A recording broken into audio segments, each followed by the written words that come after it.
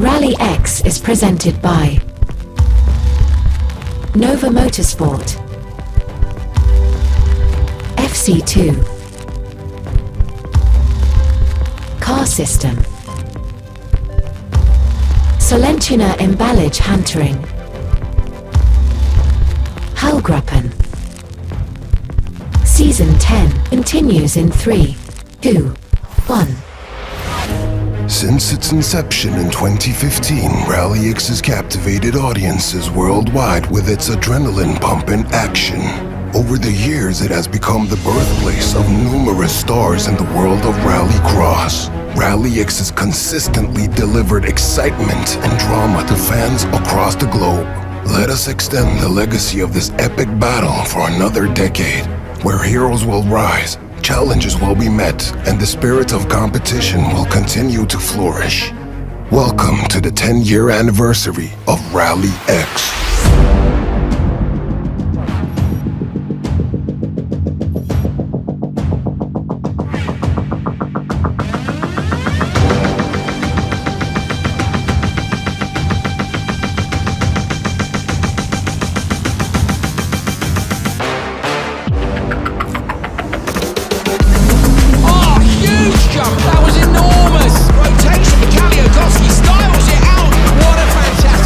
Brilliant year to pick up the 2023 Supercar crown in RallyX. A brilliant drive, unbelievable.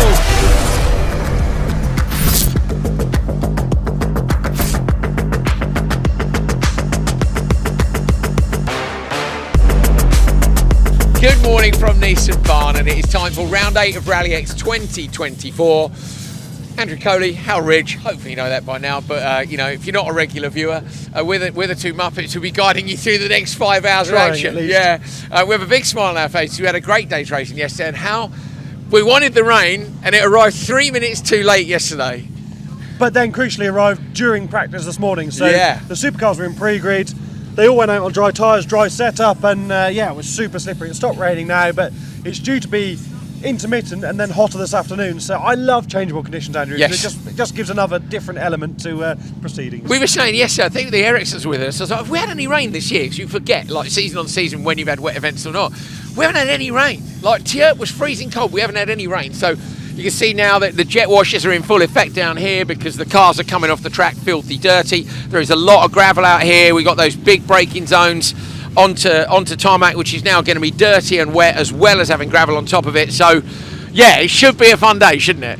Yeah, and the wet track isn't just a slippery track. It really changes how that gravel gets pulled into the different corners. Yeah. It's impossible to sweep it off. Once you get that wet, sticky mud on the tarmac, even the track preparation guys can't really improve it through the day, and that makes a big difference to how the track evolves. And it gets dragged around the track too, doesn't it? More the dust floats away, whereas the mud gets dragged around through the corners. So, behind us, the Darbacks. Let's start with our friends from Denmark. So basically, both the Darback brothers made the final yesterday. They nearly both ended up on the podium, which would have been wonderful. But I'm so pleased, hey guys, so pleased they got such great results racing at home. Yeah, that's what you dream of as a small child looking to go motor racing, isn't it? To have a great result at home, and of course, Orick Linnemann won the big prize in open four-wheel drive, but the Darbacks had a great run. Such a shame for Kevin that he didn't quite make it onto the podium, but in his first year in lights, I think they're both doing a great job, and yeah, more of the same today. That first day under your belt with a solid result makes such a big difference psychologically, doesn't it? Because you go into the second day, if it doesn't go so well, you've already got one in your pocket. If it goes better, then you know you're in a different mindset, I'm sure. You're all fired up and ready to go, aren't you? So yeah, so great results for the Danes at home yesterday. That's kind of covered Supercar and Supercar Lights. I suppose we might as well move on to Cross Car. Hey, how's it going? One of our best friends in the paddock. This man has always got a Finnish long drink. Should you need one in the evenings, there he is. He's a good lad. So the pace squad here, but just generally, you've got a Cross Car coming through. Peter, stand back or stand forward, whichever you want. Come through, mate. It's Romet Cerner, actually, who was TQ'd twice. He's going in here. Where's he go? There he is. He's going in there.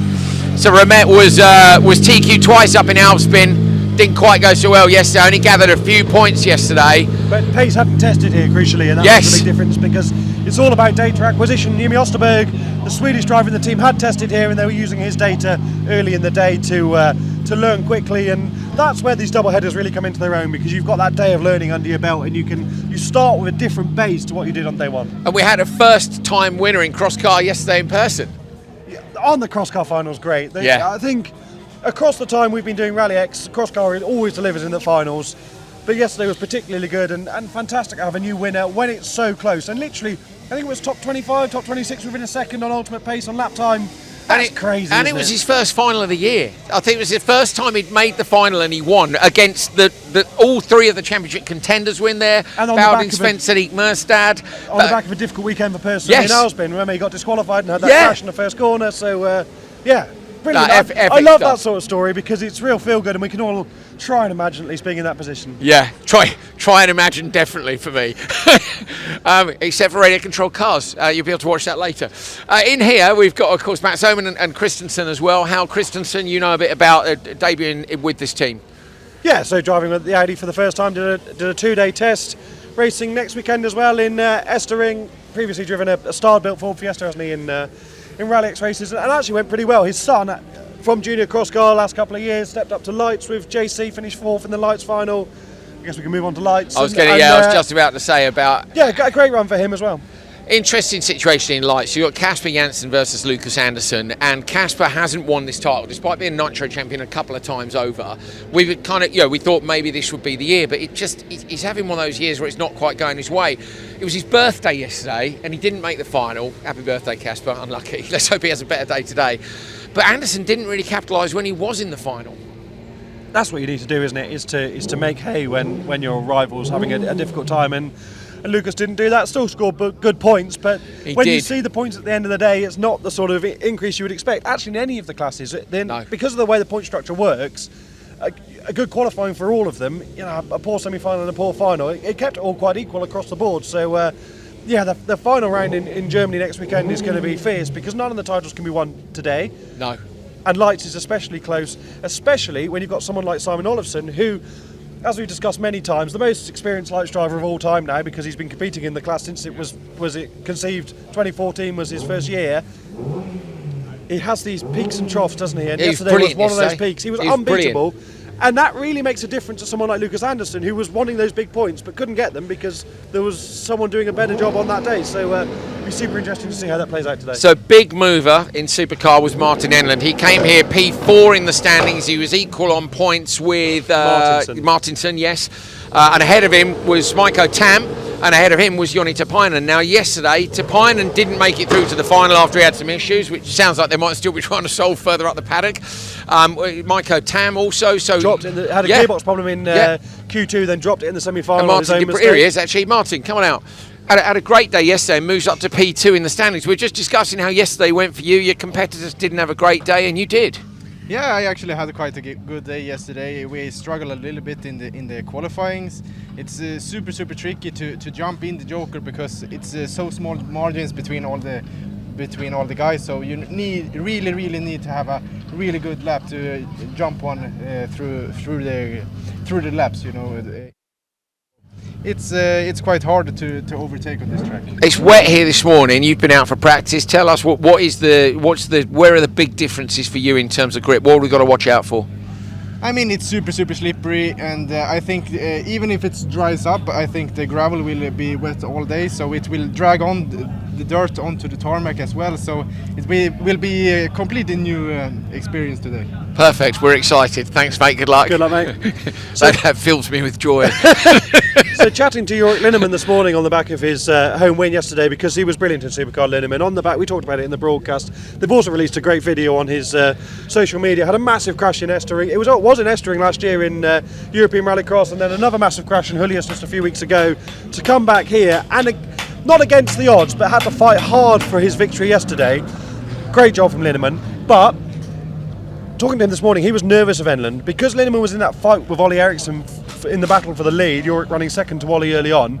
He was concerned that Enland's early Joker would have done enough for Martin to catch up. And now Martin, we know he likes the send. Maybe didn't get the cleanest lap together of all time to close that margin, but it could be really close. And the variable of the wet here could really change that ultimate pace. Well, that was something I wanted to do. Let's get a bit of a wiggle on, and we'll walk past the studio first of all.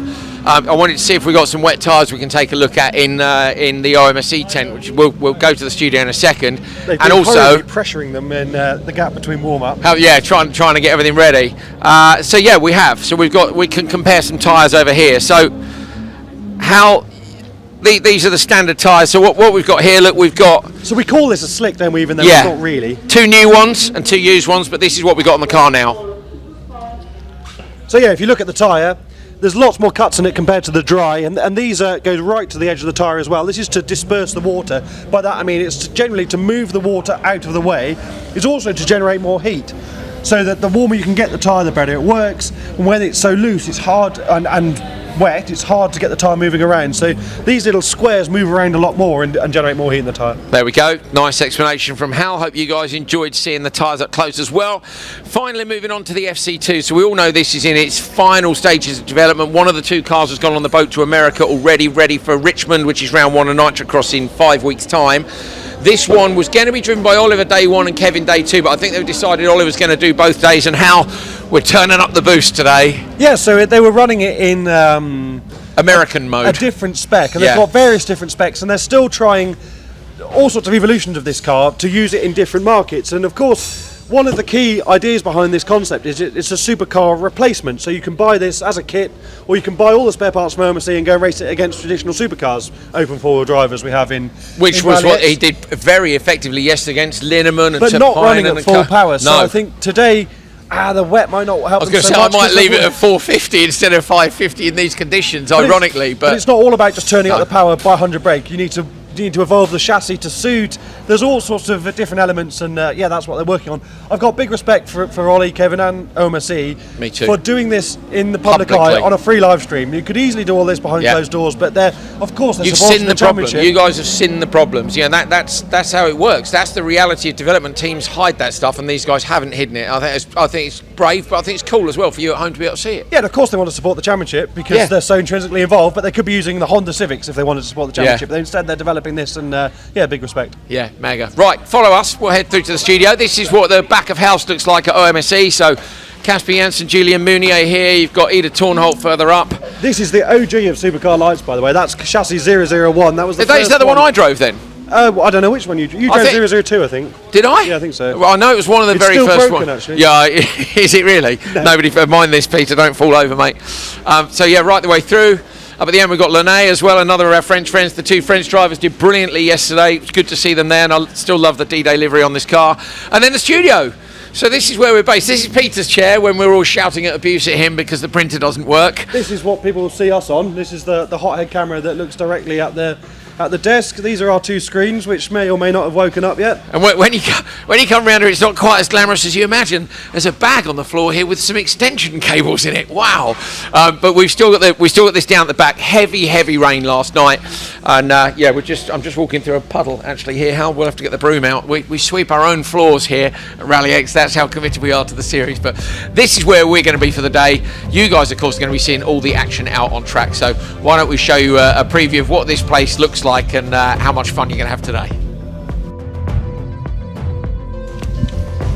So this is the track at Nysumbanen. These shots were taken yesterday when the weather was nice. It's not as nice today, although I have to say it's not raining now. It's much colder, like 10-15 Celsius colder than yesterday. The track we don't think will dry. Paddock's dry, but the sections out on track, definitely looking at from where we're standing, the dirt is still...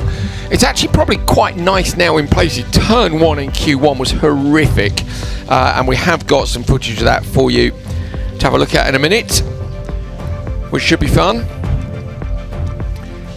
Going to take a ride on board with yesterday's winner, Orick Linnemann. How Rich can talk you through that. Here we go. This was this from FP this morning? This is from warm-up this morning, isn't it? And oh no, is this from the first heat perhaps? Yeah, it must be from the first heat because they started together. Look at that. This is how slippery it is in the frank, first isn't corner it? now. Totally different to the conditions yesterday. Orick, his local knowledge will massively come into its own here, won't it? Because he'll know where the grip is when it's slippery like this. Out of turn 2, round 3 and into 4, then the corner numbers get rather confusing because you're doing them twice on different parts of the same lap.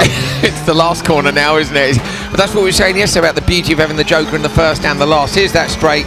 They've got good traction, of course, with four-wheel drive open. Two-wheel drive is going to be a right pickle down there. And the braking here is so difficult, even in the dry, onto this tarmac. Try and get to the inside because that's where the clean line is. Even using the curb to find a bit of traction, running wide, Linnemann up the hill, trying to get back to the inside. Doesn't make it to the apex there on the way up the hill. Now you've got the first little jumps. Listen, second little jump as he gets air. even in these wet conditions, and this is the most difficult braking of the entire lap, down into what is turn 2 off the start. We don't go Joker, that's to the left. We're staying on the standard lap, on and off the throttle, feeling for the grip on this very difficult tarmac section through what will be the final corner at the end of the race to cross the finish line. So yeah, very, very tricky conditions indeed out there during Q1. The track is drying up a little bit, but there was a fair bit of carnage, wasn't there? There was indeed, and the clouds are still ominous, aren't they? So I would love it to rain a bit, dry a bit, rain a bit, dry a bit, because that's when it's a real challenge for the drivers and more fun for us. Yeah, much more fun for us. I spoke to Vigo a minute ago, our drone pilot. He was saying it was raining so heavily during Q1 that he couldn't put the drone up. So, and that's partly because the drones are going straight in the truck and actually heading to Estering. And what Vigo said is normally it's fine. He said, but I can't risk it because I won't have any left for the Estering. Where the forecast was also rain when I looked earlier this week, but when we looked with the Danes a couple of days ago, it looks like it might be dry. So we'll see. 5 days until that. Of course, we're on round 8 of 10.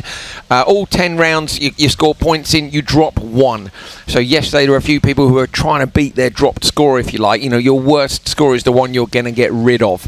Look at this. This is the heavy rain earlier on. So they must count round 10. We're on round 8 today. Look at that. All the crowd with their umbrellas up.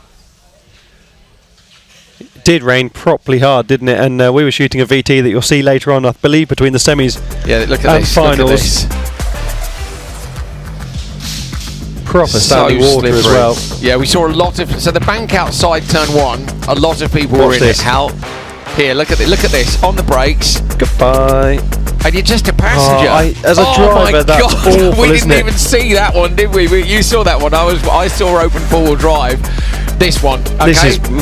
This is 3 out of 4, and they go in pretty hard. Everybody's okay. The car's not so much. Watch this.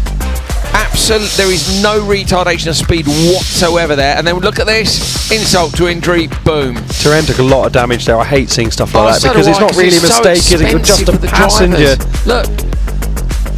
And then to have behind you, it actually, I guess, probably the tyres. We need a tyre wall across there. 3 intercoolers done in one of those conditions.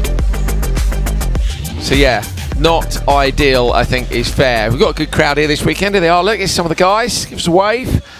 You're on TV. There they are. Have they realised yet? They haven't quite realised. Oh, you didn't mean me. Yeah. There we are. They were on TV. We waving. We're on TV. Hal. I thought you were saying I was on TV. So right. You got excited about it. You've been on TV for a few years now, mate. So yes, we have, of course, had a couple of qualifying sessions already for Junior Cross Car and Cross Car. We'll be joining them for Q3 before we see the culmination of Q2 for Open 2-wheel drive, Open 4-wheel drive and Supercar lights. But we can take a look back at the action from Cross Car Junior and Cross Car earlier on this morning in Q2.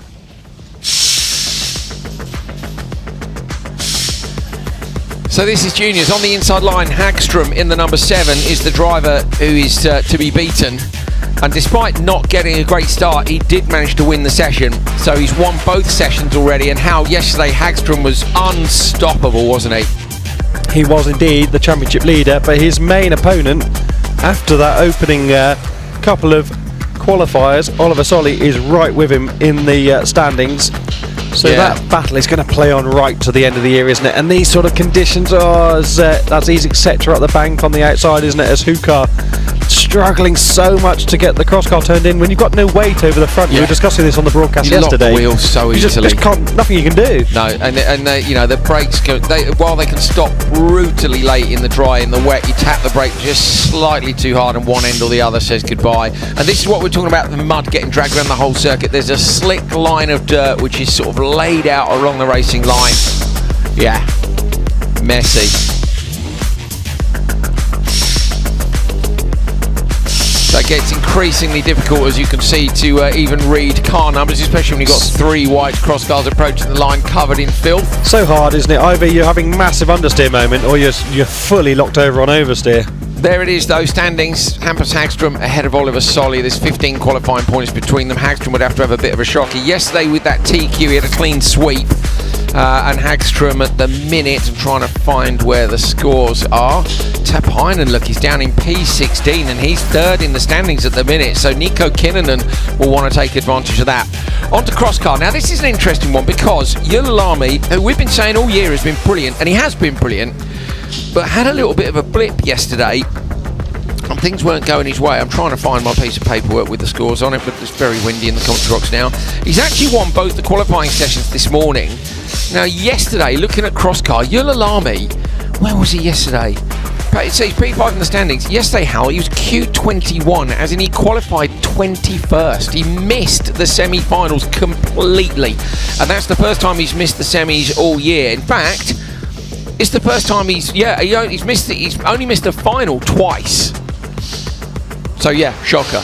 This is Orav. Yesterday, Orav ended at the side of the road, didn't he, with a wheel off the car. In that corner as well, dropped in the Joker, Yeah. remember, with after that contact with Alexander Hume, I think it was. Svensson taking the win there. Svensson currently sitting a little way down in the qualifying standings. He was 14th in Q1, 7th in Q2. That was yesterday's potential winner, till of course his gearbox broke. 2 laps from the end of the race, wasn't it? Absolutely gutting for him. But he does still lead the championship on 158 points, but he is now only 2 points clear of Thomas Eek-Merstad. Now, how Eek-Merstad has had his fair share of drama as well. He got a P4 in Q2, but he was P23 in Q1 after an incident with Baldins. Yeah, Baldins was initially black flag for that, but then, and that's a massive moment, isn't it? That's Niemi running super wide, isn't it? Meiju, who's racing a supercar in the Finnish Rallycross Championship, did pretty well last weekend. Up in Finland. Must be quite hard to transition between a cross car and a supercar, mustn't it? But all learning nonetheless. Hukar here, nice, neat and tidy, using all of that experience. Another Finnish driver just to get tucked up the inside into the final corner, and that would complete the Q2 running for cross car. Yulilami top of the standings with 2 wins, as you correctly say, Andrew, and Bertelsen, who we've previously seen in open 2-wheel drive, second twice. Bertelsen was quick yesterday, could have finished much higher up, and using that local knowledge to set consistent pace, it's so important, as I said with Linnemann, to have that local knowledge around here. Look at the names towards the bottom of the list. Tamu Tudo in 16th, Baldins right down there. But remember, Baldins is in the championship. Hume in 25th as well. It's all over the shop. Baldins, though, Hal, where was Baldins yesterday? After all the points played out yesterday, was on 146. Baldins was 3rd in the standings and might not make it. Now, Baldins has been in the final every round except Alspin when he was 3rd in the semi-finals. We missed it by 1 place. So, yeah, if Baldins doesn't make it, that's going to hand a massive advantage to Eek-Merstad and Svensson. Right, on to Q2 for open 2-wheel drive. Victor Johansson on the inside here. Obviously, huge amounts of power. We were talking to Kenneth Kong in the orange BMW at the back, as you see Gabrielson and Tiger slotting in. Kong, who's in P4, was saying, you know what, the slippery conditions are good. Look at Gabrielson, finds some traction in the super short wheelbase Toyota.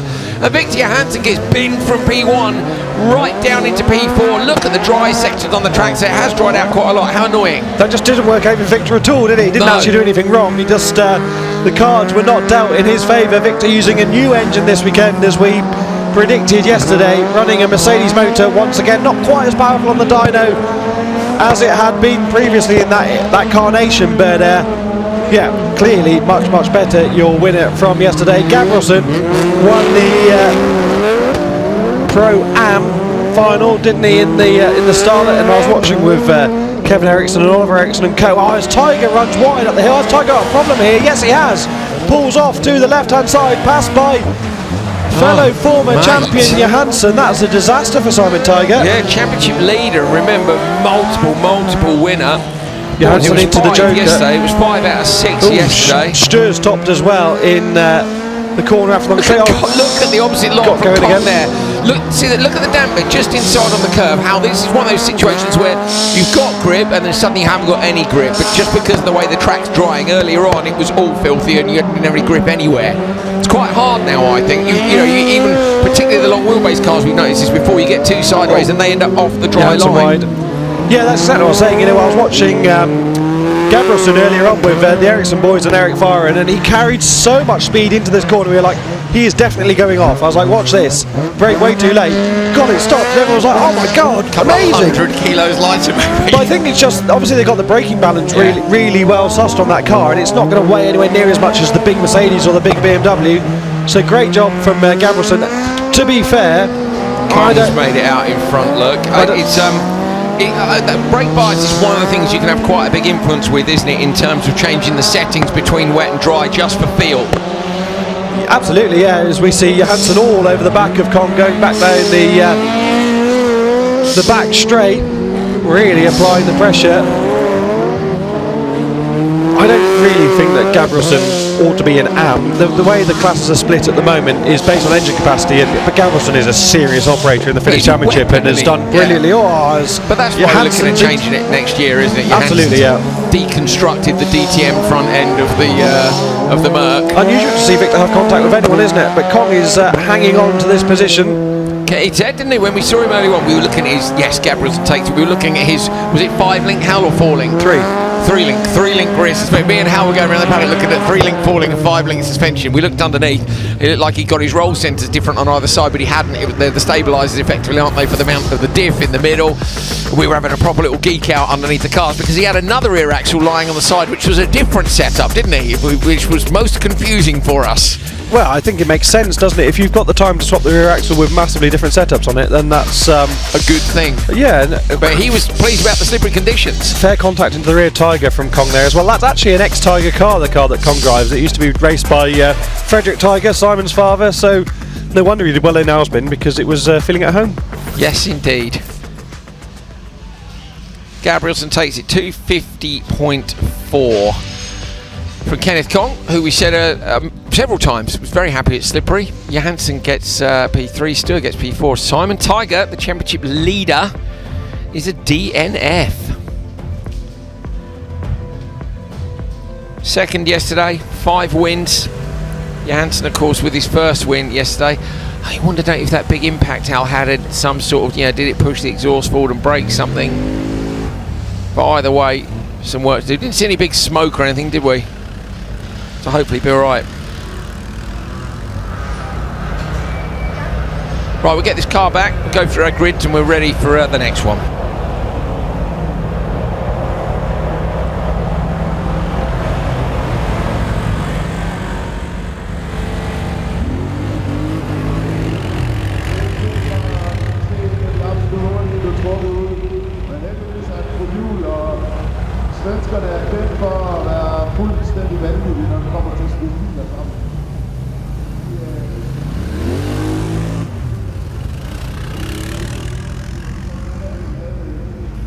Next cars are gridded up and ready to go.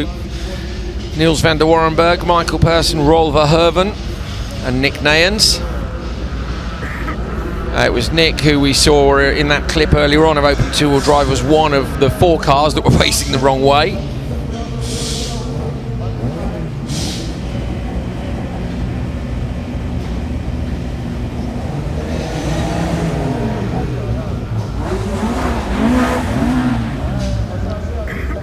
Jump start, so we'll redo that one.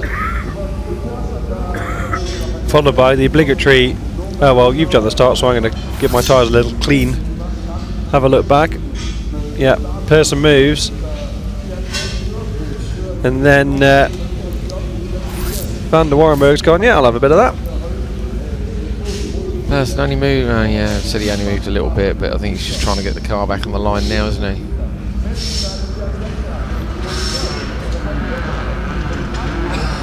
Come on lads, hurry up. Can't finish late again today. There's rules about what time we can finish with the noise here. Messing about forward and reversing. 12 centimetres off the stick. How much wheel spin you get is going to be far more important than whether you were 8 or 9 centimetres from that stick.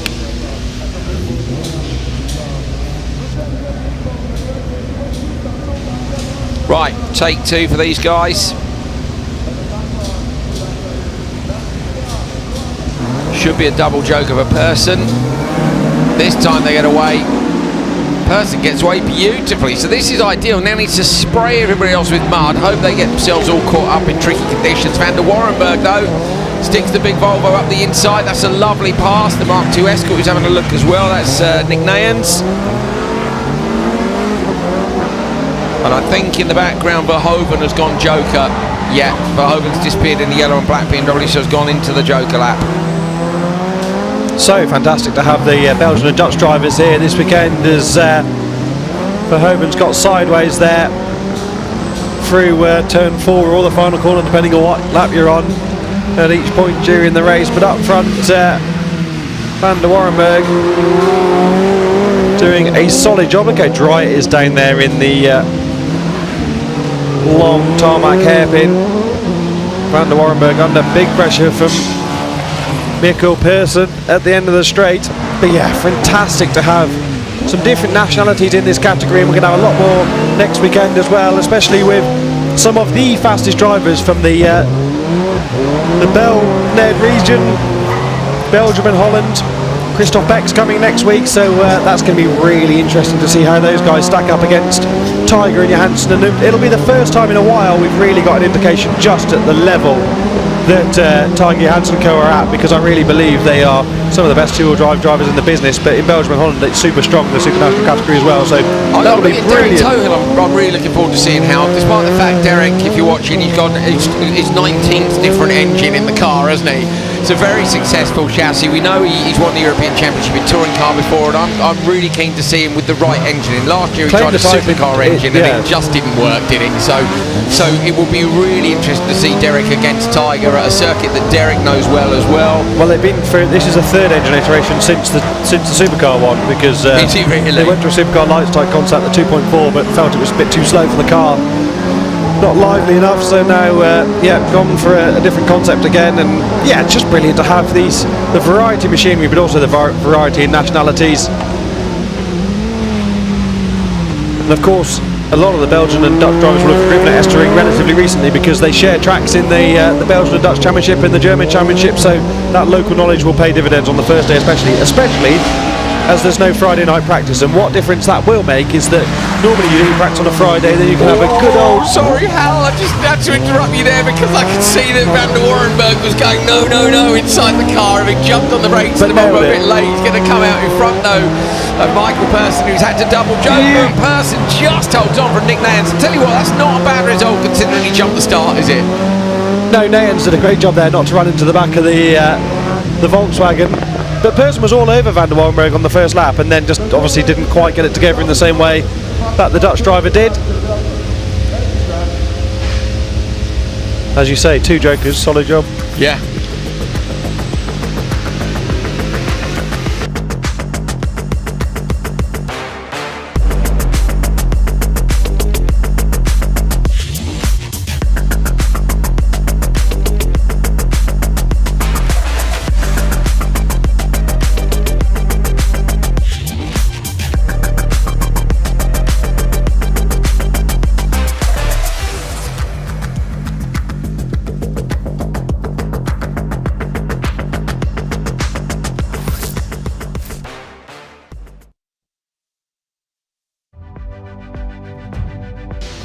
Lights cars are being warmed up in the tent right next door to us. Linne pulls out to head down towards the grid as we finish off open two-wheel drive with this run. Pretty sure you'll be able to hear that at home. Who is it? Is it Ida? I think it is. They were having problems with Ida's engine earlier on. I noticed they were running up and going through the gears. On the outside, Kjetil Larsen's got a great start. In front of Emil Hammer in the Fabia rear-wheel drive. So interesting, we had the Golf in the last one, and now the Fabia and the Fiesta all changed into rear-wheel drive. Up the inside there goes Liskovic in the multicoloured BMW, and then into the Joker. So the two BMs have jokered on the first lap. Look at that, understeer to oversteer, back to understeer again, oh, and oversteer again. Dialed. Such tricky conditions, and obviously not quite working out. Right, I've got some clarification to do here on Kjetil Larsen's car. I said it was Magda Andersson's ex-Ford Fiesta. Then contradicted myself. I love this. I love this. I was in fact correct, but there was a lot of mixed messages. And basically, Kjetil Larsen has bought that car to take on. It's a long-winded story, and Kjetil does like a long-winded scenario. But basically, his mates have said, the Norwegian Championship is much stronger than when you did it, and you wouldn't stand a chance. So he's gone, right then, buy a car. The Norwegian Championship's next weekend, and he's going to go take them on. So he's here for a bit of practice this weekend. Hopefully he'll be back for more of RallyX in 2025. So it is Magda's car, and he's gone to take on his mates next weekend. And clearly this is proving pretty good testing-wise, because so far is more than 3 seconds up the road from Emil Hammer, the local driver. in this third run. Kjetil Larsen was one of the drivers that was in the bank on the outside of the circuit in the wet and slippery open two-wheel drive sessions earlier on. Dry now though, isn't it, really? Into a Joker this time around. I'm a bit annoyed about it. Risky Joker strategy from Larsen because... Are you annoyed about it? Well, hopefully it rains again. It's just one of those frustrating things where I know we've spoken to you guys many times before about we cannot show all the qualifying sessions. We just don't have the resource for it. Sorry, Andrew, I'm baffled. Larsen Joker with a 3-second margin there from the lead. Yeah. And only didn't lose the lead because Hammer went in behind. Lost me. Larsen was leading by 3 seconds. Yeah. With a couple of laps to go. Yeah. And Joker from the lead. Yeah. Without the margin to Joker. Yeah. They must know something I don't, or they've done a deal with Hammer's spotter and said, you go in and we'll go in and we'll all be fine. Oh, you mean why did Hammer go in? Big massive risk. No, for Larsen, massive risk to Joker at that stage, and risk coming out behind. Right, so basically he was going to put himself back in the traffic, but he got lucky because Hammer went in as well. But yeah, to complete your point, yes, please rain. Please exactly. rain. Yeah, exactly. We couldn't. Q1 was unbelievable. It was filth. But that's the way it goes. Say, Vigo has been, he flies stuff, so we assume he's got good weather forecasts. Kjetil Larsen, what's the time? 250.4, 253.8, fastest. There you go. Ah, yes, that's not bad, is it, actually? Yeah, big margins. Actually, that is one thing. I suppose the track is going to change a bit. Lot, yeah. Look at that start. It was all done off the line, wasn't it? Nice, clean and tidy launch for the Norwegian. Great to see such variety in this class and a whole range of engineering executions and abilities. Brilliant. Right, on to then Supercar lights. Larsen will slot into P2 there. Well done. I had a system here how where I tape stuff to the desk, but it turns out wasn't my smartest idea. I mean, there are a number of ideas I've had over the years which are not smart, and that was one of them. I'd sort of take the top one. Anyway, it doesn't matter. It's windy. That's all you need to know is we're going to be running off the grids again. Okay, here we go. Olofsson, Janssen, Anderson, Darback, and Darback. The two Danes having a great time here racing at home. They live about an hour from the circuit. Anderson, in the middle of the grid, ends up going across towards Darback. Oh, and Anderson gets contact from Janssen. Now they're all sideways. Darback taps the wall on the outside. Casper Janssen goes to the inside, but it is yesterday's winner, Simon Olofsson, who gets the whole shot. And in fact, one of the Darbacks, I think it's Kevin, has got, no, it's Tobias, sorry, had got in front, and then goes Joker immediately. Is he going to come out in front of his brother or not? He isn't, so I think the rear right will be broken on the car that hit the wall. Yes, it is indeed, because that was a big slap. They need to get that car out of the way immediately and not hold the other brother up. It was Tobias who hit the wall, Hal, trying to read the numbers on the side. So it's Kevin then that's gone Joker, isn't it, on lap 1, and he's behind his brother. But at least, hopefully, they can go get out of the way. Your brother's car's not broken. Yeah, so they need to move Tobias out of the way, really. And now he's compromising Kevin. That's not ideal at all. He's not on him quite yet, is he? At one point, they led the last session. They led Q1 in the filthy conditions, and then the quick race came in at the end because Q1 is fastest last, which is great.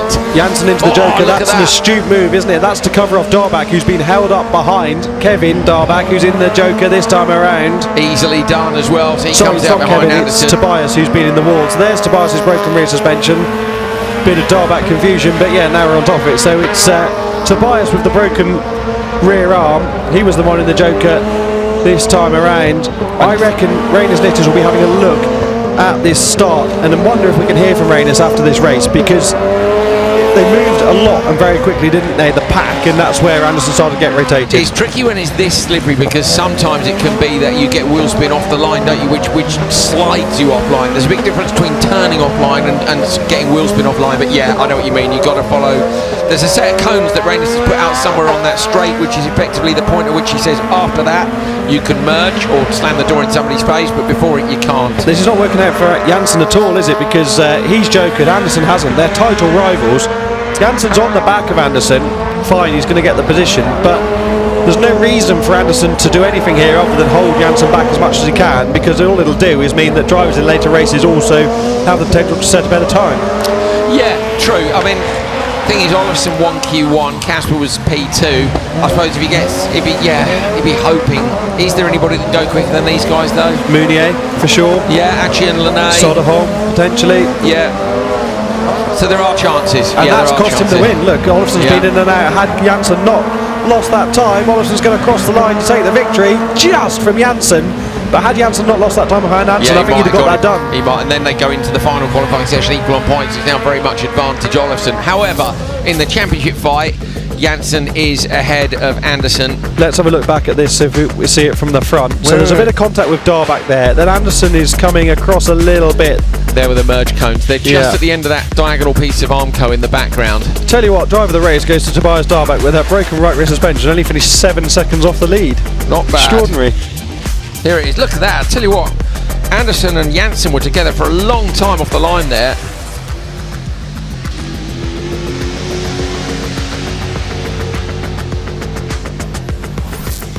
Hanging on to it the whole way round. Olofsson takes it on 2:41.7 by a tenth of a second. Well, 0.157 to be exact. Anderson, Darback.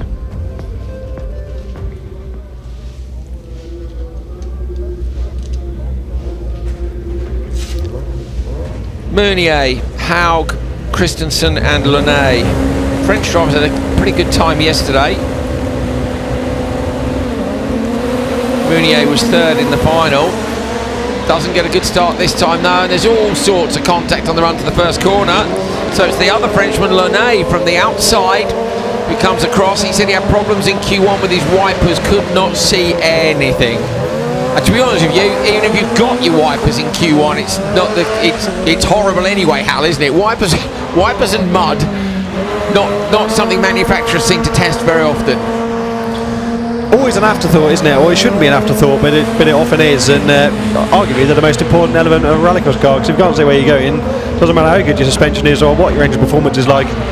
The trouble is when Peugeot are mass producing the 208 for millions of old dears around the world, they're not really concerning themselves with 600 horsepower all-wheel drive cars going through 2 inches of mud, are they? I guess we must get it higher up their list of priorities in future. A little bit of contact over the top of the crest between the two French drivers. Linnemann needs to get this stopped on the inside. Meunier has got a lot of pace here. Meunier's going to go Joker. Go on, lad. Oh, look at that.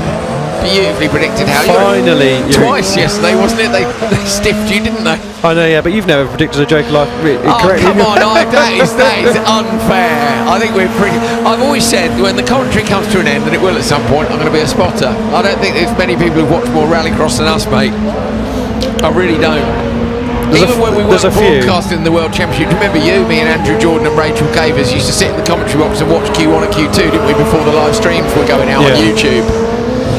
And they were some of my favourite days actually. We spent the whole day watching rallycross, talking crap, didn't we? And not having to do live TV. It was really good fun. Well, but anyone that knows you will know. Racing, we do, but quite often you get sidetracked and talk about any old nonsense related to the sport, and then at the end you go, "What happened?"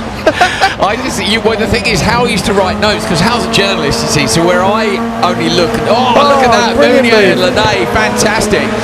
Where I used to watch the races and it would kind of go in, I'd look at an edit later and voice it, and it was fine.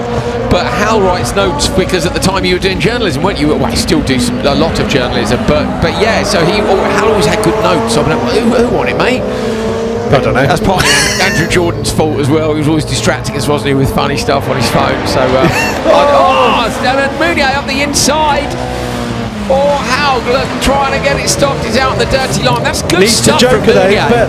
There's Linnemann on the inside. Linnemann was clever there. He knew that Haug needed to go in. Great spotting from Linnein's spotter. Really good. Meunier's going to take this one through the long left-hander. Meunier's impressed me this weekend with great driving. Someone's got a terrible misfire as well, you can hear in the background. I don't know which of the cars it is. No, well, I'm wondering if it... But that was brilliant awareness from Linnemann, because Haug had to go in to avoid a 30-second penalty, and had he turned in and Linnemann collected him, that would only mean disaster for both of them. So brilliant job for... Worth noting as well how that Linnemann got a mega start, and the grid might be drying up just slightly differently, so... They do at least, there's nobody at least driving over the grid. in the race, so you're not getting filthy grid slot. Get in touch with us on social media if you want. You can jump in the comments on YouTube, which Hal will be having a little monitor of, or you can drop us a DM on Instagram, and we'll try and come back to you later on in the day. We don't always have time. Kevin Noon says, haha, Coley, spot for Hal when his new build is finally finished. not a chance. Oh, come on, I'd be a great spotter for you, Hal. You wouldn't trust me, would you? You'd throw me under the bus. Actually, yeah, Joker, mate, Joker. Only messing. You look like an idiot now. Got you, mate. Howard on the inside, Tornholt, Birgit and Soderholm. Tornholt was the car you could probably hear at home, literally being revved super hard right next to the commentary box, all sideways for Soderholm, loses one position. But it looks like Tornholt's car is fixed whatever was wrong. So they were running up through the gears when it was in the on its stands. Change of mind there as well in the background. Birgit at the last minute. A bit messy from the STS-RX squad there with Soderholm getting so sideways in the first corner and then getting collected a bit by Birgit. You can see the respective damage on the front of Birgit's and the rear of Soderholm's cars. And then tiny bit of indecision, I would say, on who went into the Joker, but all sorted out nicely. So difficult as teammates, isn't it? Well, they're not strictly teammates either, they're stable mates. They run out of the same awning. It's the first time we've just, Lene has just pulled in behind us. It's the first time I've smelt mud this season. You get mud on a hot exhaust smell. Tornholt gets past Great here. move by Haug. Lovely move, and it really is dry now. Look, that braking zone's even trickier. If you get offline, it's wet and it's loose. It's only dry and clear on the inside line. So Tornholt goes Joker. She's going to manage to cover off Soderholm. That's a good move. Soderholm comes through very sideways in the background, sideways for a lights car. I think getting a good drive in these conditions is really tough. You know, I mean, by getting 3 perfect laps, 3.5 laps here, is really hard work. It's hard enough work when the conditions are good, but when it's slippery like this, much harder. I'm sure someone's got a misfire again, or maybe it's just an engine note somewhere that's or a microphone that's picking up. Look at the kick down there with the wet surface. It's really starting to rot up a little, not rot up, but cut up a little bit towards the end of the straight there. But you can see where the mud's drying out now, Hal, where the mud was on the surface, the mud's now turning to dirt. Look at this, look at the amount of dirt there is on track there at the Joker merge. And it's still wet, but it hasn't had as many cars run over it. So Birgit now leads, but hasn't jokered from Haug, Tornholt, Soderholm. Soderholm is looking at Ida Tornholt. Soderholm in the background in the blue car. Watch for Soderholm, and she managed to get past Ida. No, can't find a way through. Did have a look to the right of her as they went underneath the tunnel, but not quite now. Look, Soderholm lining her up again. So Tornholt coming under pressure, but Soderholm, if he tries for the inside move there, now tries in the background. Look, Soderholm does get past Tornholt. Oh, but then he runs wide, and Tornholt's going to come back. So either Tornholt trying to hold on to the position, but Anton Soderholm manages to get there. Haug comes around the long left-hander as Birgit has gone through the Joker. And it is Lars-Erik Haug who takes the win from Birgit, and the time is a 2:45.2, so they're down in about P7. So it's hard to tell really if the track's drying out, because with slowest last, the idea is that in these conditions they get the better of the conditions. It's dried too much now, isn't it? Yeah, if there's not a couple of tents covering the field, it doesn't really make that much of a difference.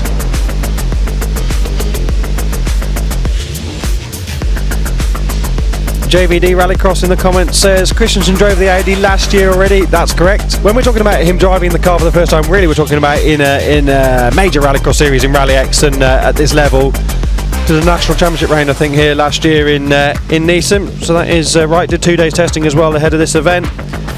Coley would call your Joker on lap 5 of a 4-lap race. A bit disingenuous. Andrew would just blast her with some old stories about them in a sofa watching RX, to be honest. Probably. Fair.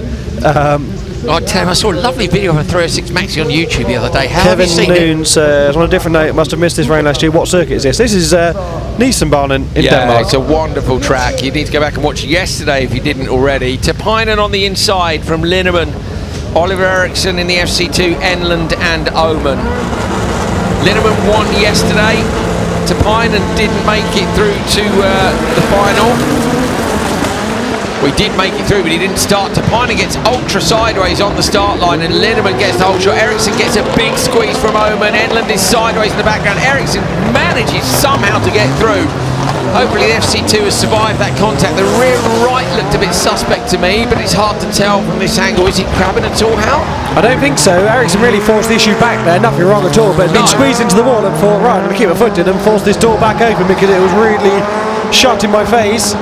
Tapine got all sorts of sideways off the line. Yeah, I think pole is not the place to be at the moment, is it? It looks very, very slippery. Slot 4 looked good, didn't it, in the races that had just gone through. Tapine was in a different race to Linnemann earlier on and just made the best of the wet conditions while Linnemann was slip-siding around. From memory, it was, I can't remember, 1.5 seconds, 2 seconds? Yeah, 1.7 seconds. Yeah, looking at the results. I've got the results in front of me, why didn't I look at them?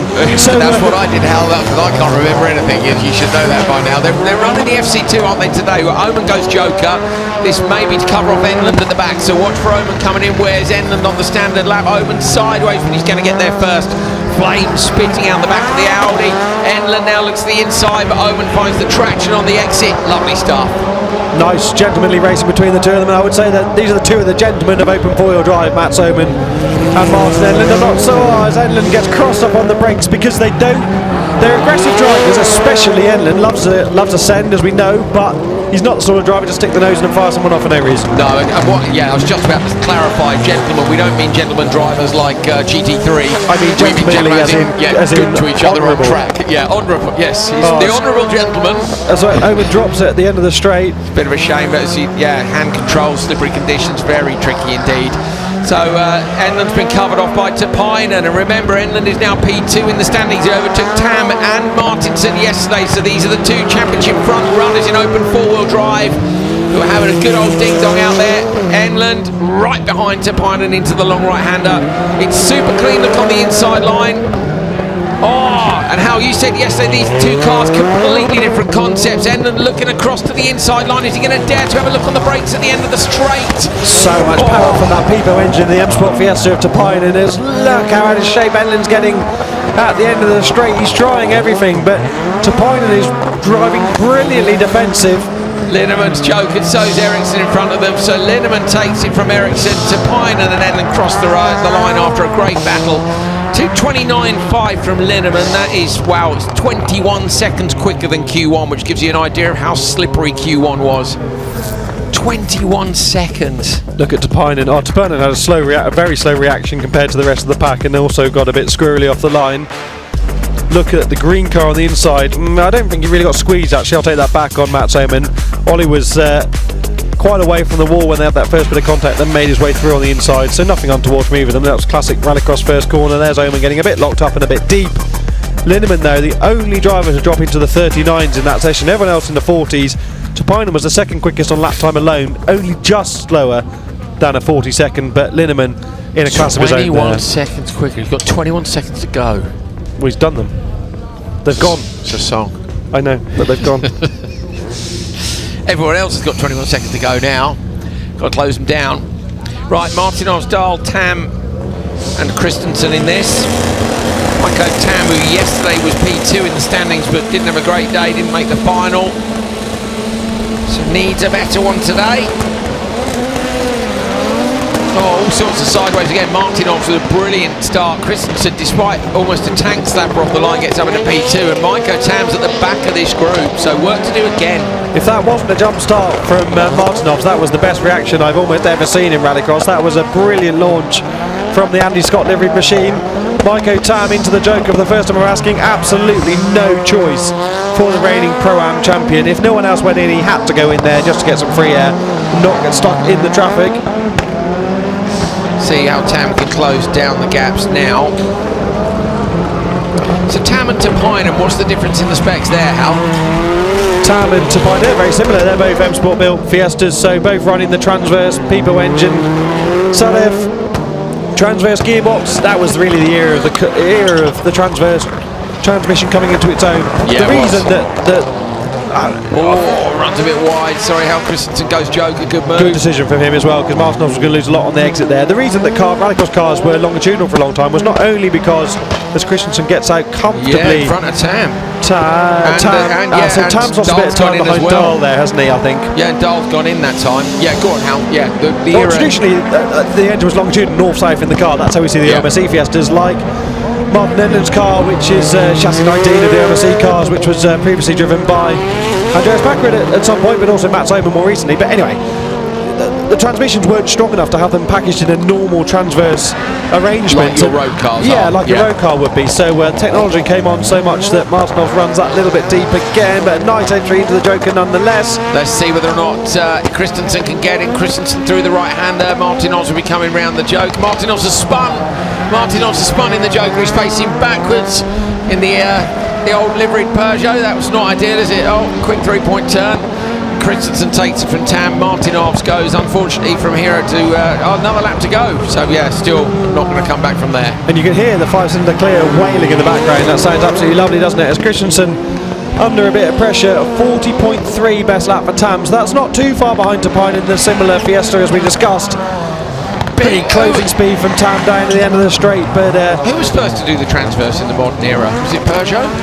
Kenneth Hansen did it in the Citroen DS3. That was pretty early. And so was that was Timozyanov, Timmy? That was Kenneth. That was Kenneth in 2011. Yeah, 2011. So they went as far back as that. Yeah. And then of the factory teams, they all did it, didn't they? Yeah, none of the early factory concepts were. Can you call Pro Driver factory team? Probably with the GCK squad. Yes. They went longitudinal with the Megane, but the Megane was quite an abstract car as well, really, with inboard brakes. Though. This is what you were saying yesterday. I was thinking this morning about your idea of Christensen takes it, but doesn't challenge Linnemann's time.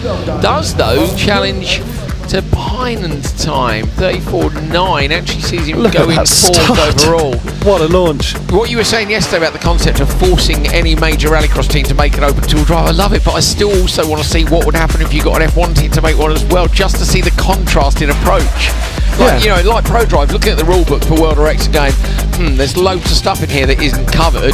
It's such a shame. Inboard brakes. So obviously the Megane was on the podium again in World RX last weekend. That was slightly by virtue of all of the carnage in the first corner, but still did a great job. But I would love to have seen that project seen through to see just what that car could do. So I don't think it ever realised its potential. No, absolutely not. It was kind of in a development first year, wasn't it? And then Pro Drive left the building basically, and sub-quality parts used on the car meant the reliability was absolutely horrendous once it left Pro Drive's hands. Just be really honest about it, and that was a shame because inboard brakes. I know there were certain things which weren't optimal in terms of changing stuff very quickly in the paddock, but I love the fact they just went, no, we can do this differently. Very radical, wasn't it? Two-car race here. That's because of all the cars that ended up in the wall earlier on. So it's Martinsen on the inside from Dennis Roma. Roma squeezes Martinsen despite the fact there's only two cars on the grid, and for that runs a little bit wide. So Martinsen gets the whole shot and will try to drive away from absolutely Roma. Joker. No, absolutely not, says Roma. I mean, Roma doesn't have the pace of Martinsen. Martinsen runs deep in turn 4, gets it all gathered up in the Clio. But I definitely, Roma's a local driver, knows the track well, doesn't need to really be dragged around, I wouldn't say, and super experienced. Roma, we talk about this every year, don't we? Roma used to race a set Cordoba in the European Rallycross Championship. How cool is that? But I would have joked earlier there, not to have any dust or any distractions and try and get the hammer down. What do I know? A fair bit, Hal. He's seen a bit. He's seen a bit. He's done a bit. I mean, really, our track conditions should be ideal, shouldn't they? Well, we'll check out lap times in a minute. See whereabouts he is. Quite uneventful, really, compared to Q1. A 40.4 is pretty up there, really. Linnemann nearly driving to drop into the 39, so that's pretty competitive as Roma goes fully wide onto the gravel at the end of the straight. All pressure now gone for Martinsen. Now this is just about getting your head down and doing a solid job. A lot of understeer in the Clio, isn't there? Out of that corner, no understeer at all for Roma, who sends it in on the one and then the throttle, the one being the handbrake of course, which locks the rear wheels to rotate the back of the car around. We're going to have a chat with Rainis Nittish after this race. He wants to talk to us. The 40.0 that time around for Martinson, so either he's on a fire or the track is getting quicker, because that's the third, from memory, that's the third quickest lap of the session so far. So he might be on for a great time here, which would be good. Where was Martinson yesterday? How can you remember? No, didn't make the final. Retired from the semi-final, I think. Something of that order, can't remember. There was a retirement late in the day, and then we realised he hadn't made the final for Pro anyway. So I think maybe retired from the AMP final. Is that the sun? I think that's the sun out, so that really is going to dry things up. Martinson through to take the checker flag, and the time is... Second fastest, yeah. 2:29.3. No, it's fastest. Yeah, no. 2:29.5 for Linnemann, 2:29.3 for Martinson. So quite know what's happened with the clock on your screen. No, that's the 2:32, 2:35. Yeah, 2:32, sorry, yeah. So it stopped on 2:29, but wasn't. Yeah. Was that my bad, or was that? No, I think the clock's a bit weird sometimes. I won't worry about it, mate. 2:32.32 is literally 5/10 of a 500ths of a second quicker than Ollie Ericsson. So it's still second quickest, yeah, but not faster than Orick. I'll tell you what, it's good in it being right in between all these engines in the paddock. I don't know what's going on, whether it's Tornholt's car again, but they are on the limiter next door. Oh, look, Roma ran out of road there. Martinson wins from Dennis Roma by 8.1 seconds.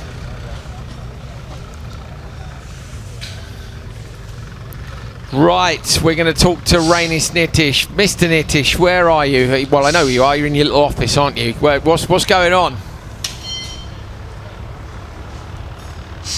Oh, we can't hear him. Well, why can't we hear Rainis? Want to hear Rainis? Why? I want to look at him as well. I'm looking at a load of people. Where's Rainis? No? We're not going to talk to him? Well, okay, Rainis has muted himself apparently, so we're waiting on that happening. Right, well, instead we've got Orick Linnemann with us, who took the win yesterday. So, Orick, stick these cans on. And we've got some highlights of yesterday and Ulrich's performance for you. Is he switched on? Hell, he is. How are you, mate? How was Q2 compared to Q1? Quite not so slippery. Yeah, quite not so slippery is a good way to describe it. The track was nearly back on its shape from yesterday, so... Yeah, okay. Yeah, have a look at this. This is yesterday's highlights from Ulrich taking the win. Sorry, mate, we've got a couple of little tech issues. We were trying to talk to Rainis Nittish, but he's disappeared, so we can take a look back at his...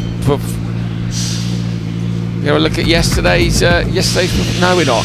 Chaos in Nysumbanen. Vi är redo för finalen här i Nysum Supercar. Well, we'll leave you with this, and we'll have Ulrich with us in a minute. Jämn start mellan två Fordarna i första. Titta på Linnemann! Som tar sig upp i ledningen. Han får en kanonstart. Vi såg det tidigare i semifinalen. Och Linnemann är den då som tar kommandot här i finalen. Har ni sett det? Oerhört fräckt manöver. Det där hade han räknat ut.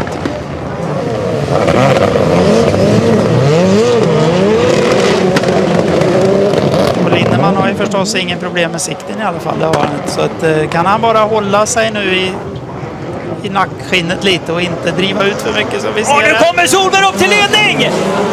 Solberg passerade Linnemann.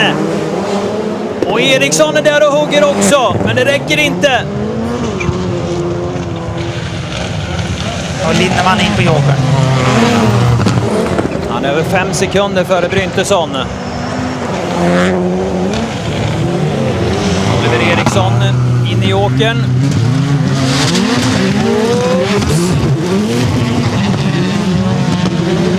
Bryntesson är förbi, men Eriksson kommer där på insidan och utmanar. Sät kamp emellan dem. Stentuff, sida vid sida, Bryntesson och Eriksson. Oh! Bryntesson snurrar. Han kommer upp. Och titta här! Solberg! Solberg får problem. Någonting har hänt för Oliver Solberg. Och vi har Oliver Eriksson längst fram för Linnemann och Solberg. Vad hände där? Sista biten nu för Oliver Eriksson. Målflaggan ute för Oliver Eriksson som tar säsongens första seger. Linnemann in på andra plats. Och German är trea. Och därefter då Bryntesson och Solberg. Ja. Oliver Eriksson där som hade fighten med Bryntesson. Ja, sida vid sida, och det är klart att det såg ut som båda skulle komma jämsides ner, men de hakar väl i varandra på något sätt. Titta på starten där från Linnemann. Ja, otroligt bra man är. Det är härligt att se att det går att prova. Det är lite yvig där i Linnemann i åkningen, och det är klart han kände väl pressen bakifrån. Så situationen Bryntesson och Eriksson.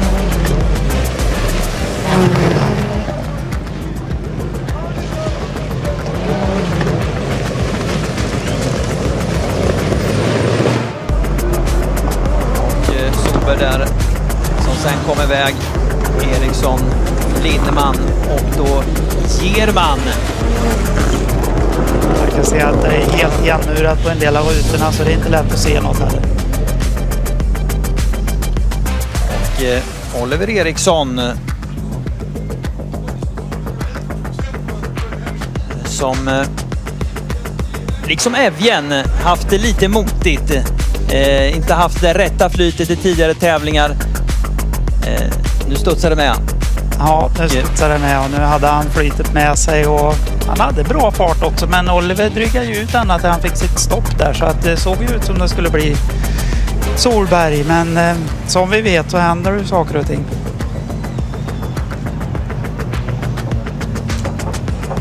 Och Linnemann där med ett inhopp vid Alex Nordic.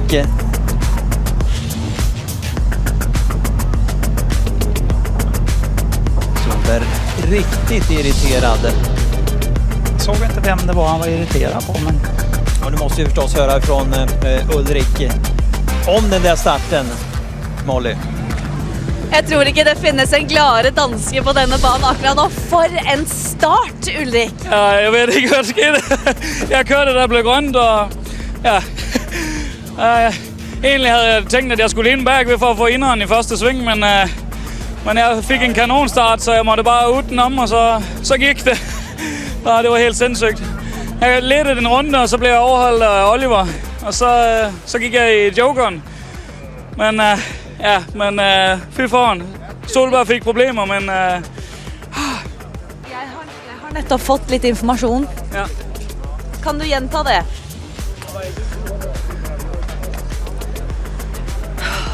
Jag blir nervös bara av att säga det här, men Oliver har fått 5 sekunder tillägg. Det betyder att du vinner här idag.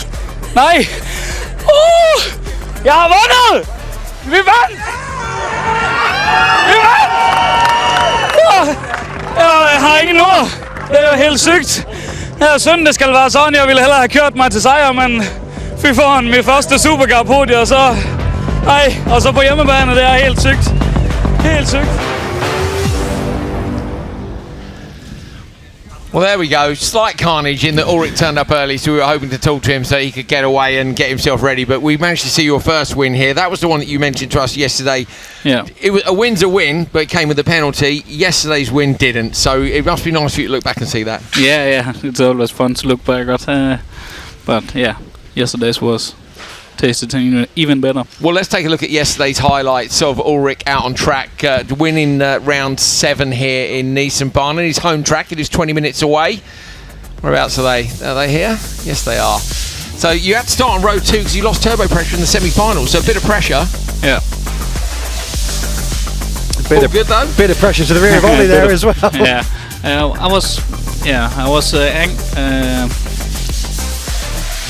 I was nervous that the inland get clean air when he was joking before me. I was on my way to the joker when he went in, so yeah. So you had to change your mind. I had to change my mind in the last decision, in the last second. So yeah, but it paid off, and this was won by speed, and that was what I wanted. That's brilliant. You were clearly the quickest yesterday, but as you say, in the final and the semi-final, you really had to work for it. So I guess when you do cross the line first, while it's nice to dominate, to really fight back and have to dig deep, we can't sugarcoat it. You've been through a pretty terrible time lately. 2 massive crashes in RallyX in Germany and then Sweden. So to fight back and then win must be wonderful. Yeah, it's hard to describe with words how happy I was yesterday.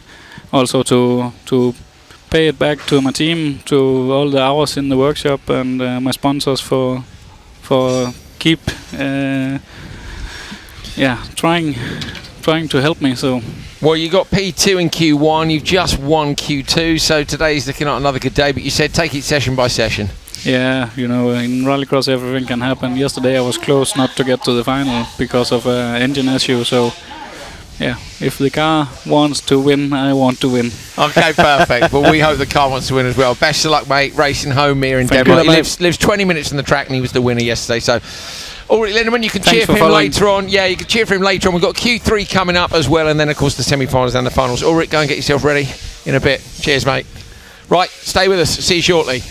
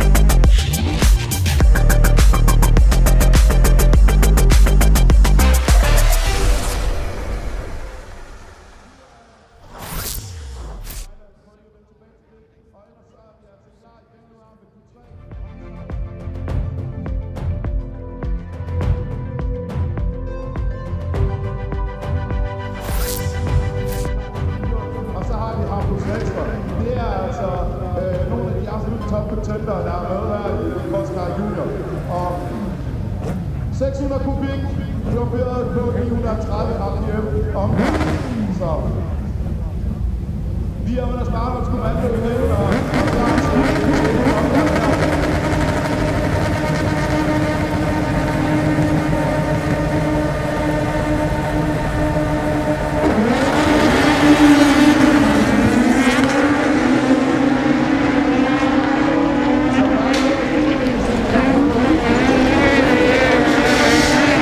Q3 gets underway with Junior Cross Car.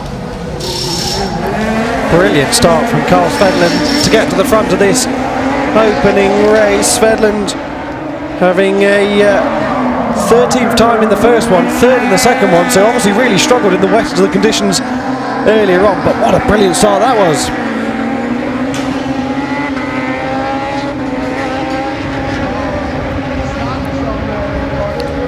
Hagström with the 2 qualifying session wins so far.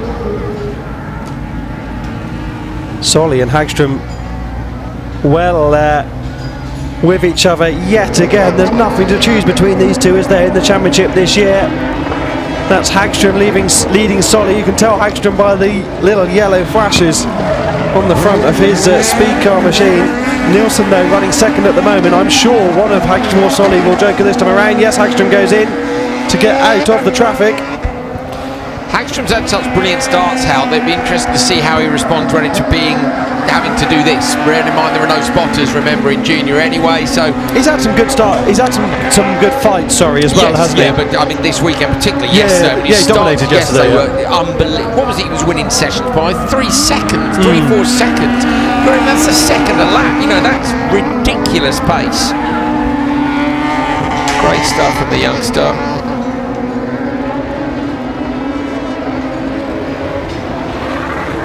Svedland though, being a regular podium finisher, hasn't he, in the last couple of rounds up in Alvsbyn. Didn't quite all come together for him yesterday. Nilsson jokers this time around. This isn't a bid to cover off Hagström. Let's see the merge as the yellow car comes around the outside and is comfortably ahead of the championship leader.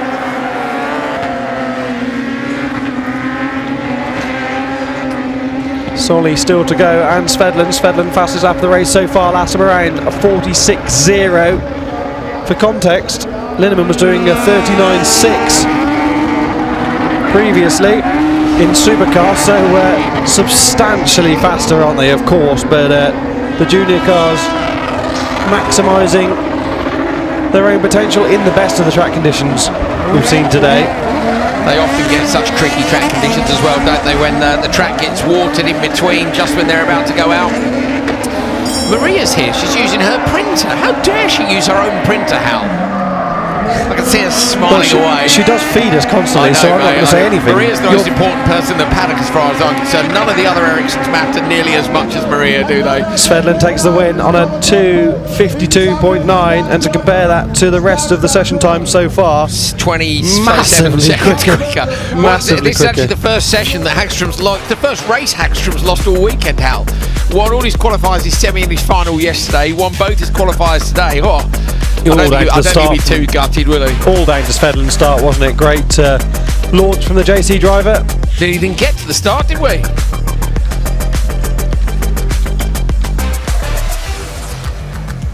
So yeah, Solly in front of Hagström for the first time this weekend as well.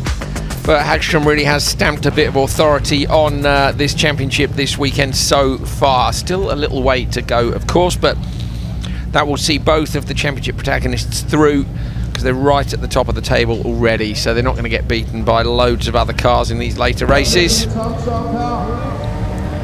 Sigurd Stubler Fredriksson on the inside, then it's Snack, Antila, Carlson and Tapainen.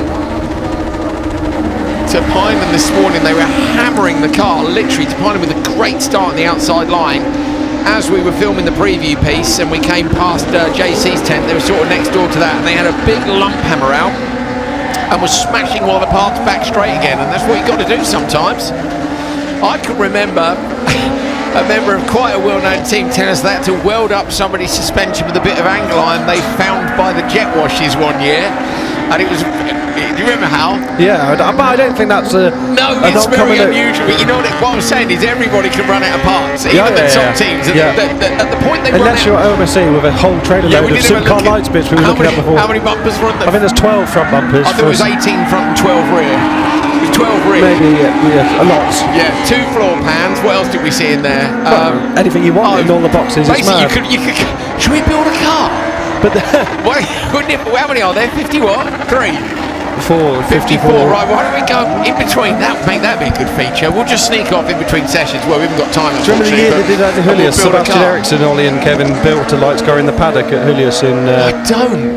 Did they need one, or was it just a case of it was for fun. I think it must have been 17, 18, something like that. I want to build one for fun. You don't have the patience anymore, I don't think. For the fastest junior driver, we could award it to them. I mean, no one would want to race anything built by me and you in a rush. Okay, we'll build it during the year whilst watching Junior Cross Car. We'll build them a lights car ready for the following season as a prize. I'd suggest that Ida Tornholt still got issues with her lights car in the races that they're running it up on the stands at the moment. Alex Antina, though, with the fastest lap of the race so far, running second in the session. Topainen had a shocker earlier on, 16th overall to Paddock, so desperately needs a good result in this one. Yeah, top 12, remember, because there's only 18 cars, there's only 2 semis. If we had 20 cars, there are 3, but there aren't at the minute. Right, I'm going to get Ida. Topainen does the fastest lap of the race, 45.715.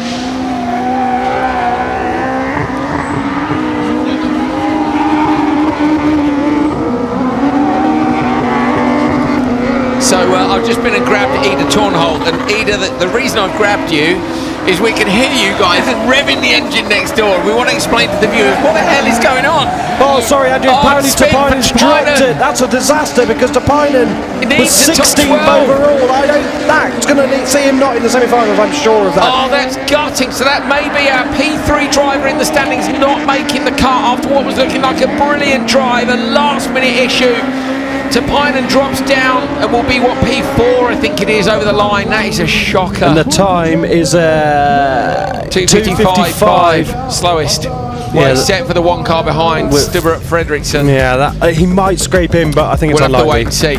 Go on, Ida. So what's going on? We knew you were having issues before the last session. Tell us what the problem is. Yeah, in the first qualifications, it was personal issues. Tried to brake it far too late. Yeah, which I like that. Personal issues. That's a great way to explain it. Yeah.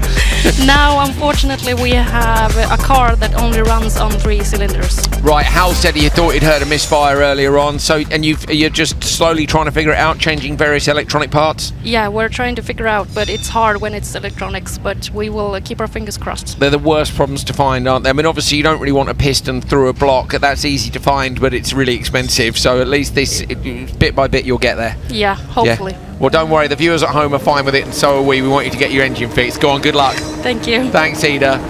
See, so that's one of the nice things about being in OMSE's tent is we can literally go, come and have a quick word, really, let us know what's going on next door. On the inside, Kinnunen is the one to watch out for here. Lundgren, Oskarsson and Hume. Kinnunen in the red and yellow Edge machine. He's down in P3, maybe going to get P2 after a bit of contact into turn 1. Shut the door on the inside. Well done by Kinnunen, a little bit late on the brakes. There's a lot going on in the background. 2 cars run off wide. So that's Oskarsson and Hume gone off. Is that a result of Kinnunen running deep, Hal? That's Lundgren, I think, isn't it? Because Oskarsson's in a speed car, probably second at the moment. Is it Hume leading? It's Hume. So where's Kinnunen gone? Kinnunen's... I think Oskarsson's leading. Yeah, there is Oskarsson. Yeah. Oskarsson and Kinnunen. So it was indeed Lundgren and Hume. And I think that could well be a penalty coming for that because you can't. Kinnunen's looking inside. Hal, sorry, he's gone over the curb. He's been given tons of room there by Oskarsson's been very polite. But Oskarsson's now on the inside line as they get to the end of the straight, and the number 11's going to go late. Who's going to go late? Is it going to be too late? They just anchor up in time. Kinnunen, Joker, in you go. That's ideal. But yeah, go on. You think what, too deep into the brakes and therefore caused the collision? No, I think got back in the throttle, ran wide. You've got to give the space, haven't you? So yeah, be interesting to see what happens from that. Maybe we're going to have a chat with Rainis briefly after this. We'll see if we can arrange that. If we can, that'd be good. See what he's taken. And mind you, he might be busy actually making the decisions at that point. So we'll see. When he gets a chance to talk to us, we will. So the reason we wanted to watch Kinnunen is actually P3 in the standings. Closed down the gap yesterday from 8 points to just 6 points. So that came down between Kinnunen and Tapainen. And how what you were saying is it looks like Tapainen might not make the cut. Well, Tapainen's currently 9th in this session, was 16th coming into this. Yeah. And obviously it depends what happens with drivers around, so it's so hard to predict. Well, he's only 3 points off P12 coming into this, but it does, as you say, depend on what the other drivers do. With a driver like Lundgren ahead, who potentially subject to a penalty, like Hume also in that fight. You don't know, do you? But spinning at that stage was not what Tapainen needed. That's the short version, and I agree. But it's too complicated to work out, isn't it? Sometimes it's clear cut, but this cut-off for the semi-finals is often so tricky, especially because it's so dictated. When the points are close, well, often at that point the points are even. Like but at you the can top, mess up as a driver having a spin, and someone else could also not do a great job, and you can still get in. Exactly. So and what I'm saying is that the top, the gap between P1 and P2 is 15 points, but the gap between P9 and P18 is only 12 points. So there's 9 different places there up for grabs. But Kinnunen looking to try and take P3 in the standings here. Alex Antila's on 111. Where's Antila overall? Yeah, in P5. So Antila is also on and leading this session, Hal.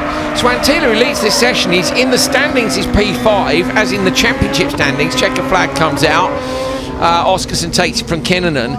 But yeah, Antila is P5 in the standings on 111 points. Could also capitalise it. Nearly a jump start from slot number 2. Oscarson just misses the fastest time so far there by a tenth of a second, which will be frustrating because that definitely would have been Oscarson's first fastest time, I think, with just a run to go. I think that's Antila won a session at Tierp 1, which was the rally sprint. I don't think Oscarson's ever won one, although he's not going to win this now, so it's almost immaterial. He hasn't won one. Oscarson has only made the final twice, including yesterday. I don't know how far back we can look. And I don't know if realistically anyone in the next session is going to go quicker. Mutik, Hukar, Ease, etc. and Johansson still to come. There is Oscarson's time. Oscarson didn't win a session last year either. How 23? I haven't looked back as far as 22. So. No, definitely didn't win in 22. Has been climbing the ranks progressively. Yeah. So yeah, Alex Antila leads this session at the minute with 4 cars to go. I think he will win the session. So do I. In which case, because these are some of the least experienced drivers in the category in this run. Yeah, slowest last, and he's fifth in qualifying, but he's 5th in the championship standings, and ahead of him are Kinnunen and Tapainen. Tied with 4th in the standings as well. Yeah, so he's going to shoot up. It's going to be a front row start for the semis at least. Yeah, so this could be a big move for Antila in terms of today's qualifying and championship. Mutik's got problems. Mutik made the final yesterday for the first time this year, if I remember correctly, and I do. So been in the semis all year except for the second one at Alspin, where he missed the semis by 1 place. Was 6th in the final yesterday. Didn't quite match the pace of the others. Now this Mutik's being pushed back.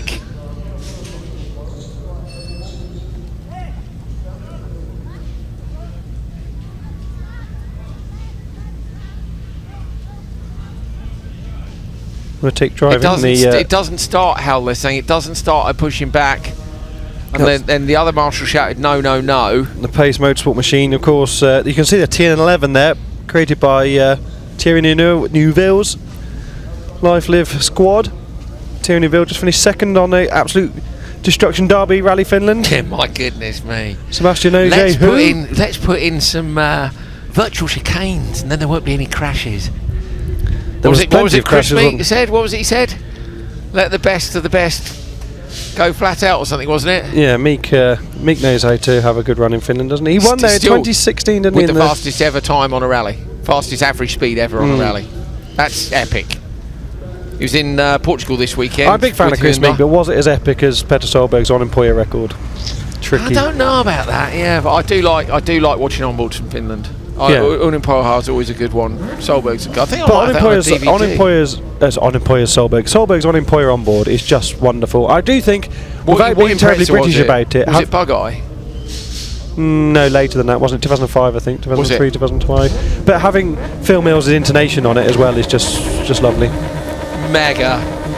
Right, Mutik then, who made the final yesterday, who was in P11, Hal, is a DNS. That's another helping hand for Tapainen. I reckon Tapainen's going to scrape it. Let's see if we can see the standings at the end of this, because that'll tell us where they are. In fact, it'd be nice to see the standings at the end of each of the different sessions.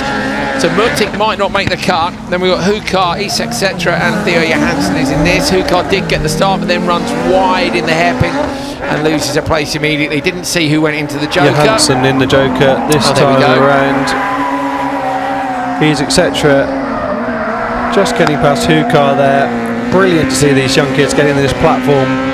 And of course, both Is, etc. and Hukar running within their own little teams where they're sharing data with a cross car, a senior, or a normal cross car. Espinese, etc. of course doing cross car, who we will see in just a few moments time, finished runner-up in the RX3 Championship in URX last year after a ludicrous final in Estering, where we go next time. Hukar looks to the inside of Is, etc. Oh, Is, etc. shuts the door, it's way too late. Hukar runs wide, Is, etc. must joke this time around, chooses not to do that, tries to get around the outside coming down the hill, no way through there. I think I definitely would have joked, but fair play to these young drivers for having a go. Hukar runs wide into the wall, just that little bit. Is, etc. back up the inside.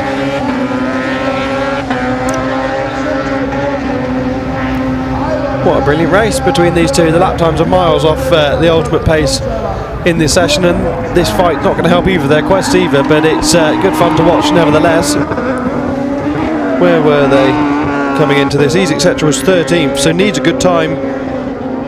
And Hukar's 14th actually, so they both need a good time to squeeze through. Hukar looks to the inside again, and Is, etc. down the hill. That has to be a battle of the brakes, because there isn't barely any difference in top speed with 9,500 RPM. Finally, Is, etc. jokers, but how close is Johansson? This is going to be close. Yeah, Johansson gets it done, so really Is, etc. should have jokered earlier and not had that fight, but easy for me to say when I can see everything with a nice clear head and I'm not stuck in the middle of a big fight. So Hukar now then with a bit of clear air, has got Hal and just the remainder of this lap to try and gap it, but at what was the time? 3.1. That should. I think it's enough. I don't. I think Johansson's going to get it done. Do you? Hukar looked like he might have run a bit unless wide. Hukar does a great lap. Yeah, of course, with only one split, we can't really see the gap. But it didn't look brilliant at the end of the straight there. This isn't too bad, right? Hukar, Jere Hukar, this is younger brother of Riku Hukar, and he's trying to hold off on the merge there. We can see a brilliant shot by Vigo. Yes! In your face, Hal Ridge. Hukar comes through the long left-hander and will take the checker flag. What will be really interesting is to see how close it is on the points. That could be absolutely crucial, couldn't it, as to whether or not he makes it through to the semis. 7th quickest, I think, for Hukar. Right, where does Tapainen end up? 11th. No, that's before. Tapainen's 11th before those four. Where's the slowest of those? Well, obviously Mutik's out. Is, etc.'s on 2:55. Which is quicker than Tapainen, so Tapainen's going to be 15th, 16th. I think Tapainen hasn't made it. Yeah, I think he might be. Well, yes. But mind you, where was Mutik? Mutik's just had a shocker and was in P11. Who's behind him? Hugo Lundgren Jr., where was he? Oh, he was in 12th, Hal. And he's at the bottom of the page. Lawrence Hume is in 16th. Where was Hume prior to this? Hume was already behind Tapainen. Where's Fredriksson? Fredriksson was up in 4th, so now Fredriksson should hold on. But Johansson's run hasn't helped either, has it? Because Johansson was one place behind Tapainen. And has gone quicker? Yeah, in that race. Okay. So Hukar takes it from Johansson and Is, etc. And that will settle who's going to make it through. Oh, Hagström, right, down in P12. Hukar's made it, Schnack and Carlson. Tapainen has not made it. Hal was right, he's down in 15th. Johansson in 14th, didn't make it either. So Pauli Tapainen, who was P3 in the standings, has not made the cut. Alex Antilla, who was P5, has qualified 2nd. And that is actually Antilla's best, I think it is best qualifying position this year. Solly's been right up there, isn't he, every single time? Solly and Hagström are through.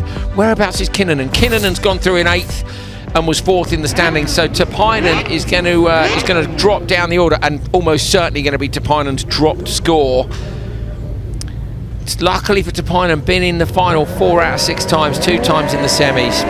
Okay, see you, juniors. On to the seniors. Ylälami, Bertelsen, Jensen, Ekmerstad, Hukar and Steinsholt in this. That is a long old hold. Ylälami on the inside line with a wheelie off the line, a little drop down. Ekmerstad alongside. Ylälami had a shocker of a day yesterday coming in Q21. Ekmerstad looks to the inside line. Ekmerstad late on the brakes. Contact between him and Ylälami. Hukar in behind them. But it is Ekmerstad who leads from Ylälami and Hukar at the start of lap 1. That's exactly where Ekmerstad got squeezed into the inside in the wet conditions earlier on by Ronald Baldings, but gets away with it this time around and leads this race from the front. Chase hard by Ylälami, who looks to the right hand side under the bridge. That's brave through there because it's super quick, nowhere to go. Now Merstad is down in 11th place, Hal, having in a 23rd and 4th after the contact with Baldings, and was 4th in the last session, whereas Ylälami has won both. So Ylälami is highly likely to take the TQ here. Must point out, it's two Danes in P2 and P3. Morten Bertelsen and Noah Jorgensen are having absolute bangers of a day. Bertelsen's been P2 in both sessions so far. Currently in this race is down in P5, but going to be a brilliant qualifying position, I think. Good to see the Danes doing well at home. Yeah, and it's expected, isn't it? Of course you've got to deliver, but no, track knowledge is so important, and this is a venue where not many people come to test. A little bit awkward to get to, not quite as convenient as a Julius or an Arvika or somewhere like that for the Swedes, so I think home experience counts for a lot. Oh, their French rallycross fan in between the sessions came over to say hello to me and Rainis, and he's been and spoken to the French drivers at OMSE. And I said, well, are you up here with the French drivers? He said, no, he said, it's my 3rd time here because I love this track. It's absolutely brilliant to watch at. And he's flown up from Paris. He said he's going back to watch the Olympics tomorrow. But he's flown up from Paris to come and watch up here. And I think that's a mark of what a brilliant circuit is. It is a good view here too. Yeah, Hukar gets so sideways on the Joker exit there, but still maintains track position.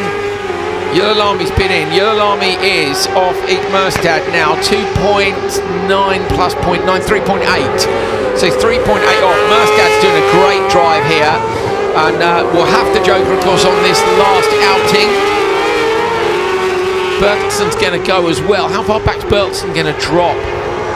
Potentially back down to P5, looking at it. So watch so for tight, Bertelsen. Yeah, watch this. Look how close they are. They're coming down the straight. They're practically equidistant behind. So Bertelsen goes in. Merstad's gone in and comes out in front. Ylälami, and Bertelsen comes out exactly where we thought, into P5, right behind Steinsholt from the looks of things. Over the line, brilliant job. Merstad wins it. Ylälami P2. That should be enough to see Ylälami the top qualifier. And of course, it's definitely going to make sure that I say definitely. Merstad was 11th. Yeah, 18 go through. Merstad's going to make the semis, but might be tough work for Merstad, Hal, having to come from a lower row on the grid potentially. Especially with the pace as it is. That was some final lap from Riku Hukar. 41.6 on the last lap there. There is Merstad getting biffed around a little bit by Ylälami in turn 2, nothing untoward. There is Merstad, who did have the fastest lap of the race as the only driver to get into the 41s until the final lap, where the blue and yellow machine in the background did. Hukar absolutely nailed a lap in. Let's see if anyone can beat that in the coming races. Merstad takes the ring in a 6-car opening cross-car race. Ylälami, Hukar, Steinsholt, Bertelsen and Jensen. Right. Race 2. Svensson, Madsen, Eliasson, Jorgensen and Gothersen. Simon Madsen yesterday we didn't see anything of from Denmark, so going better today it seems. Try and find out where he's P18 at the minute, so might scrape a way in, but on the inside line it's Svensson who's in the championship fight we need to be watching for. Gets a good run to the first corner. Gothersen in the yellow car with him sideways. Late on the brakes in the background too. Gothersen almost getting caught up in that, but holds on to. Gothersen is P2, but it's Elias Svensson who leads the standings, the championship standings, by 2 points, who is in the lead here. Svensson ruining the gearbox problems of yesterday that caused him to be slowed in the final when it looked like he was going to claim yet another victory, which would have done his title hopes no harm at all. No, it's all sideways for Jorgensen. He's going to have to count those points too, Hal, because he's got 2 times where he didn't make it to the final, so one of those is going to be his drop score. And when you're having to count that, you imagine that would have been 4 more points in the title race. He missed the title a couple of years ago by a couple of points, which would have been enough to see him champion were it not for the DQ at round 1 in Hollius, which was when he really came onto our radar as a weapon. Gotherson's so good on the brakes. At the end of the straight there, all over the back of the race leader. Remember Svensson's debut in a supercar in Strangnas a few years ago in the Hedgelands Polo. And he came to Nitrocross, didn't he, at the end of last year? Was it Svensson who came across? Yeah. Did Nitrocross next, didn't he? And was very impressive in the cars, which everybody knows. The lights cars, next cars, RX2 cars are very specific machines to drive. Yeah, you've got to be much tidier than you have. Was he wild in the supercar? Wild. Yeah, wild. so that's Super what's wild. fascinating, isn't it? So he's gone cross car, then wild in a supercar, and then tidied it up significantly in the lights car to be on the pace. Yeah. Ellen could not drive. Close merge in the background. Madsen, that is coming in the 915. Looking at Ellen's teammate, Eliasson, from the same morning. But Ellen could not have driven a lights car the way he drives a supercar, it just wouldn't have worked. Does enjoy getting sideways, and really that probably cost him a little bit in his lights career, even though he was right at the front. So Svensson on the last lap, about to go into the Joker, is chasing that time of Merstad, which was a 2:37.1. Gotherson is right there with him. They've broken away from the rest of the field just a little bit. It's a class Joker. Gotherson runs a bit too deep on his, still holds the position. Svensson is running a tyre along the inside. He fires a load of dirt out on the last corner, crosses the line. Not enough. Not enough. So 38.8 is actually 1.7 seconds down, so too much time lost. His line around the last corner, he literally, his front left was behind the jagged edge of the curb, and then at one point he hooked a wheel in and just pulled a load of dirt out. Lap time wasn't there either for Svensson, nearly half a second slower than the best lap set by Hukar in the previous run.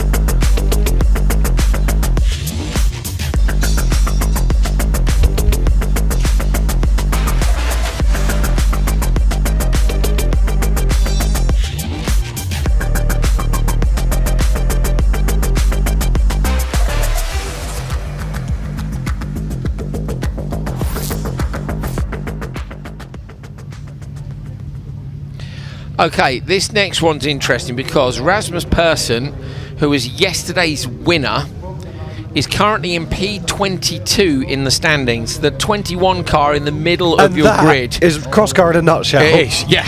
Yesterday's winner, he's 22nd. He must make the top 18, meaning this has to be an outrageous run. Cerner on the inside was double TQ up in Alspin. Got Munch, Persson, Isak, etc. and Orav on the outside's a bit of a weapon as well. Person's getaway didn't look great, but does manage to edge through. Cerner on the inside, Orav on the outside. Person's caught between them, now needs to pull it back to the apex on the inside. Don't lose another position. Squeeze. Got lucky there, got let through a little bit. I think it's Dennis Munch who allowed him a little bit of space. And Persson stays out on the standard lap and he's right underneath the rear wing of Romet Cerner.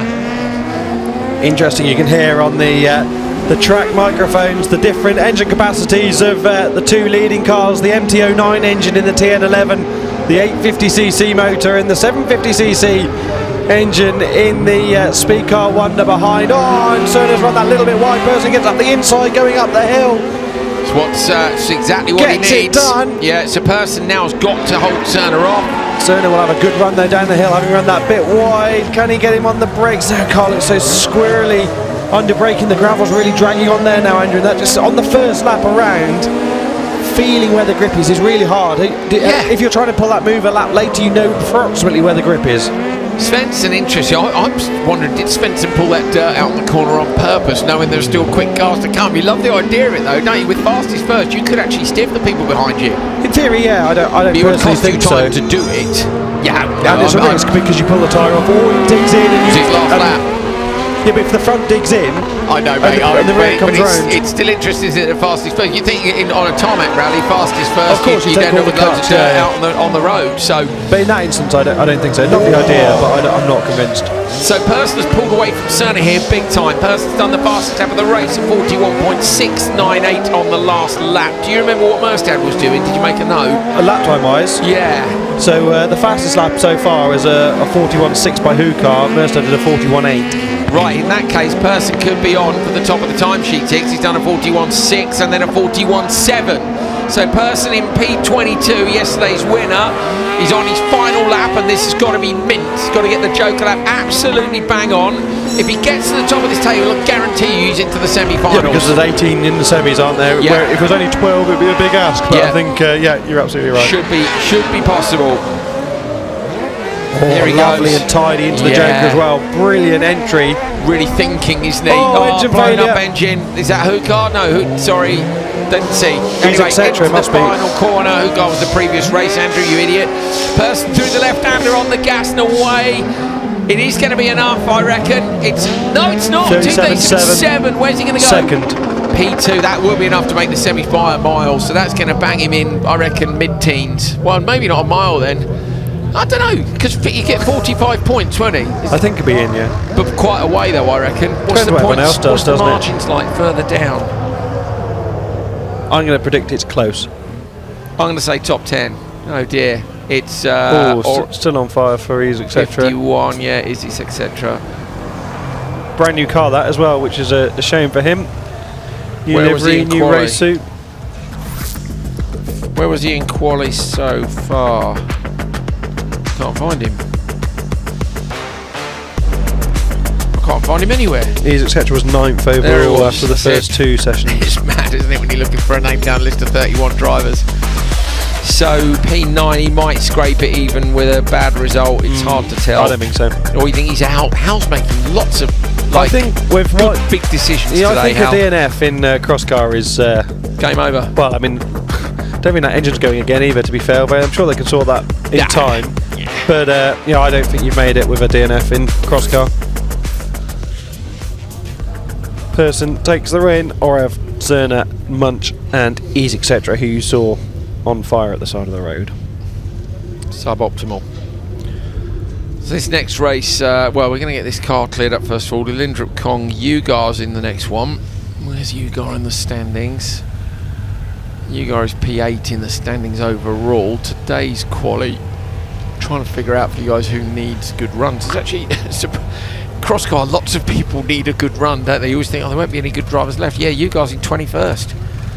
And yesterday, where was did Ugar? I think Ugar did well. Yeah, it was 5th in the final yesterday. So to quantify what you just said, there's a potential winner in every. There's a potential podium.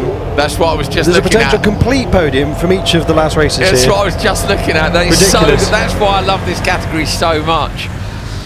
Here's your man who went viral with his quad bike last year, riding along with his bag of sand basically, and going the whole way around the racing line, dropping dirt on.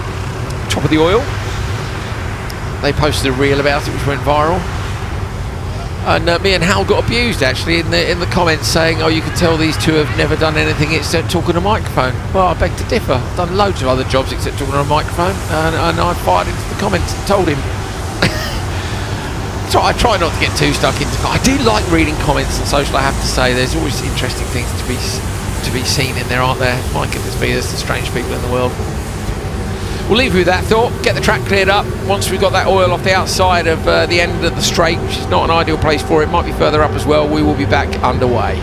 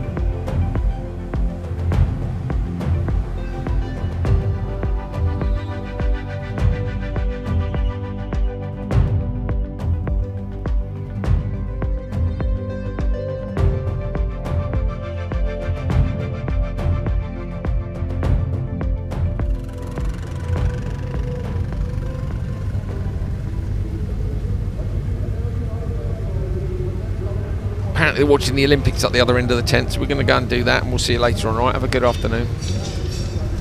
Who's watching the Olympics, Hal? Most of MSC. Are they? How dare they? Of course, they don't run any cross cars, do they? They'll be back in a minute when we're running Supercar Lights. I'm going to shut the door behind us so they can't watch it. If Casper Janssen doesn't turn up for his race, it's because he's watching the 100-metre final or something. Brilliant. I want to watch the 100 metres. Is that now? No. Oh. So you've been on your own, mate. Lindrup, Kong, Ugar, Jensen. Ugar in the middle's got to get a good result here and gets an absolutely brilliant start. Going to have to go in deep if he wants the whole shot. There's cars inside and outside and gets a little clatter on the inside line.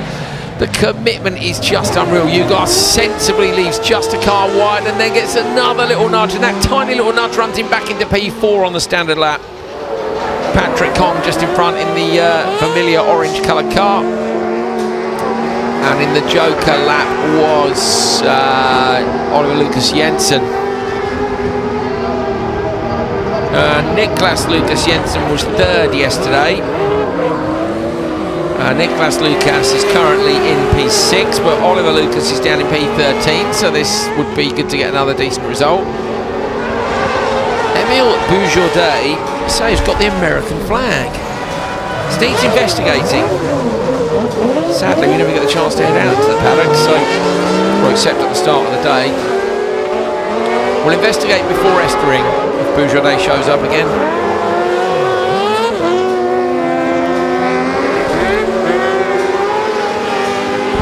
So moving up the inside, Frederick Lindrup passes Boujordet as they cross the start-finish line.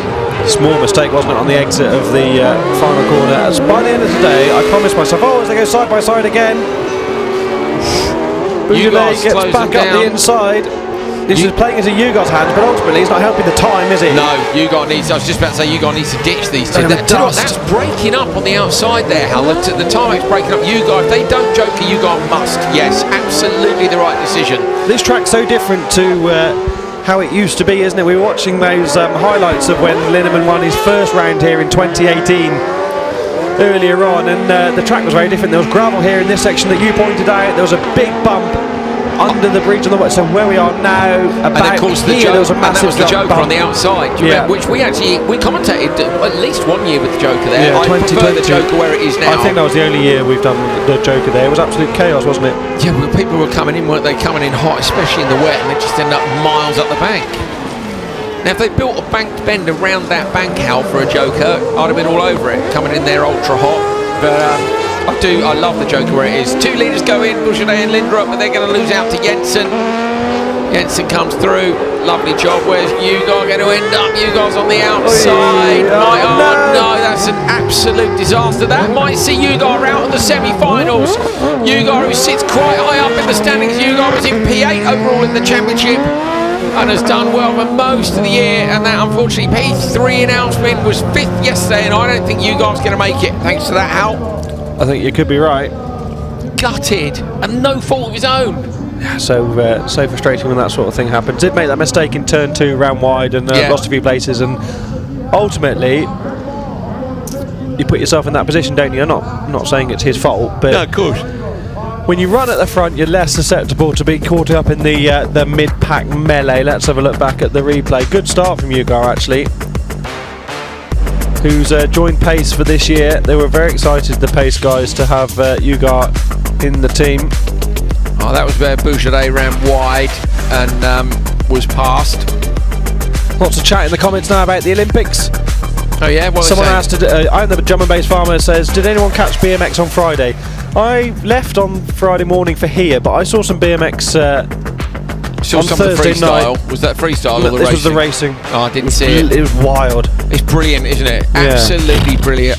I'm blown away by everything. If you don't like the Olympics, I think you're a muppet, just so you know. I think it's absolutely brilliant, isn't it? It's just people who've trained their entire lives. I saw a brilliant video online, which was basically, I'll show it to you if I can find it. It was basically typifying a British Olympic viewer, where a British person would sit down and go, I don't know anything about this. I'll watch it anyway, like 3 minutes later, claiming to be an expert in some discipline they've never heard of. It sounds about right, but it's brilliant. It's people achieving their dreams, often horribly underpaid for doing so, and working 2 jobs, training 7 hours a day. Amazing. Penttinen inside Nilsson, Osterberg, Baldins is the one who really needs a good result, gets a good start, but now ends up broadside and spun round, and Baldins might be about to drop out of the championship fight as well here. Baldins and way down. Penttinen both spin on the opening lap. Baldins has got going again. Penttinen spun in turn 2. He's P28, Hal. Baldins is P28, and he is definitely not going to make it through. Now, Baldin's results so far this year, he has been in the final at every round via Alpin. He was second yesterday, and as Hal said earlier on, that is cross car. One little mistake in the round. Now, Baldin's had more than that. He got black flagged and reinstated, didn't he, for a contact in Q1, but it's not his day. Sometimes it just doesn't work out for you, does it? And consistency is so important. I was only thinking yesterday that the people that are in the fight for the championship so far are all people who have been massively, of course, hugely consistent. Penttinen's carving on the apex. They will really harm the overall time for whoever wins this race, because you can't commit on the brakes in the same way you would do otherwise. And you can see their rears are in the dirt when they're trying to get on the gas. It's a bit of a nightmare, isn't it, actually? Osterberg coming in. Hasn't helped Osterberg at all. Osterberg, who had that transmission problem, I think, was it yesterday, that brakes went for Osterberg in the semi-finals, didn't make the final if I remember correctly. Up front now, Orick Nilsson in the Kazmat machine on a bit of a mission. Yeah, you're right, he didn't make the final, you see. He's made the final... Brakes went in the semi. Twice this year. Once in Alspin, round 1, but it wasn't really a final, was it? It was just the final 6 shootout on the special stage. Talk of change of format for next year. I don't think we should necessarily give away what it is, but I think it's exciting. Yeah, I think it would be a mix-up. One day of one thing, one day of another. So let's talk about double headers to start with. I get double headers from a driving point of view, 100% great, because you get lots of seat time. From a local promoter point of view, from the event, you get 2 sets of finals. And when double headers were first introduced to Rallycross in 2020, high-level Rallycross being World RX in 2020 during the COVID year, we needed the Latvian round and the RA events guys there were delighted to have a double header, because you've got 2 stabs at having a final. It's not just the build up on the Saturday and then the final on Sunday, so your spectators in both days get a lot of action. To work in, they're not particularly pleasurable, and for simple minds like mine, they're really hard to remember what happened. Yes, so me too. I'll be all up for changing it up on one of the days or the other, just to make it a little bit different. Yeah, absolutely. Just so you know, we're not talking about a rally sprint. So we know if Nilsson takes that one, we're not talking about a rally sprint like we had at round 1 or 2. It's a slightly different format to the racing, which I think you'd all like. Lots of different championships, be that Nitro, World RX, RallyX, British Championship, have all tried different formats in the last few years. I've got my personal favourites, but yeah, lots of people trying different things to make the racing more interesting and often easier to understand. But here, it's more about giving something different. There's the incident in the first corner. Penttinen, I don't think there's anyone to blame for that. No. Baldins has shut the door on Penttinen. Penttinen's bounced out. Front steering arm is absolutely gone there. Wheels wagging around all over the place. Penttinen could have driven that into the gravel if he wanted to, but chose to leave it there. And if Baldins doesn't win this championship, that picture will probably sum up the reason why, because to be frustrated, that will be annoying. But there's a drop score, as you say. This would be his drop score, and there's still this round to complete and 2 rounds to go. Anything can happen yet, and you cannot give up. On the rear wing of Orick Linnemann's Volkswagen Polo, it says "never give up," and that's a great mantra to stand by. Agreed. Now, in the final race for cross car, you've got Alexander Hume, who is sitting in 25th place, having had a 15th in Q1 in the wet and then a DNF in Q2, so last 31st, which is why he's on the outside of the last race. Now, Hume is a sender, isn't he? He's rapid. I remember something significant happening to Hume in Alspin. Get your I'm stats just out looking there, now. Disqualified in the semi. Made the final twice this year, but he's actually didn't he win the semi in some epic battle and then got disqualified after it? Like that. Yeah.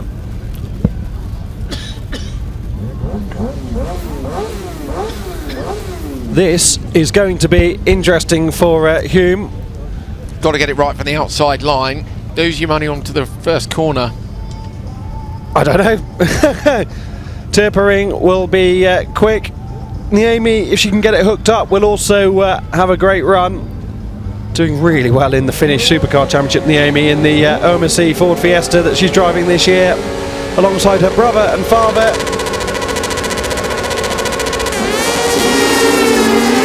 Oh, Hume's run wide as well off the line. Contact from Niemi. That's going to help Hume, who cuts across, shuts the door, gets to the inside. That is absolutely perfect for Alexander Hume if he's to get to the front of the order and get back into the semi-finals this afternoon. Yeah, got to really, really push down. Hope for proper clean laps. Nobody's left a car on the apex, which is handy. So now really... Well, that really would have hurt the last session, won't it, in overall lap time and race time. So you're completely right. It's so tricky with the red flag thing in Rallycross, isn't it? I'm all about not red flagging races if it's not necessary. Yeah, but if it affects the time when you've got good drivers tricky, in the heat, as a driver you'd be annoyed. Yeah. As a spectator you're delighted. So it's a real balance. Yeah, it is. Right, Hume. Let's look at lap times. Yeah, what's the benchmark? Where does he need to be? 41s. If he's in the high 41s, then he's gonna make it through for sure. And that's we can actually count that off this lap, can't we? Because they do the half lap, so it's a flying lap. So I like this circuit more and more. Johan Kristofferson messaged last night. He also likes this circuit. He enjoyed our chat about it being a great rallycross track. Hey mate, how's it going? 41-1 first to arrive for Alexander Hume. This is a man on a mission. Can he get into the 40s? I'm sure there were people in the 40s yesterday, but that is wow. Yeah, he means it, doesn't he? Yes, I do want to be in the final semi-finals. And that's when you see the mark of a really comfortable driver, when you know you've got to send it and you nail the start, know exactly what you need to do, and then you nail in the lap times. He just peeled out big time on the exit of that corner and laying down some black marks. He's on the lock stops again. I reckon this one won't be as quick, but it's impressive to watch. It's a 41. It's a 41.7, so he's 6/10 slower on that one. Needs to tidy it up a bit, Hal, but still good enough to be as quick as anybody else. He's only a tenth of a second off the fastest lap in the first race from Hukar. That's amazing. And with a 2.2 second margin at the front of the order ahead of Vettel Tree, with the greatest respect, isn't in the same sort of fight as Hume is. That will give him plenty of options for coming out of the Joker. Nice, neat and tidy. Come on now, keep it on the arm car on the right hand side. Hume at the front. He's tight. You flick it one way, bounce it off the curb if you need to, into the left-hander. The target time is bottom left of your screen. He's going to smash the target time. 2:37.1 it was. It is a 2:35.0. He goes 2.1 seconds quicker than Nick Merstad. There has to be a bit of track dev in that, but brilliant lap times all the same. For sure, I don't think the track's got much drier. The loose has got drier, the tarmac hasn't got drier, but it's also, I think, where the mud and the loose gravel has been on the tarmac, and imagine it being stuck to the tarmac after it's been wet. Now it's dried out, it's starting to brush away a bit more and the grip will come back on the tarmac. So for sure the track is not getting any slower, but it was all in the start, and Hume can thank Niemi there, because that little contact they had on the inside just slowed the pack up that little bit, gave Hume enough gap to shut the door.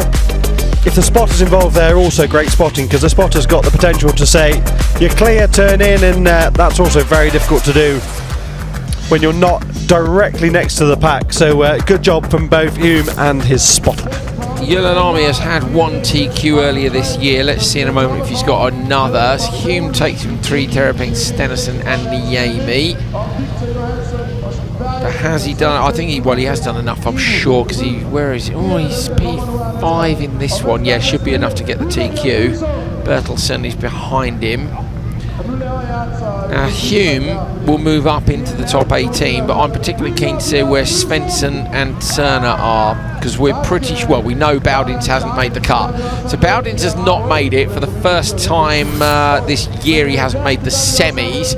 Yillalami's TQ, Bertelsen P3, Eek Merstad, look, who's in second in the championship at the minute, is in third. Whereabouts is Svensson? 4th, 5th, 6th. 3 points. Eek Merstad takes the lead in the championship by 1 point from qualifying. 16 for TQ going down that list. So Eek Merstad has taken the lead of the championship by 1 point. Now there are drop scores to come into account, but still.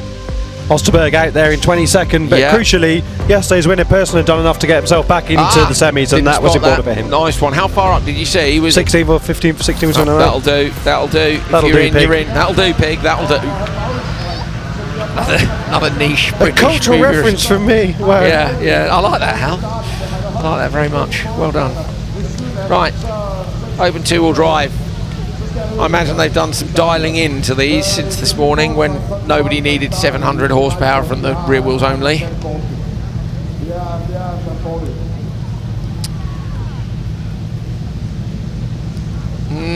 I'd say look at the dust. Yeah, there's a bit of track cleaning or something going on because the drivers have all still got their doors open. Gabrielsen, Larsen, Kong, Liskowitz and Victor Johansson. Så er det jo sådan, at der er jo altid har en bar, hvor de pludselig sådan en eller anden der sparker ind i skiltet. Og så skal de ud og kigge på noget, og så er det straffenbar. Det fungerer ikke ret bare samme måde her. Fordi det er bag vej, det er for, hvor har vi den der venstre side, det er for at kigge ud. På venstre side, der sidder der nogen fra Ungarn. De kommer på noget, der hedder Komomoto. Og Komomoto, der sidder og laver alt, hvad der hedder telemetri, indtastninger, rækkefølge, startplaceringer.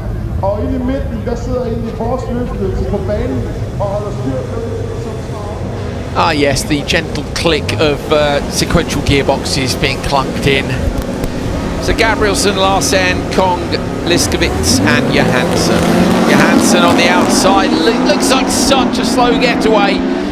Then does get some grip, might even get in front. Gabrielsen's going to get there first, but it's Kenneth Kong who's out in the lead. Gabrielsen does exactly what he did earlier on in the wet conditions, but runs himself wide. Kjetil Larsen goes around. Victor Johansson has been left hung out to dry on the outside line. Kenneth Kong has disappeared off into the distance. Gabrielsen gets in front of Kjetil Larsen. So Victor Johansson's actually ended up P2 here, but that's a shocker, isn't it? What a mess that was in the first couple of corners. Tanner Faust, when he co-comped with me in Argentina, I did a bunch of stuff like that, and he replied, that was ugly. And I think he was about right, that was ugly. That's just not nice. Yeah, super ugly. It did not help out Victor Johansson at all, who was stuck on the outside of Hulk in the first corner, and then just got stuck in the kerfuffle, really. The only person not to really get involved in that was Kenneth Kong, who is up the road and gone, the local driver. Yeah, Kenneth Kong at the minute is P3 in quali, with only Gabrielsen and Johansson in front.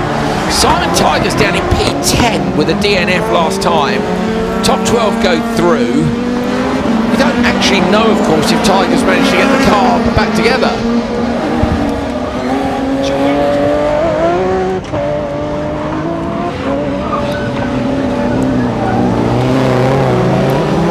Larsen's done well to recover from this as well, massively. Up the hill, defending from Victor Johansson, as Hawk carries so much speed down the hill, but on the wrong line. Johansson's all over the back of Larsen into the hairpin. I love the fact Kenneth Kong is having such a lonely race out front, isn't he? He was delighted earlier, wasn't he, at racing in RallyX this year. He was disappointed with some of the reliability issues they've had. He was enjoying the series though, isn't he? Yeah, very much so, and why wouldn't you? Racing in such wonderful circuits. Larsen all over the back of Johansson. Did Johansson cover off Gabrielsen? A switch for position there. Gabrielsen also behind as things stand. But neither of them are going to get anywhere near Kenneth Kong, who's some 8 seconds up the road. Johansson outbreaks himself that little bit. So Gabrielsen down in P4, Hal. There were only 6 points between Victor Johansson and Lucas Gabrielsen. So, but there's a lot of time lost. Gabrielsen making a pass 3 wide. Kjetil Larsen gets into the pole, who just misses the back of Gabrielsen, who's sitting in the TQ over the line. Hulk and Gabrielsen were having a fight all of their own, and then Kjetil Larsen, look, going to roll it over the line, smoking away and broken. That's looking rather less new than it did yesterday morning, isn't it, for Larsen, who's going to stop. That could well be on fire, I would suggest, based on that smoke. Might be getting out of there if I were you, lad. Yeah, he is. Larsen famously rolled his borrowed car at Linden Hill in 2016 in the European Championship and got out thumping the ground, as you'll remember well, I'm sure. This is the first corner incident. Gabrielsen's so deep, but look at Victor Johansson at the back of this pack. So Gabrielsen's had his own incident. Larsen's then had his own spin, and poor old Victor Johansson's had nowhere to go. This will be a great shot. Look at Gabrielsen at the front, just outbreaks himself massively. Larsen also steaming in and spins, gets collected by the BMW, So Johansson Hal was in P2. Gabrielsen was ahead of him on 95 to 89. They're both going to now got dropped down the order because of slow times thanks to that first turn incident.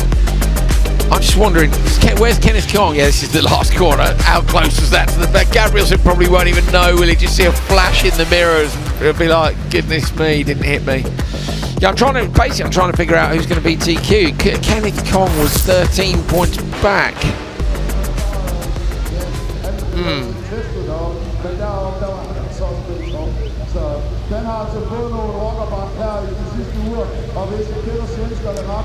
So a little bit clearing up to do.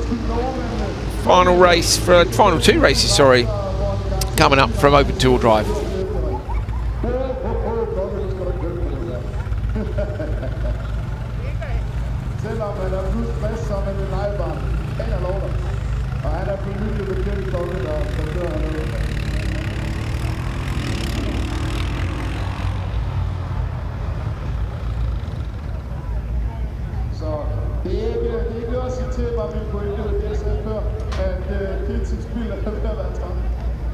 De er altså hårdt afprøvet her, og fra en udgave i går, eller en afgivelse, som hedder med de rigtige terminologier på,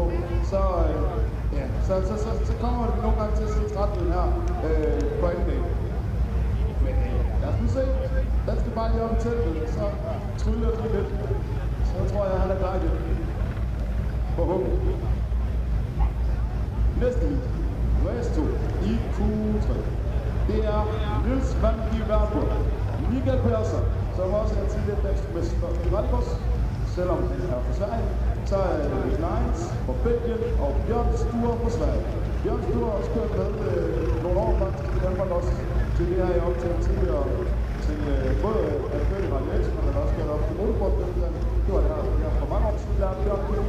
Så han har ikke rigtig været så aktiv, som han selv siger her i RallyX i år, men han havde da et by, der holdt lidt på fjernlæger, og det var han lige så godt bruge. Så det gør han nu her, og han kører faktisk rigtig stærkt.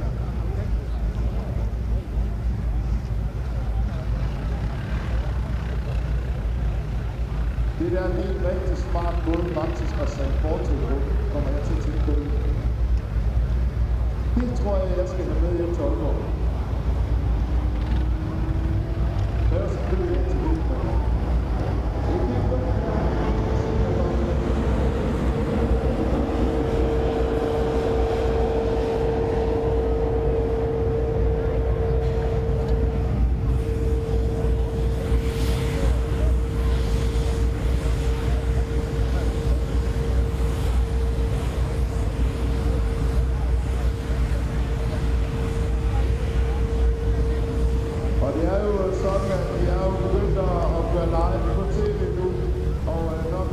Well, you can see here the marshals are actually sweeping a line of dirt across the start finish. There's your man on the quad bike.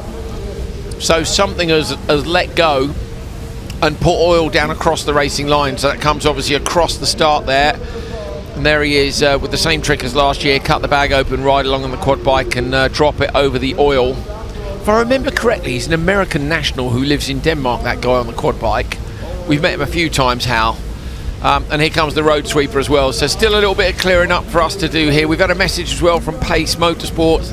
Jarmo Vosa saying worst weekend of the year, no cars in the semis. There were some other words in there which I won't read out on TV. But yeah, sorry Jarmo, that's the way it goes sometimes. Not broadcastable, unfortunately. No. Someone says, this is interesting, someone says in the comments, I started to wonder, if cross cars are almost as fast as supercars, why bother buying a $500,000 supercar when you can buy a cross car? Agreed. Love those little beasts. Until it rained. Oh, well, I've been lucky enough to drive both concepts. Yeah, I want a supercar too, Hal. Nothing replaces racing a rallycross supercar. Honestly, nothing. It's the ability. It's such an immersive experience. It's not just that. It's such an immersive experience. Sequential gearbox, the weight of the car. I could talk about it for hours. Yeah, supercars are I've never ever seen anyone in any motorsport discipline, be that Formula 1 World Champions, World Rally Champions, anyone get out of a supercar and their first experience and be disappointed by it, be that a passenger ride, driving, whatever, and yeah, they're amazing. I've told the story before about Coulthard in Barbados at the Race of Champions, and it was the Markland cars they were using that year at the Race of Champions. He took the Polo out, did 2 laps, came back in. He said, "Me, that is fast."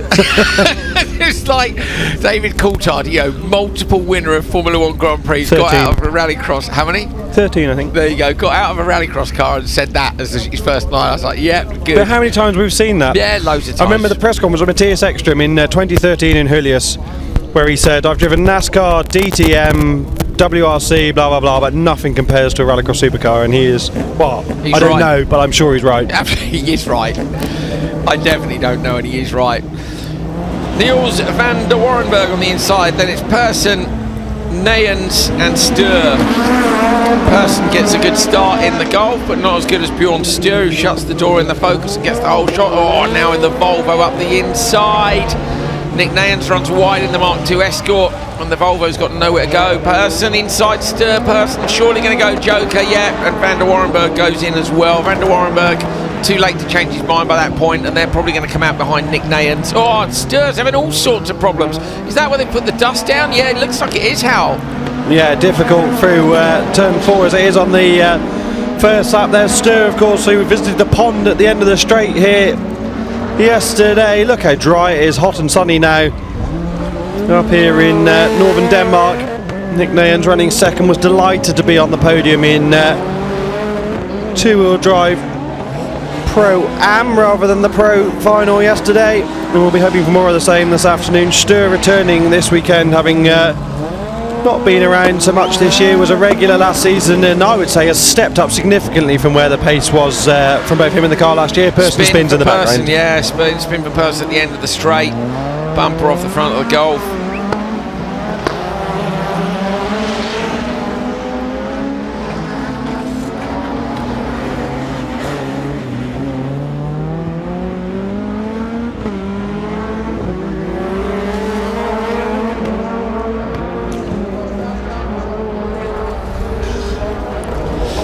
Stur continues to lead. The only driver not to have Joker has a 5.5 second gap. An all blue affair up front, isn't it? Of the, go now, go on, Bjorn. No, he's not. Cool.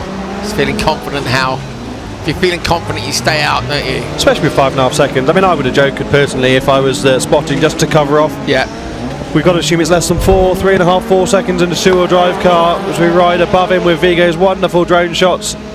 Under the bridge, Vigo, under the bridge next time. Come on, show off a bit. Or are you saving the drones for Estering? I can forgive you for that. Maybe he's not allowed. Well, is anybody going to trouble? Okay, yes, Simon Tiger could trouble them. So I'm trying to think. Kenneth Kong had a lovely clear run, didn't he, with a 2:40.0. Johansson was can't really slowed significantly, wasn't he? Yeah, can't really compare it to the previous sessions because they were wet and mucky, and I don't have yesterday's times in front of me. So it's basically Simon Tiger, assuming the car is in the pre-grid, versus Kenneth Kong. Didn't you say Kenneth's car is an old Tiger car anyway? Yeah, from Simon's father, Frederick. Mega. So over the line, Stur takes it from van der Warrenberg, Nick Neyens, and then Persson comes through after that. 2:45.1 for Stur, misses out on beating Johansson by just a 1/10 of a second. Simon Tiger coming up next.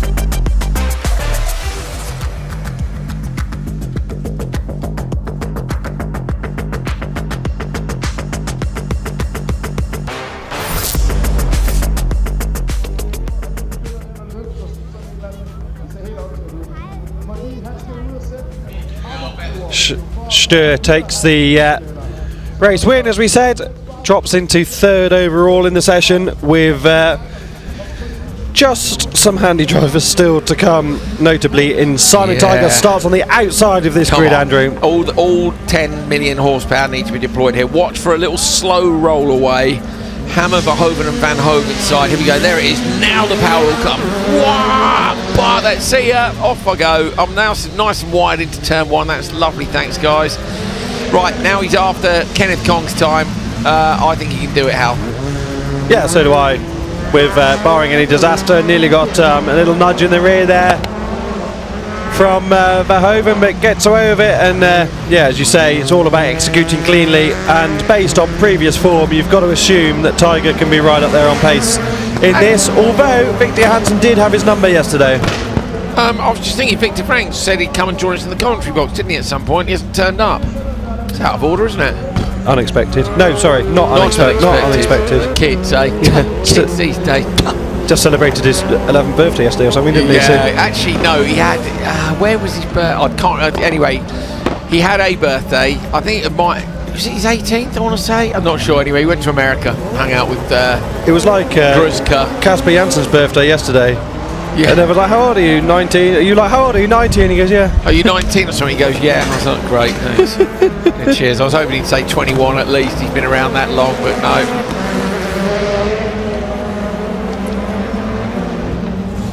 Tiger lighting up the timesheets. 43.0 last time around. Looking super hooked up in the BMW down at the end of the straight. Look how clean it is there. On the inside, there is Verhoeven in the E36 giving chase, but now some 3 seconds behind. Neither of them have yet taken the Joker lap. Will Tiger go to the end? Yes, he will indeed. You can't risk taking the Joker when the driver behind still hasn't been in. This time around, Verhoeven does go in. And what's that going to be like with Hammer in the background? Does maintain the position.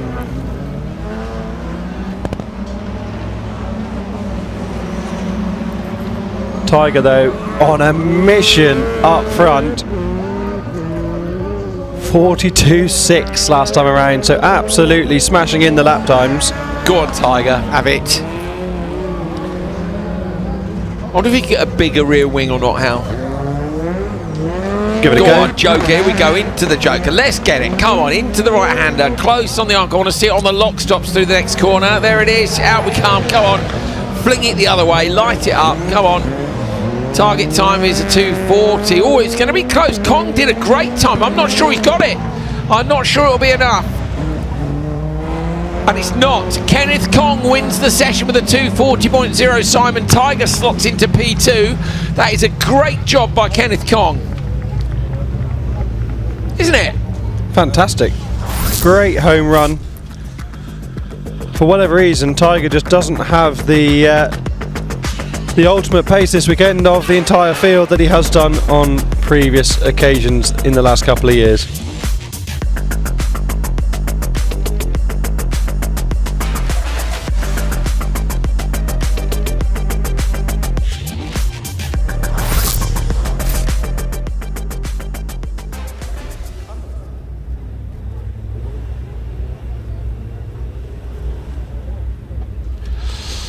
Aye, aye, aye.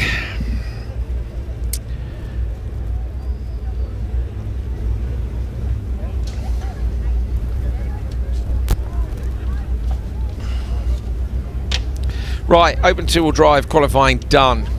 See ya.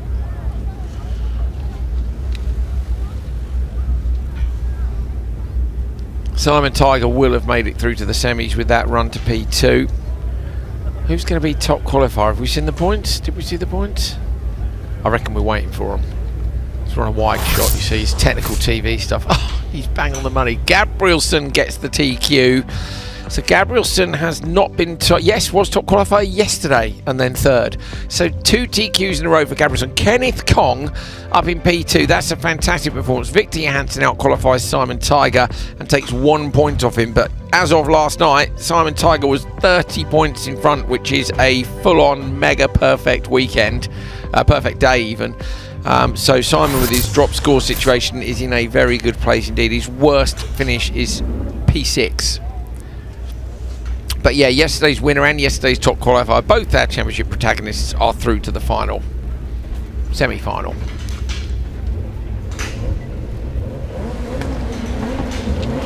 Olofsson, Janssen, Meunier, Lene and Anderson. Anderson's got a nice start on the outside. There's a big old squeeze. Casper, whoa, Anderson's coming from miles out. Casper was coming the other way. Simon Olofsson lights up the throttle control. gets the whole shot. Meunier's up the inside. Anderson came across from P5 to the inside, now goes into the Joker lap. Into the Joker with him has gone Linne. They were side by side in the Joker. Anderson gets out in front. Everybody running wide on that dirt through the long left-hander where the track was cleaned on the previous session. That was not the cleanest start from some of our best drivers in this category. How did Linne not lose out to Anderson there as they went side by side into the Joker? Up front though, it's Meunier who has gained best. I thought Meunier was going to massively help out his compatriot there by opening the door. But Simon Olofsson did nothing wrong and lost out terribly in the first corner. Look at Meunier's lead. It was like Janssen and Anderson had a magnet attracting them to each other. There was a lot of contact off the line, and until we see it again, I wouldn't like to lay the blame at anybody's door. Has Janssen got a problem front right? Slow out of the corner at the end of the straight, having a look at the front of his lights car, front right. Yeah, I think it's broken. It's off the rim. No, it's punctured. Anderson into the rear. Linne's right there as well. Linne's rubbing bumpers here. Janssen's going to have to get out of the way. Linne might have a look. Anderson goes one way. Linne's surely going to go the other. Oh, risky. Anderson's going around the outside. It's super loose here. They're going to both run wide. Linne's going to capitalise. Linne up the inside of Anderson. Oh, contact between them. Anderson runs right into the dirt. The championship leaders here are getting in all sorts of trouble, Hal. Anderson did well to recover from that because it was risky to go to the outside of Janssen. What's happened to Linne? We haven't seen. Linne's stop wheel off. There's a wheel off. Linne's wheel is off the front left. That'll be from the contact. Front left suspension gone. Meunier sideways as he runs to the line. Has lost track position to Olofsson, having been into the Joker. More contact between them. Janssen runs down the wall on the outside, now shuts the door on Anderson again. Anderson can't get through, and Janssen's only got 3 tyres on his car. This is the fight for the two protagonists in the title. Anderson. It is Anderson. They're stuck together. Janssen's doing a brilliant job to hold on to this, but still needs to get to the Joker. All this is doing is hemorrhaging time for Lucas Anderson at the moment. I thought we saw Meunier in the background there for a moment. We didn't, did we? I don't think so.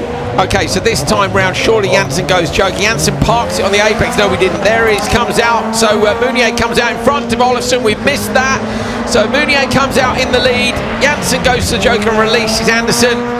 So Janssen did well to hold on to that through the race. A lot of damage on Anderson's car, and I want to see that start again, Hal, because that was not of the quality we expect from these drivers. That was chaos, wasn't it? That was, it was good. Good fun for us, but well, not for Linne. I mean, I feel like Linne was a bit hard done by there. So do I. Anderson had gone for the outside on Janssen. Right. Anderson. Watch Anderson outside and Janssen P2. So Janssen moves into Meunier, yeah, and Anderson just comes across like a missile. I'm sorry, but that's too many lanes in one go. Shot the door hard there in the first corner. You can't do it. Not without knowing it's clear. Sent it sideways. This will be a great angle to look at it from. There's the merge cones there. But okay, so those two, yes. Janssen, no, too far. But you just can't expect the cars on the inside to just disappear, can you? No. Olofsson unlucky to get sent out wide. Buries the throttle, tries to drag the nose straight, which he does, but loses out massively. Ends up P2 in what was fair. Look. So this is Meunier opening the door. Lucas Anderson shut the door on Meunier. Then Linne's gone, thank you very much, I'll have a bit of that. Linne's gone, I'm going into the Joker, and Anderson's gone, okay, I'll go as well. They go off into the extra route. Meanwhile, Meunier's got round the outside up front. This is Janssen's front right puncture, which is he carried for almost the entire race, gets assaulted in the rear there by Lucas Anderson. This is Linne on the back of Anderson. They get to the end of the straight. Anderson's gone to the outside of Janssen. Linne comes up the inside, steaming in. They have contact. That breaks the front of Linne's lights car, and that was the end of the Frenchman's race as well. This is the move again. So Linne, great opportunistic move. The gap is there. I don't think Anderson's to blame for that. He's tried the outside, tried to cover the inside, and they've just had wheel-to-wheel contact. They're really unlucky for Linne to break the suspension there, and then we miss it as they went into the Joker that time around. But Janssen was defending hard, knowing that he still had to go in, so he was just compromising Lucas Anderson that bit of time. Blimey. How very British.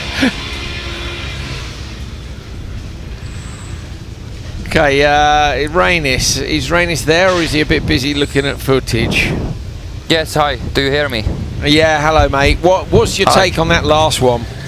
I mean, for me, we know where the cones are, but there are also some rules outside of the cones. For me, Kasper here goes way too much to the right, and he makes first collision, but afterwards the blue car number Anderson. 99, he's just way too aggressive, moving to the left. He's not touching the red and green car or little bit, but here this is too much, and they have spotters, they have eyes, and they know exactly that some cars are inside of them. So way too aggressive move in my eyes. So Rainis, what's the penalty, or do you need a bit of time to decide on that, mate? And is it for 2 people or just for 1? No, for 36 we give 3 seconds, and for 99 we give 5 seconds.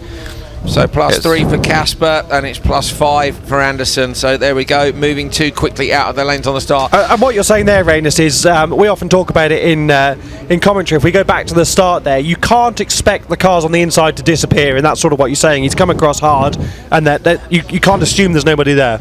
Yeah, and I mean, he can turn head to the left as well, and for sure he knows that the cars are there. Maybe he cannot be like 1 car length ahead, so otherwise he couldn't touch the other cars. But he sees for sure maybe not Casper, but this orange Simon Olofsson. Yeah, Simon Olofsson. Simon, he sees, and he just tried it, but didn't make it this time. Okay, there we go. And what just before you go, Rainis, what about the rest of the race? There was bits of contact with Linne, with Anderson and Janssen. Was that all fair enough? Yeah, that was fair enough. I mean, the guy who tried to overtake in the inside broke the car himself, but he was also cutting the track with 4 wheels inside of the right-hander before bridge. So that was okay for me, and okay. Casper had the puncture. This is the move you're talking about, isn't it? Yeah, I mean, he jumped really late inside of car number 99. Even it was a little bit wide, but yeah, that was late move and not completely side by side. So, and broke the car for himself. So he tried and didn't survive. Yeah, okay, so no penalty there. You can see why he was trying, can't you, when Casper had a puncture and he's in the way. You know, he's trying. Anderson's gone left. He wants to go right. It's just a racing incident. Yeah, for me, yes. Yeah, okay. Rainis, thank you, mate. That was a lot going on, but we love a fast decision. See you later. What fantastic insight from Rainis, isn't it? And also fantastic that he analyses it so fast and makes rapid decisions. That's now, do you remember brilliant. Andreas Eriksson came in, didn't he, earlier on and said, I've got an idea. Let me just say as well, this just 1 minute before we went on air, saying, how about you two do the penalties in Germany? Now, Hal, I think we agreed with Rainis there, so what's Rainis' day rate? Do you want to split it with me for the beer bill in Germany? No. We don't ever want to do the stewarding. Kevin Darback, Lars-Erik Howard, Victor Christensen and Eric Haesler-Berget. My money's on Darback here, but needs a good start, obviously, and after what we saw in the last one, oh, it's a bit tidy, but now Darback's guilty, in my opinion, and he's probably going to get a penalty for that.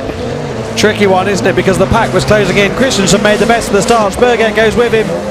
Christensen making his lights debut this weekend in the JC Race Techniques squad.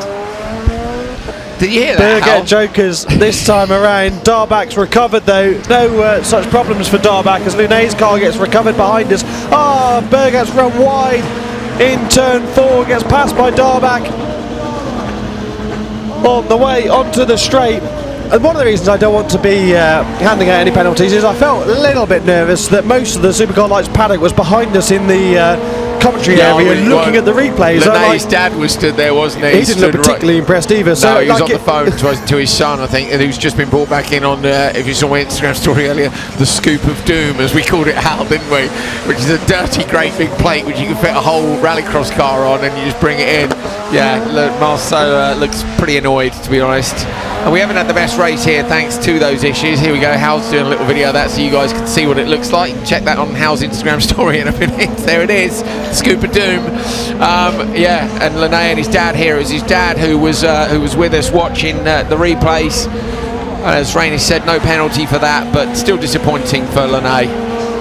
Just trying to find a way through. Yeah, I think you can't blame Linne there at all. It's a race incident, but it's gutting for him. It is, but I also don't think it's an incident. He's gone for the inside. You've got to take the opportunistic move when the door's open. Yeah. Anderson brilliantly to try the outside, get checked up, and I thought Anderson was going to be forced really wide, so did a great job to roll out the throttle and get back to the apex. Of course, the really frustrating thing is he'd known about the penalties. He could have followed them home and he'd have been in front of them anyway. But you know that's ridiculous. You can't know about that during the race. Like not in a rallycross race when it's over in a couple of minutes. In a Formula 1 race, maybe it's a bit different story. No, you can't, as you say, you can't, because they don't know. They don't know the decision. You don't know the decision during the race. Even Rainis isn't that fast, although I suspect he'd made his mind up by about turn 3 after the chat. So Darback has got himself into the mix, but obviously hasn't jokered. Lars-Erik Haug is a DNF.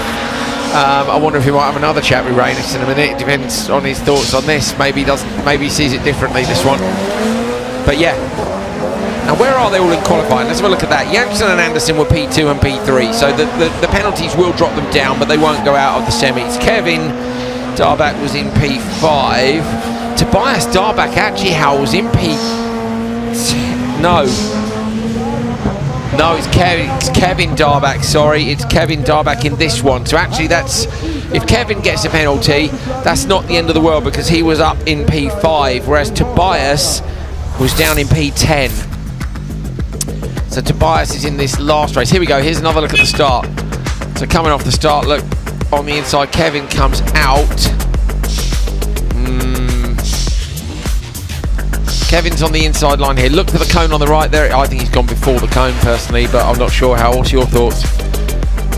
You were looking at the YouTube comments? No, I'm looking at the screen on the desk. It's tricky, isn't it? Because it's definitely done the most of the moving beyond the cone. And if you use Rainis' logic from the previous one, he's lost out badly, but then so has Haug. So, yeah, tricky. And Haug's right on the cusp of... Okay, so we're going to talk to Rainis Nitish again. Rainis, this is becoming a familiar conversation. We just wanted a little quick chat with you again as we see Haug's car coming back in. What's your take on that one, mate? Hi, do you hear me? Yeah, we've got you. Loud and clear. Good. Now, for me that was a race incident, more because red and white car was side by side, and that's after the cones, and one going left, other going right. Just unlucky that red car got touched wheel by wheel, and he got in the air. So yeah, blue and white car just unlucky that it spun around. And for me here they are okay, not touching, and here is side by side. One is turning right, one is left, and they both lost. There you go, and that's why Rainis is much better at the job of being race director than we are. Thank you, Rainis. Talk to you later. Hopefully not in 3 minutes. Thanks. But you never know. Yeah, yes.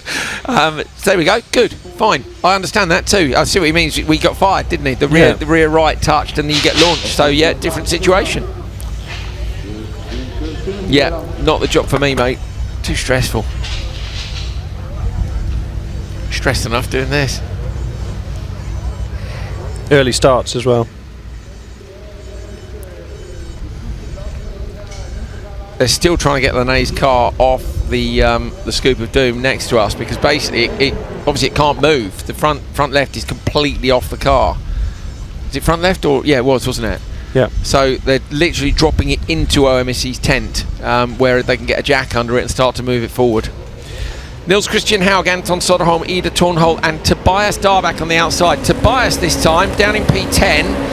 Yesterday finished in P2. Really wants to get a decent start. Moves away from Tornholt and co. Now Tobias is going to try and go around the outside. Pitches the car in. Knows this circuit well. That is a lovely move. Uses all the racetrack and gets the whole shot. That's how you do the start here. Nice one. And the most significant thing about this race, in my opinion, is that Ida Tornholt Kasman and Anton Soderholm are just 2 qualifying points apart in 12th and 13th overall. So the person that comes out on top in this race is more than likely going to go through to the semi-finals, with lots of variables depending on where other people are. So that will be a significant run. And at the moment, Ida's got it covered and is running just ahead on track. Nils Christian Haug down at the back. Sounds like they've got the misfire sorted as well on Ida's car, doesn't it? Because you can't hear... That must have been the chat share with us, Hal. It's the opposite of a commentator's curse. It's commentator's fits. They come and have a word. An unheard of phenomenon. But yeah, it's new. It's been created this weekend. It's commentator's fits. You want something sorted, come and see us. We'll get it done. We're not talking about burying people under dual carriageways. Yeah, we're not gangsters, but I mean, probably know somebody who could get that done, don't we? I don't know. What is it? Haldrew, isn't it? Is that what we've been called? Apparently, yeah. Haldrew. Brilliant. That was yesterday. Someone said they're having a t-shirt made up. If you turn up at Airstream with a t-shirt that says Haldrew on it, we'll have a beer with you. Brilliant.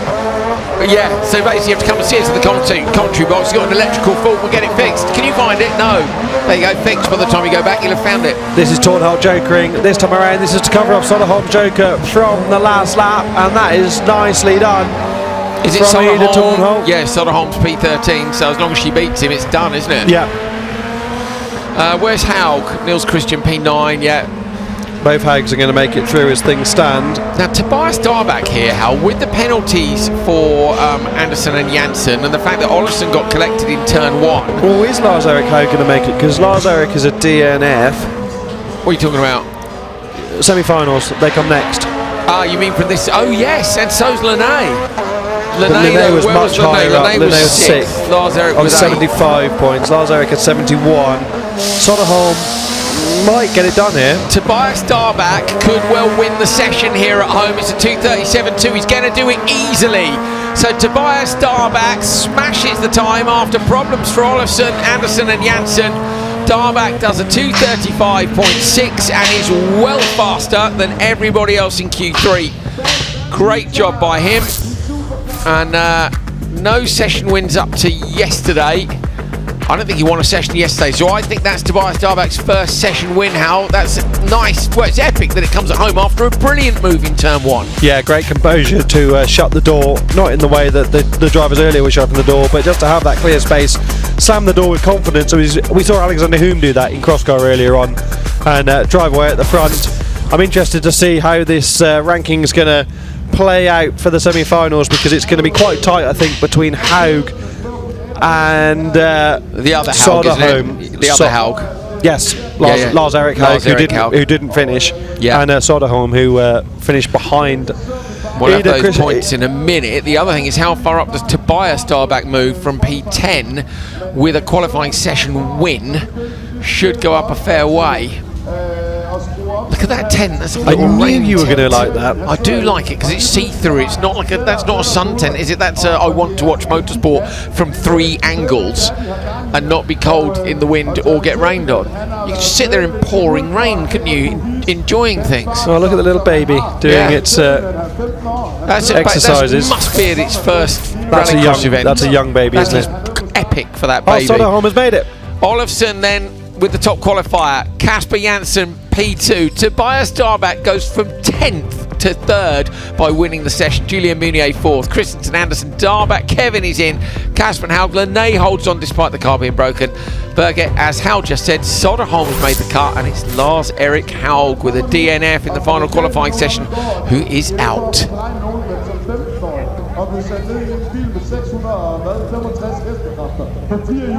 Yeah, to the comment about the name Haldrew, I was just about to say on air what the difference would be if we took my name first, and then I realised. So yes, well done. I love that. Okay, here we go, supercar time. Linnemann gets away on the inside line, but Ollie Eriksson's got a good start too, gets a little bit of contact from Martinsson. Meanwhile, Turpainen pitches the board in round the outside line. Eriksson looks inside Linnemann. Linnemann into the back of Turpainen. Now the water is pouring off the top of our running. Me and Hal are wondering why we're getting soaked here, but we are. We'll turn that around and then it will splash the other way. And yeah, sorry, absolutely drenched as the water's pouring off the roof of the awning here. What a start from Joni Turpainen though, to go around the outside Linnemann. Linnemann gave a good old shove into turn 2 as well. Turpainen under big pressure at the front of the order from the local hero, but if Turpainen does win this championship after Germany next weekend, you can put a lot down to that first corner move, because when things are stacked against you, as they have been for Turpainen yesterday, That's the sort of move you've got to pull off. Yeah, you got to go for it. Now Ericsson's got Joker on lap 1, which is a good move, I think, because he's in clear air. He could do with it. I don't think Martinson's going to be a problem for him.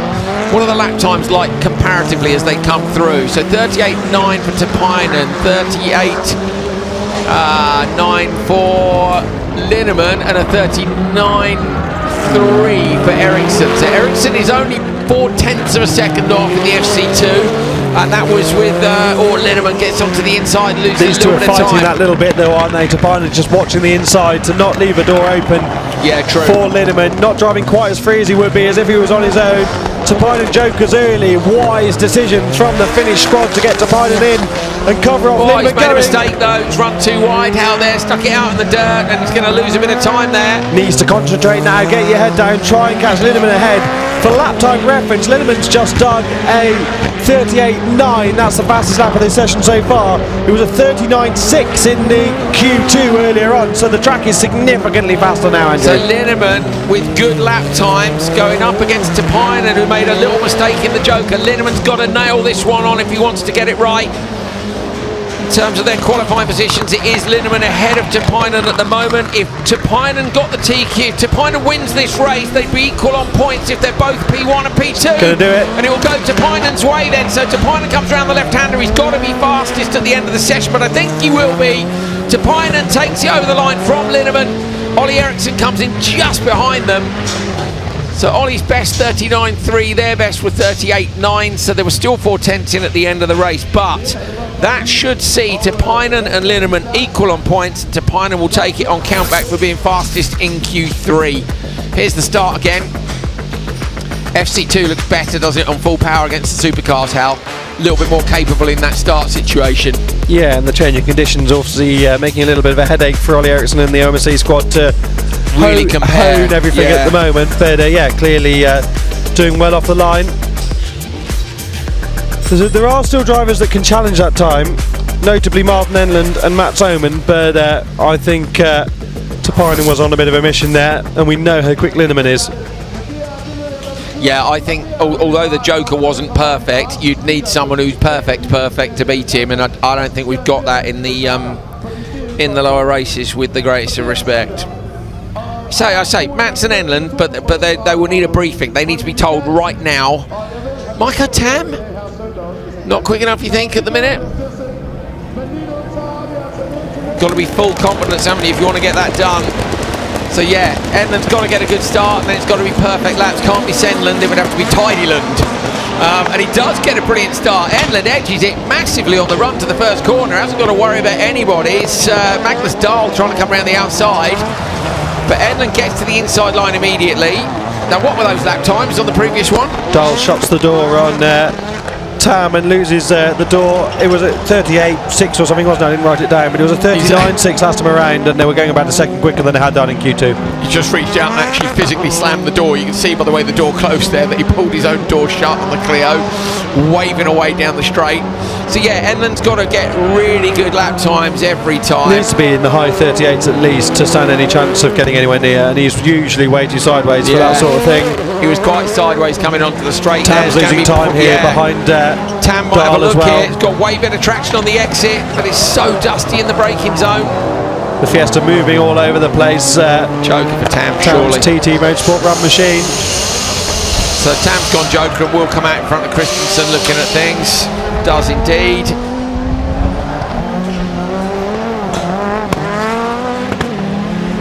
Still some oil down on the track. Luckily it's offline there. They've cleaned the bit that was online. So Enland's best last lap was a 39.4. I'm pretty sure Ericsson was doing 39.3s and they were doing 38.9s. So he's not going quickly enough at the minute to take the session, which would mean Tapinen gets the TQ. Yeah, drop lower into the 38 as well. Tam has a bit of a moment going up the hill. Christensen's right onto the rear of the Fiesta. Up front, Enland is driving nicely and tidy, to be fair, compared to how we've seen him some of the time. Dahl Jokers, this is to cover up Maiko Tam behind. Enland's going to cross the finish line in a minute to conclude this lap at 39.1, so still not quite as quick as those that have been already. Dahl does indeed cover off Tam. This is not Tam's weekend, is it? Just not working out for him, but Enland is driving beautifully in that Fiesta. If you can hear the hammering next door, it's Eric Farlin trying to get the wheel off Marcel Lenné's car with a very big hammer. They can't even get the rim off better it. man for the job. Yeah, go on, Eric. Get in. Get in. Into the Joker lap goes Enland. We don't think he's going to match that top time, but it'll be fairly close. It's a tiny Joker lap. Now the left-hander to go to 26.9. I tell you what, it might be close. Coming over the line. Let's see what he gets. 2:28.7. No, it wasn't. There's a little bit of lag on the clock. 1.8 behind. Drops in ahead of Ollie Eriksson, but behind Linnemann. Yeah. Solid run.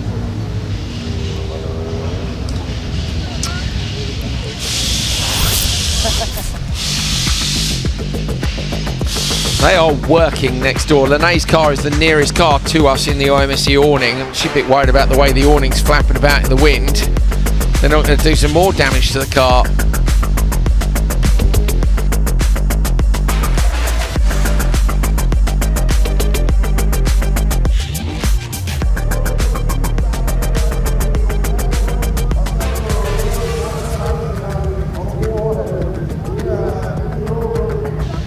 Enland takes it, 2:28.7. Dahl, Tam and Christensen finish as the top four in that one.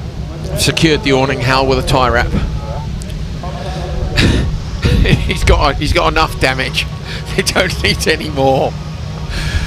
They do not. Look at it. It really is. The wind has picked up massively, but I would say the chance of rain's got down looking at the weather behind. So Philip Turenne is, what a shame. That incident with Philip Turenne and Morten Schnack this morning has put both out of the weekend, and no one wants that, do they? No, it's expensive. It's not what we want to see at all. Rubbish conditions. It goes like that sometimes, but yeah, a lot of work. So Oman, Roma and Martinovs. Mats Oman releases the car. Bear in mind he uses a mouthpiece to release the car off the line. You get some idea of what a great guy he is. It's a brilliant start, isn't it? Martinovs wide and opens the door up for Roma on the inside.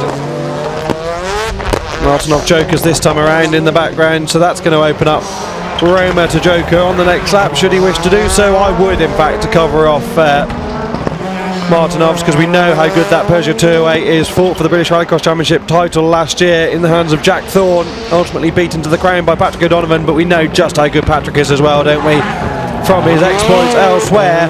That car is very capable, and if I was Roma I would definitely be jokering to cover him off. I really want to see, I was just thinking about this, Hal, I've not seen a GoPro of Oman on board. You know, we always see driver cameras, don't we? And to be frank with you, I find them pretty boring, but I'd love to see one of him using the hand controls to give people a better idea of how he controls the car. I'm sure we can arrange that. That is no problem at all. Roma does indeed joke. He's going to go out side by side with Martinovs. That is very fair from the Danish driver. Could have kept the toe in and forced Martinovs wide, and now there's a job to do for the local driver. All of them will make it through to the semi-finals by virtue of those that have retired. But up front, Mats Oman is pulling away. 39.1 last time around. Oh, side, he's all the way around the outside. Go on, Roma, get in. Mats Oman, meanwhile, out front, will be flying along nicely in the Audis. 39.1 was his last lap. That's his best lap. It's very impressive indeed. Goes through the Joker. So he's gone Joker with a lap to go. Very sensible. Look how far in front of Martinovs he is. Just had a quick glance across at the YouTube comments. Way too much chat to read, which is fair enough. There's a chat about the Clios. Martinson's Clio was indeed Anders Carlson's car, which was not a Wolfenson car. That was a car they built themselves. So the Wolfenson's cars are elsewhere. Martinson, who was in the first of these races in this Q3 session. Martinson indeed sitting fourth, heading into Q3. Mats Oman, where was Mats Oman coming into this? He was seventh. P7, he's coming round to the finish now. Again, look for the target time bottom left. It'll be closer than you think, but I don't think he's quite going to get there. So as I say, there's lag on the clock. 2:27.6, that's P2, isn't it? No, misses it. Linnemann got him by a 10th. He nearly got Linnemann. The ultimate pace wasn't quite there, was it? But a good run nonetheless for Mats. So Turpinen then equals Linnemann with the P1, P2 in this one. Prior to that, they had a first and a second, a first and a fourth. So Linnemann's going to be 1, 2, 112, and Taipinen is going to be 114 in terms of their positions, and that will actually put them equal on points, but because Taipinen got the better result in Q3, he will be your top qualifier. People leaving the stands just briefly because there'll be a short gap before we get to the semi-finals.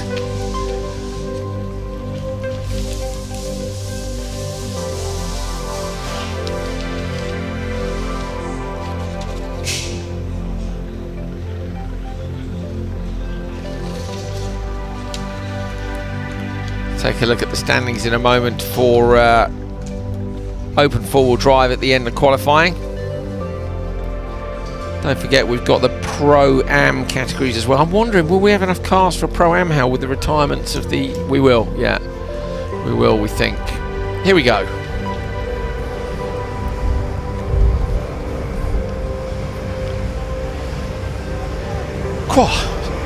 Wind's cold. Look, there you go, see, look, I've got a tan line, but I'm just going to have to pull my shorts down a bit because I'm getting a bit cold. Anyone got a jumper? Roughly what they're saying up there. You can hear the road sweeper in the background, that's out on track.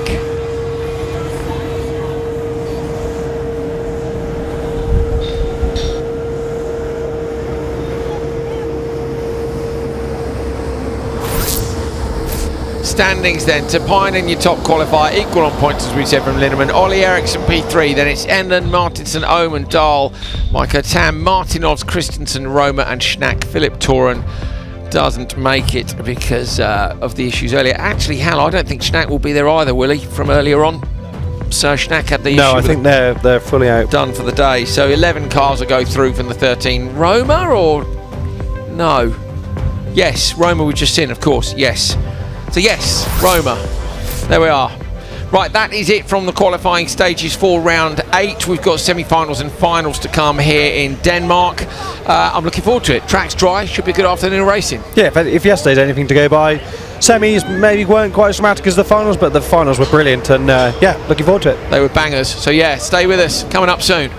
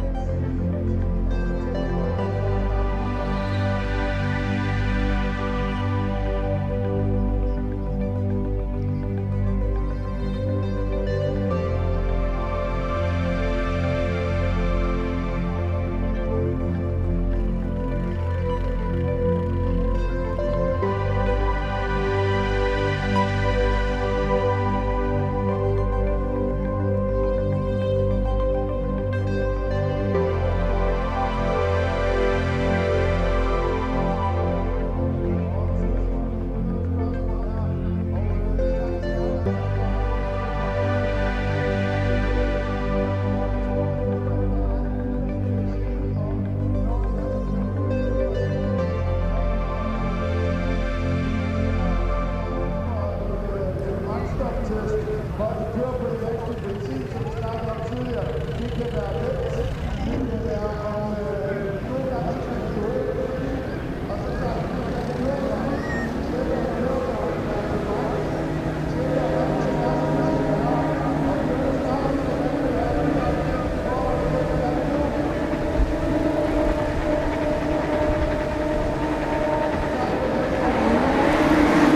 we go with the first of the semi-finals for Cross Car Junior. Hampus Hagström makes the best of the starts.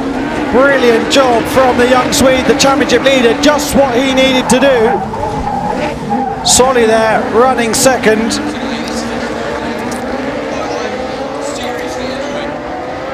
Solly doing a great job here so far. Nilsson in third, defending the position from Schnack. The two Schnacks are both in this race, the local drivers. In fact, there's 4 Danish drivers in the first of these semi-finals. Hagström leads out front with a little bit of a margin. That's just what he needs. Having struggled in that third qualifier just that little bit, looking back at the standings of Cross Car Junior early on, 8th fastest was Hagström in Q3. So just what he needed to do to get to the front of this semi, and should he win it, that will secure him pole position for the final later on. He can continue his run, but there's a lot that can play out between now and then, and Solly is the only driver really to have challenged Hagström this year. Schnack understeer through the final corner there in the background. They're not going to be challenging up front because 45.4 is Hagström's time last time around, a 45.5 for Solly. No one else in the 45s except Nilsson. Hagström doing a good job, isn't he, getting back into dominant form here.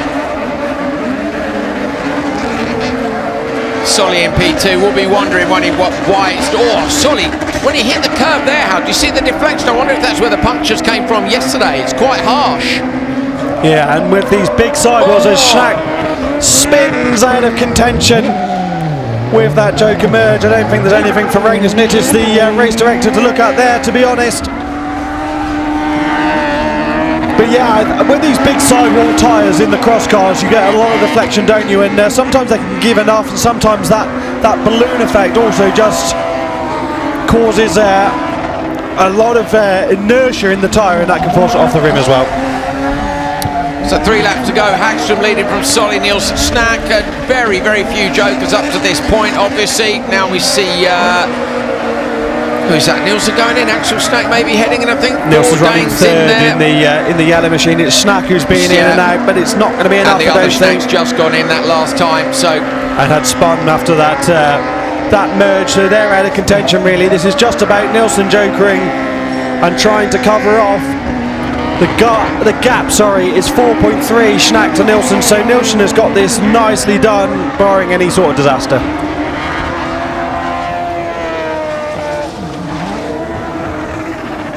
Super dry in the braking zone now. You see a few clouds in the background, but hopefully not too many more weather issues. I wouldn't mind a bit of rain. What are you talking about? You're a lunatic. More rain, please, right now. None of the drivers want that, of course. Into the Joker for Oliver Solly. And Nilsson, they're comfortably out ahead of Schnack behind. That's going to deny Schnack a place in the final this afternoon unless something happens on this final lap. Up front though, Hagström is showing everybody a clean pair of heels. Yes, Solly's been into the Joker, but still a 6.1 second advantage going into the final lap. Absolutely huge, back where he was yesterday, dominating. He was doing 4 seconds a session yesterday. That was only over 3 laps. So much cleaner in the braking there. You can really commit a lot more into that heavy braking area, and there's such a clean line there, Andrew, through the Joker now as well. Nicely done by Hagström, flicks the car into the left-hander. Look, it's got that show-offy style that you have when you know you're absolutely killing it and it doesn't matter. It's Panizzi Donuts in Catalonia business, isn't it, almost? Just showboating over the line. Hagström easily takes it from Solly. Oh, I don't want to do the commentators curse thing, but Hagström is looking so strong these last few rounds that it's yes, I know. Be quiet, enough already.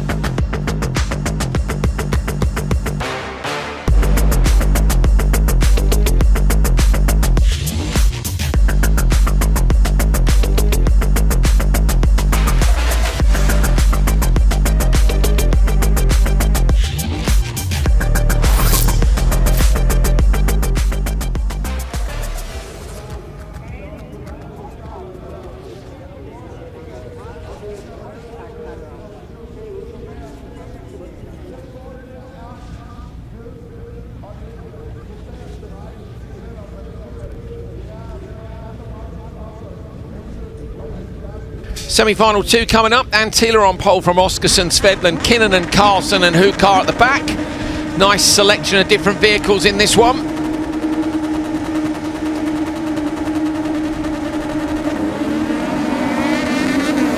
Good start by Austin. Look at Kinnunen moving across. A bit of contact as well. Kinnunen from the back row moves straight to the inside line. Hukar trying to come around the outside. It is Alex Antila who's in the lead though in the 44. Kinnunen goes inside again, gets past Oskarsson. Hukar coming in hot. Runs into the back of Kinnunen. Hukar, the missile from the background, came in way too hot there. I thought Oskarsson was going to sneak up the inside of Kinnunen, couldn't get it done. Svedlund meanwhile has running second at the moment. Where was Svedlund on the grid? I've got it here somewhere. Wrong class. Maybe that's blown away. 2 seconds. Svedlund. Third on the grid, yeah, so made a good position there. Has Carl, the JC driver. But Antila was so good in Q3 earlier on, Andrew, and really capitalising on that performance there to be at the front of this semi-final. Only 2 semi-finals, remember, for junior cross car as well, unlike the 3 for cross car, which we will see very soon indeed. Svedlund's so close to Antila on the brakes at the end of the straight. Kinnunen's going with them, so is Oskarsson. It's still anyone's. I wonder what was on the track there from that impact from Hukar into the rear of, I think it was into the rear of Oskarsson. It looked like mud flat material from the contact, from the looks of things. I think it's just lying flat on the track where it's come off the car. In terms of the championship, Alex Antila was looking to move up, wasn't he, compared to some of the other drivers. Was in P5. Kinnunen also, Tapainen, wasn't it, that was missing? Yeah. Tapainen's the one who's had the absolute shocker. Kinnunen was reasonably high in the championship as well. I think we're third or fourth. Kinnunen and Antila are 4th and 5th, and they'll both be looking to go through here, won't they, to the final. But Kinnunen's under big pressure from Oskarsson. Oskarson's really come of age this weekend, driving very, very well. Maybe it's the advances made in the rear aerodynamics of that speed car. 3 of them going to the Joker this time around. Oskarson's falls wide. Kinnunen on the inside. Oh, and he does, yeah, lost a lot of time. Oh, and they've all lost out to Carlson, who's jokered early and done a great job to pass 3 cars in one move. So move up to second on track, and what's the gap? 3.1 seconds to Antila. Arvid Carlson could be on for a win here, having started on the 3rd row of the grid. That would be absolutely epic, wouldn't it? So it shows how much these guys have been fighting as well to lose that little bit of time. Yeah. Kinnunen might miss out on a spot in the semi here, and it's Kinnunen who is in P4 and looking to capitalise on Tapainen not being here. So if Tapainen missing, Kinnunen in the red and yellow car really needs to be 1 position up. There's nowhere to do it on this lap. 3 laps to go, gone into the Joker already. Antila coming out the Joker and loses the position to Antila, and you're right, Hal, that's a brilliant job by Carlson. And that changes things completely, doesn't it? Because Oskarsson, who was fighting for a place in the final, is now running 5th on track, but only 2.2 off the lead. This is in the fight for second. We're looking at Svedlund all over the back of Antila, coming down the hill into the long and tight right-hand hairpin. Looks to the inside, no way through. Super tight between them. They're just gapping Kinnunen that little bit there, aren't they, Andrew? And I think that's enough to see them both safe unless they get tangled up. Yeah, Antila should go through, shouldn't he? But Kinnunen comes just as you say that, closes down on the brakes. They're all getting much more confident back on the in the braking area now, aren't they, compared to earlier on? There's a lap to go, so Kinnunen is the one who must make a move from a championship standpoint. Hal, Antila in P5 in the standings is going to go through. Kinnunen desperately needs to get up 1 place. I tell you what, if they tangle in front of him, he's going to be absolutely laughing. He's been I don't think Kinnunen's got the legs on the straights. Look at Svedlund as well, in the brakes, going down the straight, trying to avoid running into the back of Antila, but Antila does a great job defending through the right-hander. Again, Svedlund's right into the rear of the Finnish driver. They're all hitting the limiters, aren't they, with the gear shifts, trying desperately to get looks to the inside line now. Antila coming under that pressure. Sorry, Svedlund putting the pressure on Antila. Kinnunen right there as well. Kinnunen closes down on the brakes but can't do it. Carlson, meanwhile, is coming through the final corner any moment now. Brilliant battle. Svedlund's going to look to the inside. It in. Can't do it though. Antila going to hold on. Kinnunen is going to miss out. So the P4 driver in the championship standings has missed out on the final. Antila, who was 5th in the standings, does go through. Arvid Carlson does as well. And both JC Race Technique Junior drivers in the final, Carlson and Svedland. Jon Kristoffersson and co will be pleased with that. Carlson hasn't made it through, Hal, to the final. This is the first time Arvid Carlson has made it to the final this year, because you can't count the first round in Tierp. That was a rally sprint format. Gone through with a win. Brilliant drive. From the back, as you said, that's a brilliant drive. 6th in the first corner. Look, right at the back. Hukar's going to have and the second corner, because Hukar's going to have a big old lunge here. Way too late on the brakes. Kinnunen gets that shunt forwards. Carlson, meanwhile, from 6th goes into the Joker. What a brilliant job. Yeah, agreed. Look at this, side by side. Unlucky there Oscarson was to lose out. And once you end up on the dirt, almost ended up in the wall in the Joker lap on the outside line. So it is still dirty offline in places.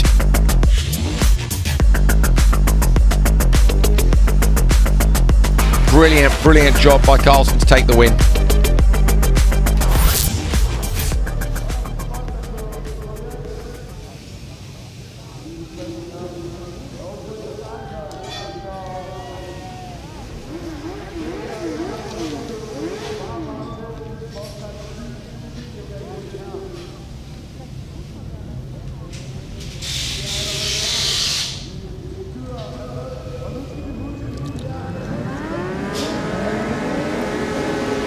Crosscar semi-final 1 ready to go.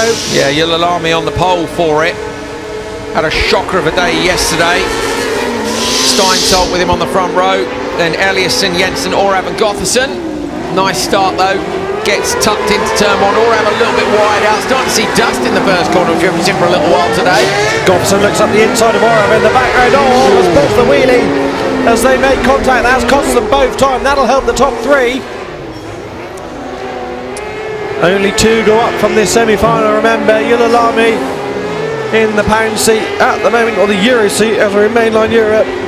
Steinsolt running the Euro second. seat. That's amazing. It's in the Euro seat. Sorry, okay, yeah, carry on, as you were. Eliasson and Gothersson have joked on the first one. You're entertaining me now, Hal. You really are. Yeah, it's a big turnaround in form from Yillalami yesterday. Do you have any idea what happened to Yillalami yesterday? No. Right down at the far end of the paddock, unfortunately. Very tricky for us to get down. Well, we just can't get down there, unfortunately. That's it. Once we're on air, it's game over. So yeah, Yillalami having a much better day, and it'd be good to see him go to the final rounds in Germany full of that confidence. Still, of course, the final to come today, but looking to show everyone that he is in the mix. Oh, contact up into the air. That's Eliasson who got launched and the rear wing's hanging off. The rear left has got a puncture. The rear left exploded on landing. You saw it land on the sidewall. You saw the puff as the air all came out of the tyre. What a shame. Yeah, just a tiny touch of wheels. That's what happens when open wheel cars get touched and get launched. So that won't have been a soft landing either. You'll feel that right through the base of the seat, all up your back. Be quite a jolt, I am sure.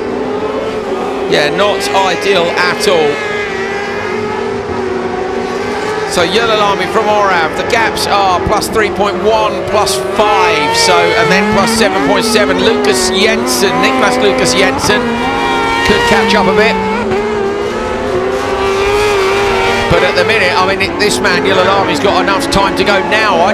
How we always say go early, don't we? Definitely don't go on the last lap, but he's going to hold on for at least one more. Orav spins. Orav's had a disaster. There's no reverse. He's going to end up in the same position we saw somebody yesterday. Now the car ends up on his side. Orav is out. Oh, it's a shocker. That was nearly the slowest roll in the history of time, wasn't it? As it teetered on that tyre. That's what Steinsolt did yesterday. Just got stuck right up there, but that was more pointed to the moon. You've got to wait. If you end up with the half spin and you know you're going to hit that tyre set, you have to come off the throttle and get as much lock on as you can. You've got to avoid the tyres. Having seen you drive an RX 150, that's very hard. It's really hard. It's really hard. The patience thing is just, and also, unless you jump on the throttle and try and solve the problem. He's out now. He's holding the car on the car. Come on, mate. You can't stand there. You can't park there, mate. Just doesn't want to hurt the bodywork by rolling over, which is fair enough. Can't park there, mate. Yillalami has gone Joker. Yillalami right to the wall on the outside, just a few millimetres to spare, really. This has played massively into Steinsolt's hand, who ironically was the driver, as I said, in almost exactly the same position as Orav. Orav has had an up and down year, but has shown brilliant pace at some rounds. Shame for the Estonian driver. Gotherson hammering the pressure onto the rear of Jensen going up the hill. There is nothing to choose between that pair. As they come into the braking area on this final lap, up front though, Ylälami has a massive margin over Steinsholt. Ylälami takes it, flicks the car over the line, shows the delight. Gottherson's right into the rear of Jensen, drives over the Danish drivers to get to the line first. My goodness. That's going to be an interesting one, isn't it? Is that permitted? Driving over the driver? And broken the rear suspension. You'd be so annoyed, wouldn't you, to get to the end of the weekend and then receive such damage. And also, I take it not make the final because, top two only. So actually, you could argue it's almost a bit pointless, isn't it, to do that? No, if you need the points, every point counts. Need to see the merge. Look at the start from Ylälami. That's what we said earlier this year, is how brilliant he was in the starts. It was just a battle. They both showed good ages ago, so tricky. Look at Orav see Steinsholt jump back on the throttle and the nose of the car lift. I want to see the moment at the end of the straight again. Look at the Gotherson. It was a good pass by Gotherson to fair. Orav wouldn't have seen him because he was coming in hot, but he was 100% alongside before Orav turned in. It's almost this a block is the end of the pass there, straight. Look isn't at it? this. Oh, Eliasson's dropped it, hasn't he? Well, maybe not. It's almost a half spin. It's almost a half spin in front of him by from Lucas Jensen. and then he got collected. Like, he was carrying awesome speed through the apex, but here's Orav's spin. That's tough, mate. How do you even avoid that? I don't know. Do you go reverse, full lock left and then gas it and spin the whole way, or do you wait for it to stop full lock right? No, so it wasn't him holding the car. It was a Marshall. That's very kind, isn't it? I think I might have left it myself. There it is. That's the Gotherson moment at the end. Yeah, okay. They're sort of from the merge, aren't they?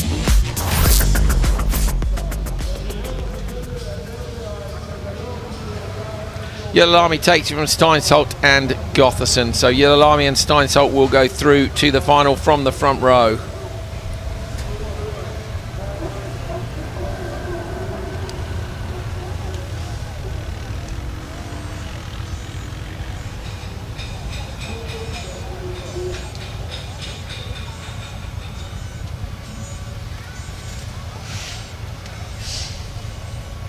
Okay, so I haven't been looking at my WhatsApps enough, and there's many of them. Brenius Nittis' message saying he asked for the onboard for car 99. That's Lucas Anderson, I'm sure, in Supercar Lights. It is, yeah. Too aggressive looking. Let's see. Looking again, he's saying it's far too aggressive. Let's see what it looks like from inside the car. That was at 15:35. Then at 15:49, he says black flag. So he's DQ'd him instead of 5 seconds. So he's obviously he looked at that several times. Thought, not sure on the decision on that. He's asked for the onboard. The team's taken the onboard, and he's gone. Yeah, that was too hard. Wow, fair play. So how is that changed? That's why the Supercar Lights grids were slow coming through. So let me try and. So Lucas Anderson qualified 8th, Andrew, and he will start. Will he start 4th on the grid in semi-final 2? That is a. Not ideal, and he's behind Janssen, Mounier, Darback, and ahead of Linné and Soderholm. That will be a tough semi-final for Lucas Anderson, as Lucas Orav drives back from the incident. Short shifting in his cross-kart machine as we head to semi-final number 2. Bertelsen and Noah Jorgensen on the front row. Then it's Oliver Lucas Jensen. So 3 Danes on the front 2 rows. Alexander Hume on the outside of row 2, the Norwegian. Vettel 3, the Norwegian, on the inside of row 3. And on the outside is Dennis Munch for Denmark. So we have 4 Danes in here. You'd like to think that they can stick one of them into the final, wouldn't you? A Finn and Norwegian have gone through from the first one. This is Denmark's best chance to get someone in the final because there's only one in that last race. So Bertelsen versus Jorgensen on row 1. Hume going to try and come around the outside, and the blue car gets great traction, going to pitch it in. Alexander Hume has done the job from the second row and loses out just on the run to the second corner.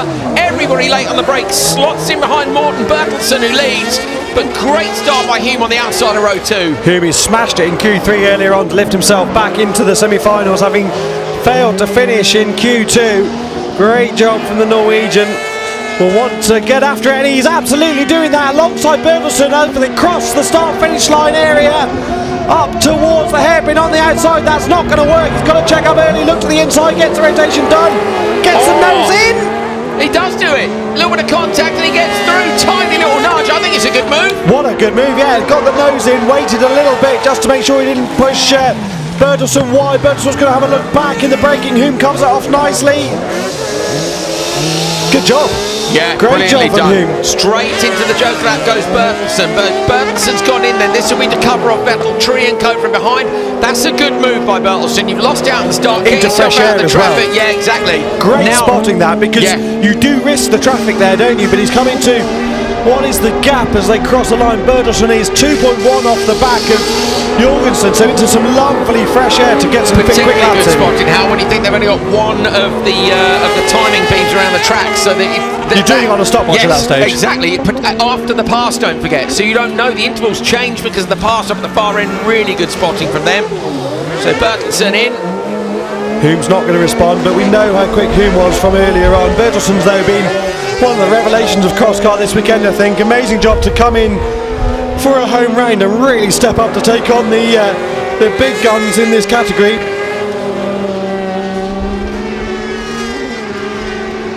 You can hear one of these cars is running an 850cc engine, can't you? It's the low revving noise compared to the high revving 750. I like the high revving ones. Hal, what's your thoughts? Yeah, I'd probably go 750. Just for the RPM? For the acoustics. Just for the acoustics. How the rallycross musician, but I do know, I agree. I like the RPM. So how far back is Bertelsen? Last time it was 3.8 off the lead. Look at the attitude of Hume out front. You see the rotation change on the car. It's wonderful to see in the distance. I think it's Jorgensen with the different engine. Into the wall for Jensen, that is, I think, in the speed car machine. Or was it Bertelsen that just clipped the wall? Sorry, it was Bertelsen who just touched the wall there. More pressure behind, sideways from Vettel 3. A couple of the speed car wonders chasing him down. So that could really have undone Bertelsen's challenge here. Having been leading on the opening lap.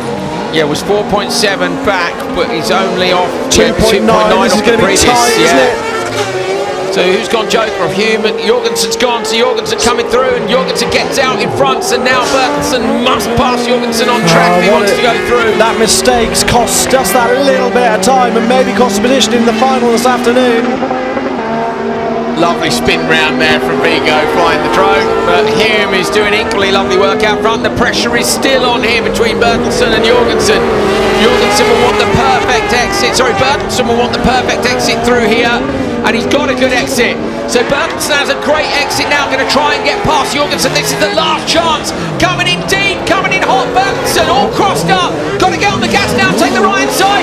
They both run wide. Vettel Tree goes up the inside, and neither Jorgensen nor Bertelsen's going to get there. Alexander Hume takes the win, and it'll be Vettel Tree who comes through to take the final place in the final from this semi. Wow, good effort. But no cigar. And there we were, championing the early joker from Bertelsen. Didn't work out, did it? Maybe should have stayed out. Hindsight is a wonderful thing, but had he followed... When do you see how two drivers go through from the back of row 3 and the front of row 4? It's nearly always at least one off the front row in these semis. Junior cross car. Yeah. But not often, and I think that's indicative of this circuit and how good the racing is, how easy it is to make a move. There's not that many tracks now where you can do lots of overtaking in a single lap. Is this becoming our favourite rallycross track? I'm serious. There's something that Hollius has got which is special, and obviously there's some amazing... What I would like to see is that race we had that Hedgestone won last year where he beat Kristoffersen hands down was a great one. What I would like to see the best of the best go head to head in the best supercars, RX1 cars. So you want to see Edstrom in the Audi, you want to see Kristoffersen in a Polo. Yeah, Hansen in a 208. Yeah. Backward in an Audi, for example, or a Focus RSRX, and then see what sort of racing it produces, because cross cars always have good racing because they're so small. Yes, indeed. Not just because they're small, because they're also good drivers and have good racing, but it does make a big difference when you can get 4 of them wide in the corner. Right, last of the semi-finals here. Rasmus Persson, og så skal vi se Supercar på bassen startrækker. Og så har vi altså her, kan I se med startnummer. We've got Eek Mørstad, Svensson, Kong, Persson, Hukar and Tudo. Remember the front two, Eek Mørstad and Svensson, are locked in a championship fight. Noses rise across the grid at the same time. Brilliant reaction time. Svensson is squeezing Eek Mørstad. There's not quite enough room, but Eek Mørstad somehow holds on. Triple spin almost in the background. We've lost Kong. We've lost Hukar, and the championship protagonists come together. That's a disaster. They're both out. Eek Mørstad and Svensson are parked in the gravel after contact on the run to the first corner.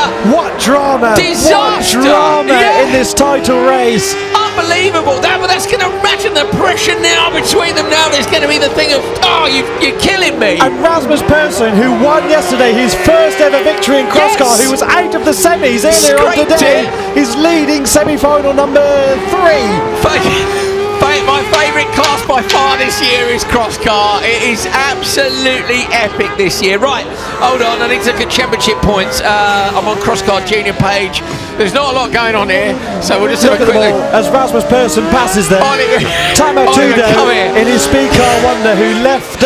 Oliver Eric, sorry Hal, Oliver's just walking in. He just said, what the hell, roughly was, mate. They were not my words. Not my word. Did you see that? No, I just saw the cars on the inside. Okay, so basically it's our championship P1 and P2. Touched each other, and so Svensson squeezed Eek Mørstad on the run to the first corner. And championship P3 Ronalds Baldus didn't make the semis. So Ronalds didn't make the semis. Robert Cerner hasn't made the semis. Yunalami has, but Yunalami had a shocker yesterday with a Q21. So it's the look at them. Holy smokes! So if that's your main championship rival and you're parked on their head, how's the emotion at that point? Yeah, I don't know. Yes, you do. Yeah. You're living, aren't you? Yeah.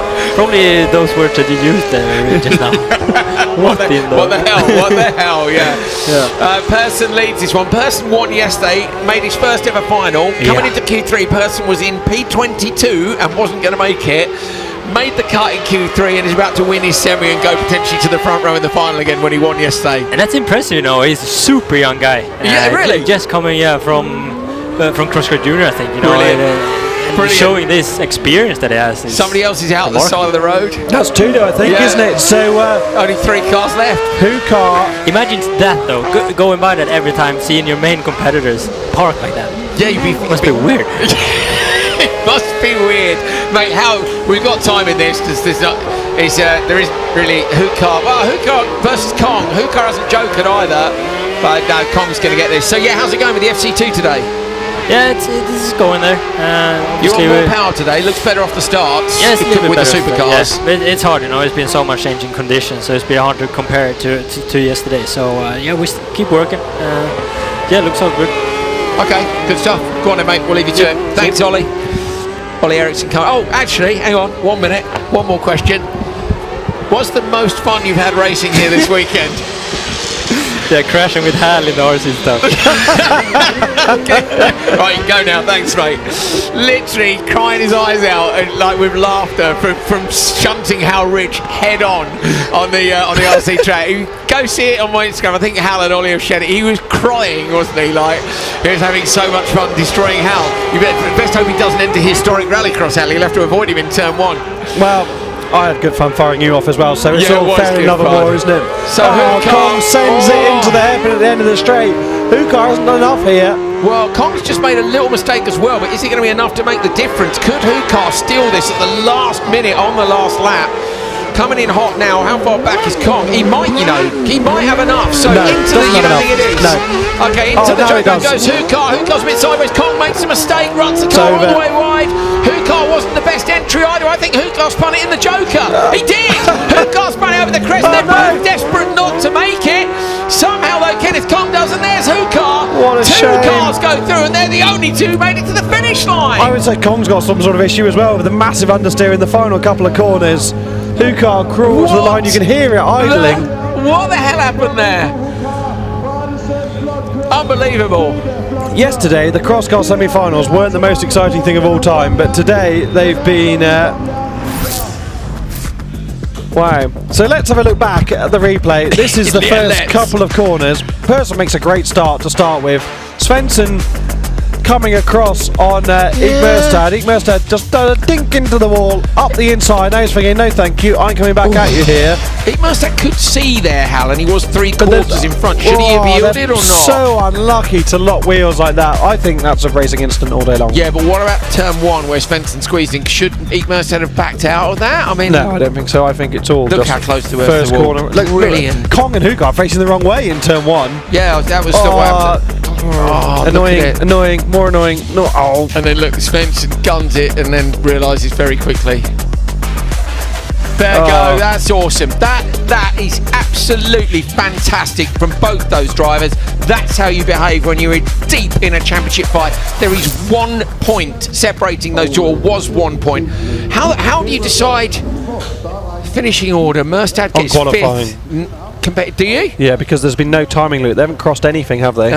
Where did they qualify? Mørstad did out-qualify Svensson, yes. So, he's going to be... He was 1 point ahead, wasn't he? Do you remember?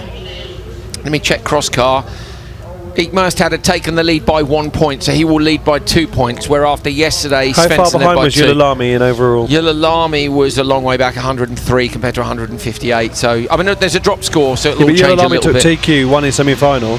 Yulilami could be on max points here if he wins the final. But even so, that would only put him on 133 if he got the whole lot. He'd still be plus 25 points back. But 26. With 2 rounds to go. Yeah, true. I mean, it's Well, I loved seeing those two get out and go, you know what, it happens. Well, I think you also know as a cross-car driver that once you've got tangled up like that, they'd lock wheels, they've given each other plenty of room into turn 2, they've bounced over each other, and what can you do? You can't reverse out of it, so yeah, difficult. Brilliant. Absolutely brilliant. It's just supplied such drama and it's so close between them. Awesome stuff.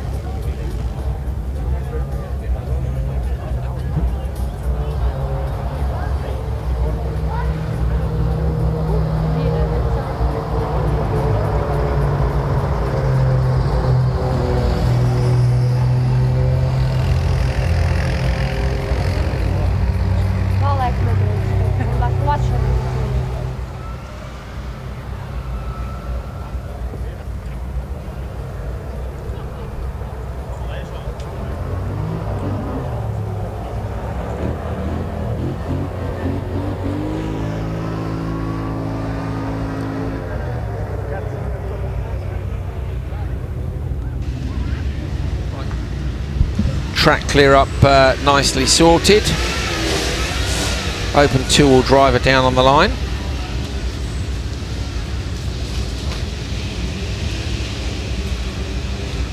Lucas Gabrielson, the TQ man from Victor Johansson, born Stewart, Thomas Liskowitz, Rolf Verhoeven and Mikael Persson.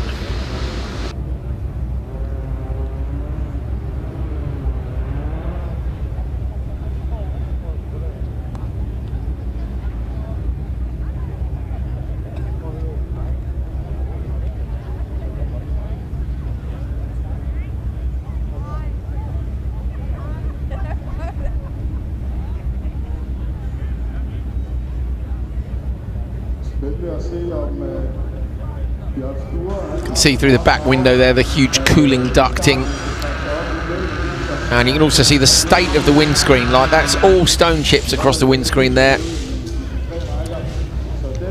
And we see a rallycross car up close. They often look nice at the start of the weekend, but by the end, look, front right arch, look, 4 rivets and a little strip of metal behind, stripped back to the fiberglass from rocks hitting the front of the car. age-old phenomenon that a rallycross car is at its worst when you need it most. Yeah. Having fought your way to the final, when you need to execute the best, the car's often not in the greatest shape. No, very often. Gabrielsen, the top qualifier yesterday, was P3. Victor Johansson on the outside yesterday took his first win of the year. Bjorn Stewart is having a good weekend, but I reckon it's between these front two. Johansson got the best start several times yesterday, does the same again today, but Gabrielsen has always got them on the run into the second corner, and he just does it again. He goes up the inside like they've left it wide open for him. Stirring to the back, yeah. And again, come on, lads, careful. So Victor's car is in one piece, but it is Gabrielsen who leads. He could well get a puncture from that bodywork stuck in the rear tyre. Something's fallen off on the back of Johansson's. Johansson just turned in way too late to the first corner, didn't he? It just went straight on, didn't it? Yeah, he was heading home for Sweden by the time he got the Merc turned in. Gabrielsen just snuck up the inside. So nimble, that Toyota Starlet, isn't it? It really is manoeuvrable. Yeah, tiny. I love how different it's gone. Look at that. Almost full Finland air, isn't it, over the jump for the Starlet? I'm sure it doesn't weigh 500 kilos less than the Merc, although I'd actually like to know what it does weigh. Is there even a minimum weight in open two-wheel drive? I bet there isn't. I can't remember off the top of my head. I kind of hope there isn't. The rules are pretty open. I think that the minimum weight thing is usually for safety in Supernational. We have this debate in the UK all the time. Yeah, so it's with not the about Vauxhall using carbon fibre and BX220 stuff. sports car type machines, and then the space frames, which you can run super light, but you get to a point where you're within the regulations, but they're almost too safe. light for safety. As Johansson runs wide a little bit. Gabrielsen nearly wheelies over that crest. Marceau Launay is reversing out, and the team have worked so hard. The entire front left corner is new. You can see new caliper, new brake disc, new suspension parts on it. They've literally just finished that car. He's heading down through his pre-grid now. They've done a hell of a job to get that ready. But meanwhile, Gabrielsen leading like Johansson. Person's the first of the cars to a Joker. Person down in P4. Look, the gap back to first, though, is a long, long way. 7.9. He's 4.3 off the back of Bjorn Stewart. The top three will go through, remember. So Stewart at the minute could go Joker. I probably would. Still smoke. Was that smoke or dust from the back of Johansson's car, rear left? Won't be surprised if it's a bit of smoke from the contact that he endured in turn 2 from the front of the Focus. Gabrielsen ran a bit wide there on the exit. Stewart does go Joker, so this will be to try and cover off Person behind, and he should easily do it. Yeah, will easily do it. Comes through the right-hander and just hug that inside curb. Patient now on the throttle, and then away. Good stuff. What's going on, Hal? What's in the chat? Oh, yeah, my laptop shut for a little while, so it's refreshing. Mega. There we go. What an insight. So yeah, thanks for the insight. Steer ahead of Person. Person can apply some pressure now, of course, try and pass on track. Victor Johansson is close to Gabrielsen. I think he's going to go Joker this time. Yes, he does. You can just see he can use a little use of the handbrake on the way in to get some rotation on the Merc. Tight to the barrier, then get it straight on the exit. And now wait, because coming out the Joker tightens up this left-hander, meaning that the exit onto the straight is harder, and you need a good exit because this straight is long and there's time to be gained down there. Gets eaten up pretty quickly by several hundred horsepower. Gabrielsen has a gap of 4.9 after Victor has jokered, so should easily come back out into the lead. Or Gabrielsen over the curbs on the inside line, through the right-hander on his last lap, in the last couple of corners. Look at that, steering left the entire way through the right-hander, flicks it back the other way. Can he convert today from top qualifier to win? Yes, they got P3. Today, it's P1 in the semi-final, so it'll be on that front row. Good job by Gabrielsen. I think he lost the semi yesterday. I can't remember, but I've got a feeling he got out-dragged by Johansson yesterday and didn't get back through, but I can't remember. This is what we were saying earlier about double headers. I'm afraid it's just too many results. What was it Homer Simpson said about, you know, too much information goes in and important stuff gets pushed out? I know the feeling. Yes, exactly. But amazing. I mean, Gabrielsen, he's just every single time they go into that second corner, he goes, cheers, lads. I'll just come up the inside. There's the bits of bumper coming off the back of Johansson's car. And ultimately, that was how it finished. Gabrielsen, Johansson and Stur going through.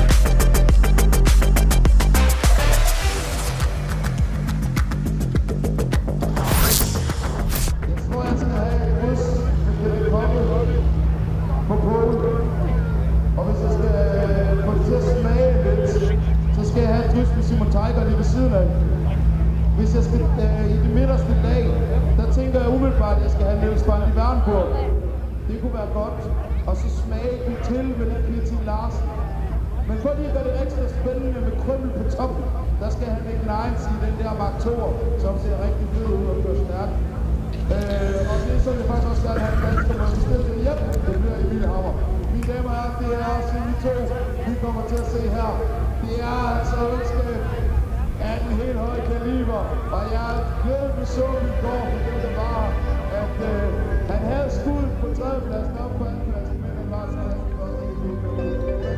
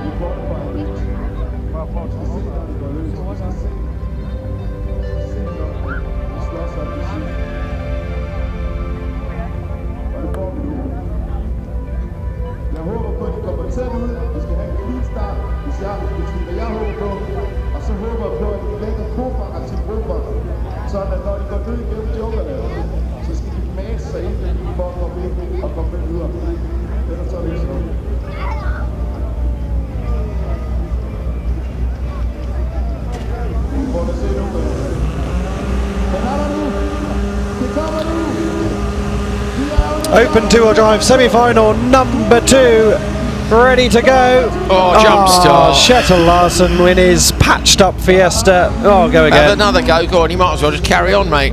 What about Niels van der Warrenberg had a go as well. He took advantage of the other. Oh, wow, mate. It's not ideal, is it? Well, do you know duct tape's available in white, Hal? I didn't know, actually. No. Must be only available in black.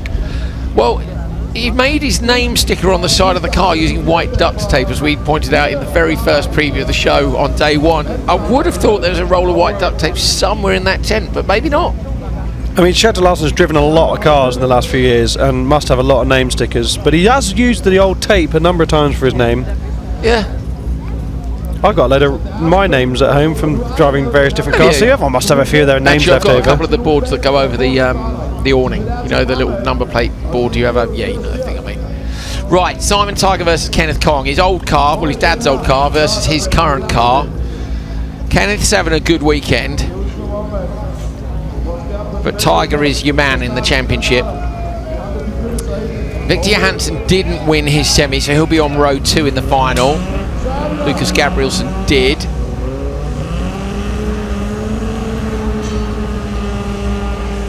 Right, Simon Tiger, then he'll roll it off the line and then he'll unleash the fury on the run to the first corner. Oh, here we go.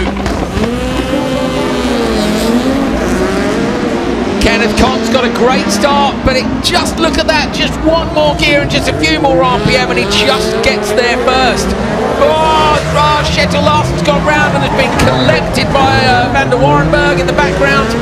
And that's basically left Van der Warrenberg. Oh dear, Larson also got caught up in the background there. Who else was back there? Emil Hammer, I think it was. I had a joker then, Andrew, from second. If the spot was on the ball, I would have gone straight into the joker and then got the hammer down, because we know that Kenneth Conn has got brilliant pace here on his home circuit. Simon Tiger there looks like he's turned up the BMW for this one. Look at it rotate into the hairpin drive up the hill in this second semi-final. Conn taking chase. Conn's closer here than we've seen him all year.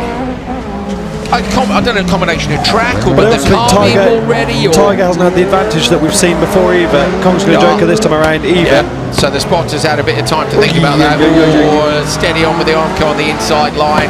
Now this is all about Conn trying to get the hammer down. Now previously we'd have seen Tiger go again here, I think, just to eke out the margin, but we know that Tiger hasn't necessarily had the dominant form that we've seen previously. So you think you might go early just to cover off, or at least try? Oh, Conn's made a mistake up at the far end. Styles it out nicely on the exit. What engine you got in that? Is it a straight six or something? Yes, I think it is. Yeah, you can hear it. Lovely. So Tiger, does he go joker? Yes, he is. Look at that. You can tell immediately. I think he's done it. Yeah, so that small mistake from Conn 3.5 probably be just enough. Was the gap? Yeah, it was easily enough. It's fairly easy, isn't it? Haven't seen yet. Yeah, comfortably ahead. Same gap really. Increase the margin, I would say, if nothing, or if anything. So Kjetil Larson and Emil Hammer are still going round. Nick Nayans was a DNS in the Mark II Escort, and Larson and Hammer unfortunately did for themselves in turn one. Someone's had a fair old spin at the bottom there, judging by the time marks. The donut and styled it out for the the spin is just halfway round, isn't it? If you style it out, you give it the full autograph. Down the box. That's the noise we always talk about. Conn is going with Tiger here. Is there an element here of Tiger saying, I'm in the lead, I can save the tyres? I don't know today, because Conn's been so quick. Because we know Tiger struggled towards the end of a day before with tyres, don't we? Conn's on the best lap of the race, some 3 tenths quicker than Tiger. So, but Tiger is driving tidy, isn't he? And Conn's making a few little, can you call them mistakes? He's just not as tidy as Tiger is at the moment, running a little bit wider in places. Tiger's eating out the margin now. Even if Conn has been consistently quicker.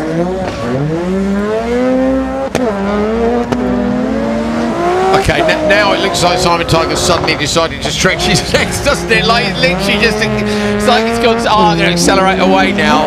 The gap was 1.1. What is it now? A lap later, Hal? It's gone up to 2.6. So he's just literally checked out by 1.5 seconds in one lap. It felt like he did it between what is turn one and the last corner. Just thought, right, I've had enough now. Let's go. Yeah. Let's go. I might get a puncture. I'll need a bit more of a margin. What's the film with Unleash the Fury? It's Road Trip, I think, isn't it? Do you remember the bloke's got a snake called Mitch? No idea. He wants him to unleash the Fury. No time for that, mate. Have you not seen Road Trip? No. Someone in the comments says... it's so dismissive. It would be cool to have some British RX two-wheel drive during the party. Yeah, it would. We've had, as Tiger crosses the line to take the victory ahead of Conn, Niels van der Warren, meanwhile, is going to make it through to the final. Where is he? We say he is. There he is. There he is. Just a small margin behind. Yeah. Yes. That's some from turn one. Yeah, go on. Samir Wallach came to Riga a couple of years ago with his BMW M3. He wants to do more of this in the future. Shall we look at turn one? Look here. So I would like to see Jason Bleasdale come with his VX220. That would be interesting. And Darren. It was Hammer, wasn't it, at the back with Kjetil Larson? Hammer's the one going around the outside at the moment and spinning latest. Larson pointing absolutely the wrong way in the first corner. Dear. Not the best preparation for taking on your mates in the Norwegian Championship next weekend. Oi, oi, oi. And this was thing he'd be saying, isn't it? Oi, oi, oi. This was close for Kong. That barrier comes up quite close. There's a few ponds around this track. Oh, there's it. Yes. Hammer time. Get the hammer down. Hammer time. I don't need those. Okay, there we go.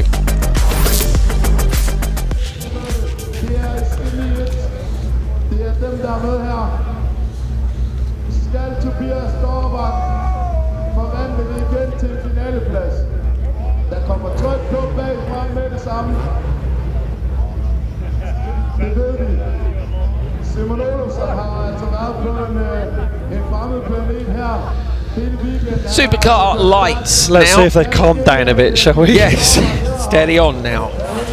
Less of this kind of thing. Olofsson, Tobias Darback racing at home, Victor Christensen, Ida Tornholt, Niels Christian Haugen, Eric Hesler Berget. Really should be a race between the front two mostly, and then whoever picks up P3. Olofsson, yesterday's winner, but Tobias Darback has had 2 second places recently. I would love to get a win. Squeezes Christensen into turn 1. Okay, I think we can forgive that. Braking on the inside for Olofsson, they're a train. Tornholt gets into the back of Eric Hesler Berget, and then Berget goes off to the Joker. Berget's going to come out here, but behind Haug, and that's going to be a trafficky situation for the Norwegian, isn't it? Well, meanwhile, up front, Olofsson and Darback have got a clean pair of heels. Christensen lost out a little bit in the first couple of corners, running third though, second ever start of Supercar Lights, going pretty well so far. Tornholt got stuck in turn 2 as well, didn't she? Yeah, she did, almost stuck fully into the rear bumper, but yeah, not too, I don't think there was anything too untoward. Darbeck did put a bit of a squeeze on Christensen. Classic concertina, isn't it? Just into turn 2 there. Yeah, you've got to. So Darback would like to match. Olofsson said they have had a few issues with that car, haven't they? I know they were fixing the underguard yesterday. And brakes as well, they lost towards the end of the final. Yeah, but Olofsson had a brilliant performance yesterday. They keep talking about getting rid of the car, but then you wonder, you know, what was it? Sandra said to us yesterday, what would she do? She's like, I'd twiddle my thumbs basically and carry on working with the American teams. And she's working in STCC as well. She is, I think, yeah, she's busy enough. But it's really about what Simon does, isn't it? Yeah. I'd love to see Simon step up and see what he could do at supercar level, at open four-wheel drive level, as Berget fighting the back of Niels Christian Haug. The lesser experience of the two Haug brothers. This is not helping his cause to get through to the final. The winner from day one in Alsbyn a few weeks ago. Olofsson eking out the margin here over Darback, a 41.1 last time around, a 41.6 for Darback, a 41.2 this time, a 41.3 for Darback, so they're matching each other 10 for 10th. The two leaders, Olofsson looking at his majestic best, and I've said it so many times, when Simon's in the right frame of mind, in the right groove, and the car's working, he's almost unbeatable in this class. So it's almost what Ollie said, yes, Kevin said about Ollie yesterday, the brother compliment you said, wasn't it? If he's in the right mood, he'll absolutely smash it. You kind of know when he's doing well. You know, at the minute, for me, Simon only looks like he'd be beaten by some kind of a problem. Anderson and Janssen have almost seemed to have lost their heads a bit this weekend. Yeah, it's been great for us to watch, but a remarkable turn of events, given how composed Anderson's been through the year. Yeah. Janssen, as you said in the opener yesterday, has had such a difficult RallyX season.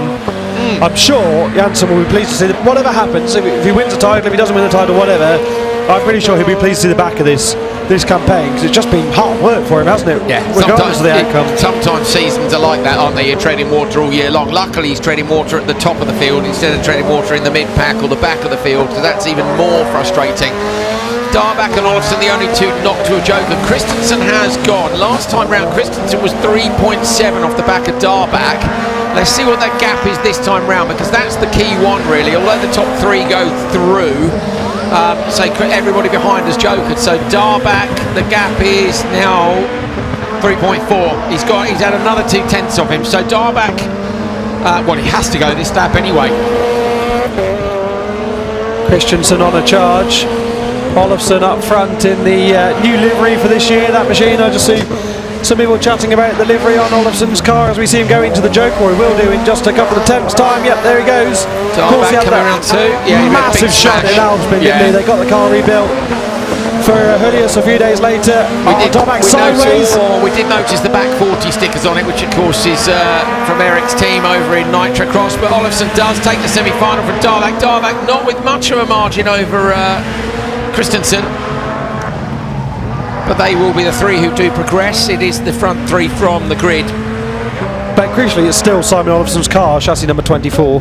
For anyone It is. who cares? Yeah, I care. They just did an epic repair job in just a couple of days to get it fixed for Julius in the Swedish Championship event that was on the Friday night before World RX in Julius, and Tornholt carried a lot of speed there into the first corner, didn't she? Darvak almost looked like he missed a gear. He was going with Olafsson, then suddenly the two cars behind him both gained on him a metre or two in an instant.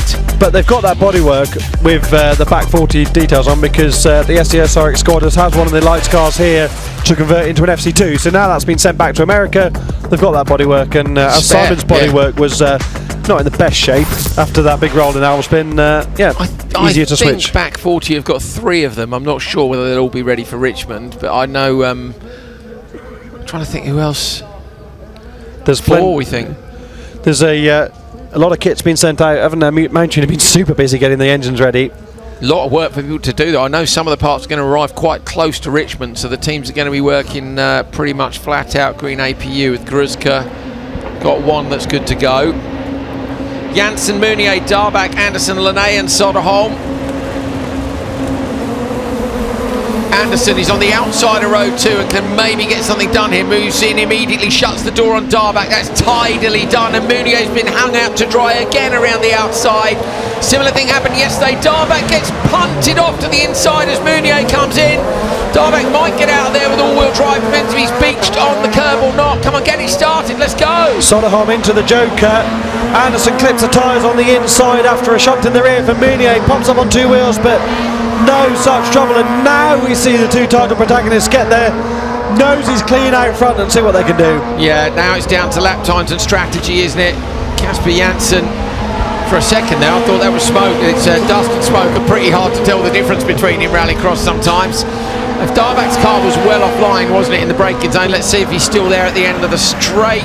What a shame for Kevin Darvak either way, because the second row start still there in the turn 2 as it is on the first lap. Linné's going to joker. No, he's not. I thought Linné was had all the signs of jokering that time around. Soderholm in the background, the only driver to have jokered so far, but realistically is out of this unless something happens to Meunier ahead, I think.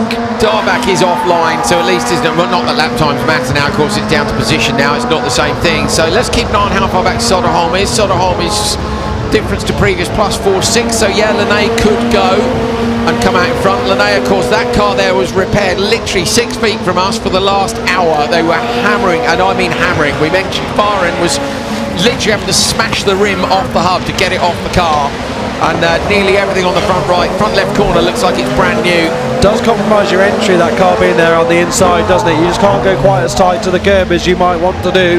Certainly going to compromise someone looking to go up the inside on the last lap, isn't it? And one of the overtaking moves, yeah, because that's one of the best overtaking points on the entire track. You got to risk taking a bumper off Darvak's car as well. At the moment, there's no need for it because Meunier is getting away from Linné. Meunier's going brilliantly here. If these three continue like this, look, Meunier's going with the pace of Anderson. Anderson actually wide. Meunier up the inside line. Meunier's going to pass Anderson down the straight now. Anderson drops back in behind him, so a mistake from Anderson again, and Meunier capitalises.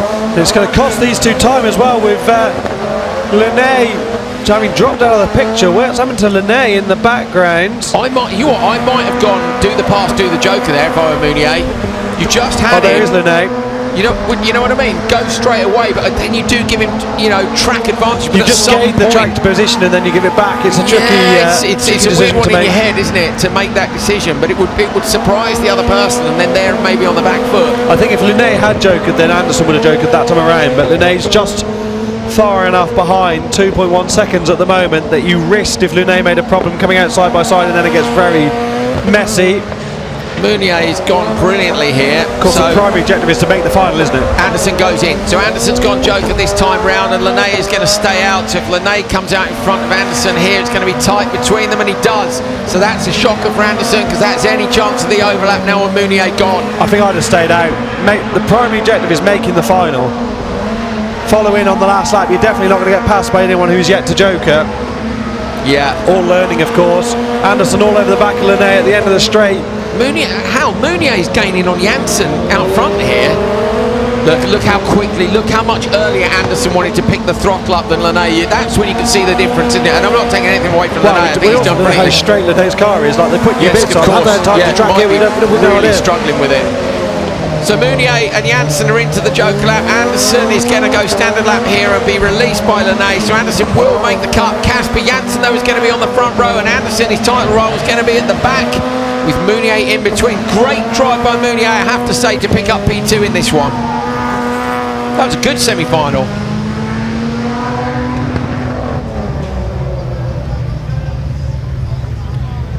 So 5 out of the top 6 have gone through. It's only Kevin Darbach who missed out. This is another look at the start. Look at that, Anderson did well. Look, he really did nicely to close the door instantly on Darbach. And then what happens to Darbach in the background? Oh, he just runs out into contact with the rear of Mounier and spins round she went. Pretty well buried at the rear, wasn't it? It was up to the axle at the rear. And that was it for drama, really, wasn't it? Apart from the pass between Mounier and Anderson, which we're about to see. Anderson just goes that little bit sideways. Then Mounier gets the good run up the hill. Look at the difference. Literally, what it's half a foot, then 6 foot, and then you've lost the position. Jarno Laukkanen asked in the comment, isn't British RX two-wheel drive rules very strict? Because Finnish national rules are quite loose and these RallyX rules are very much more open than ours. Supernational in the UK is basically, there's a weight limit, and then basically it's same number of cylinders as standard, engine in the original location, two-wheel drive. That's the basic premise of the rules. He's having a great time, isn't he? Is that your man from yesterday? Yeah, still yes, going. It is. Wow, those shorts are low. Supercar lights fan. Yes, it's having it. What's even more amusing is there's no big screen, so they've got no idea they're on the broadcast. Short's going to fall down. Short's actually going to fall down now. He's swinging the towel around. I am guaranteeing he's sleeping in that motorhome tonight. That man is not driving home, I promise. If he definitely isn't. Look at that. Look at that, Hal. Oh, yeah. He pulls out the American Pie move with the towel. What a legend. Well, that's better than yesterday, which was it? What was the dance yesterday? Was it Saturday night? Was it something I can't remember? Something cheesy, wasn't it? That was better. Although still, that music was absolutely terrible.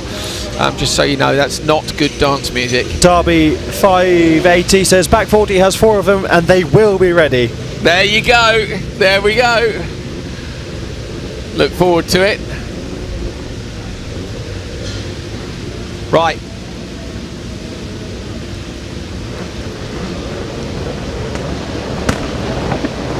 It is. We got a missing car out. Trying to figure out. I think it's Dahl is missing from the grid. Dahl is missing from the grid, but you're looking at Tapinen and Oliver Eriksson on the front row. Tapinen gets better traction on the line and moves Ollie out immediately. Ollie then puts a squeeze on Martinson behind, shuts the door on him. Ollie will now look to the inside of Tapinen on the run to the second corner. Tucks the FC2 underneath the back of the Ford Fiesta. And it's a 1-2-3 at the minute. Tapinen, Eriksson and Martinson. I think if this was a semi-final full of winning, event-winning potential drivers, Ollie would have jokered then from under the rear of the Fiesta, but the pace differential front to rear is so big you can't afford to take that risk. Look at the Clio all over the back of the FC2 going up this long straight here in Nysum. So they've been lucky, or Ollie's been lucky. Dahl is gone, of course, DNS. Martinos has gone Joker straight away.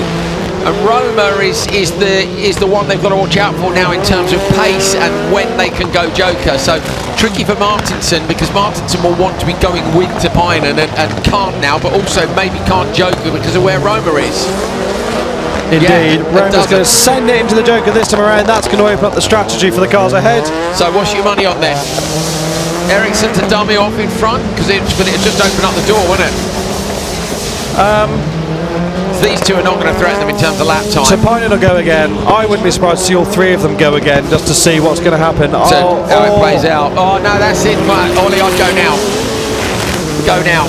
Mistake from the car behind. His spotters might not be able to see that though. They won't have the TV feed. That's the far end of the circuit. So Eric Farren was spotting for Ollie yesterday. Kevin's spotting for him today. I think he will go this time around. He's coming too hot. Is he going to go Joker? No, he's not. He's coming a bit too hot. I would have gone there, would you? Yeah, I don't think coming in too hot matters so much because you could have still made. Martinson's gone. Ooh. Martinson's Jeopardy. gone. Right, so now, with Martinson's mistake on the previous lap, you must go. He must go. I think he'll go again. Do you? Yeah. I think you send him. I think Ericsson goes in on this lap because Martinos made a mistake on the last lap. The gap was 5.2 to previous, definitely. 0.6 of a second behind Tapinen on best lap. So Ollie Ericsson, I think send him. Hal thinks another lap. Here we go. Yes!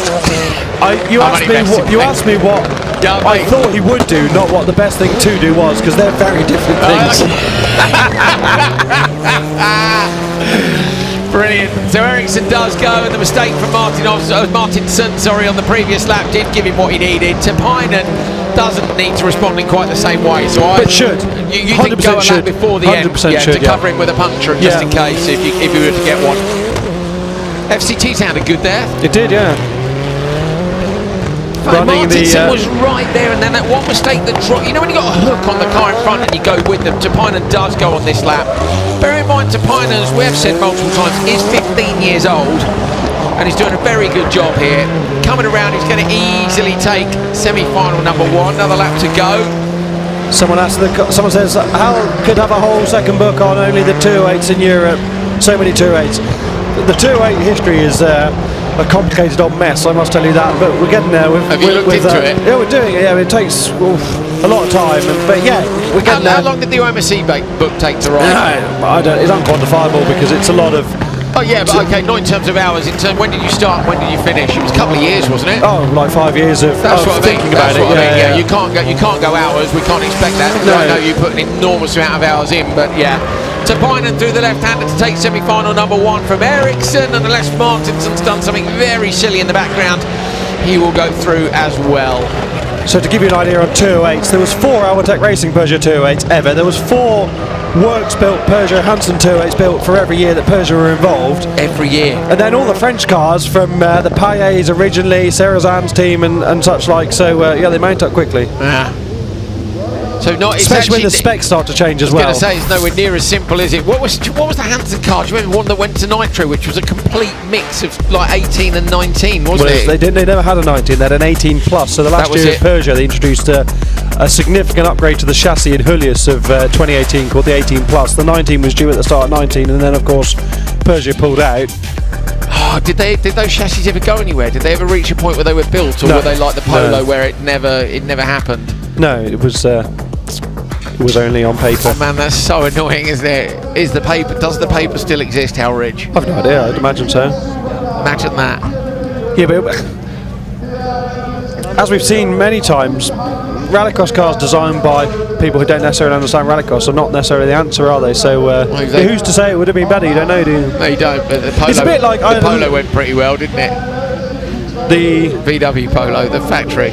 Of course, yeah, but that wasn't a rallycross car, that was a rally car. That's what I'm saying. Rallycross cars designed by people who don't know rallycross aren't necessarily. No, but they did because they'd done the Beetle in GRC, and they had Kristofferson, and they had Solberg, and that was a different kettle of we could talk about this for hours. We could, we haven't got time. Linnemann, Enland, Oman, Tam and Christensen. This one I think will be a tighter fight. You can't pick the 3 that are going through quite so easily.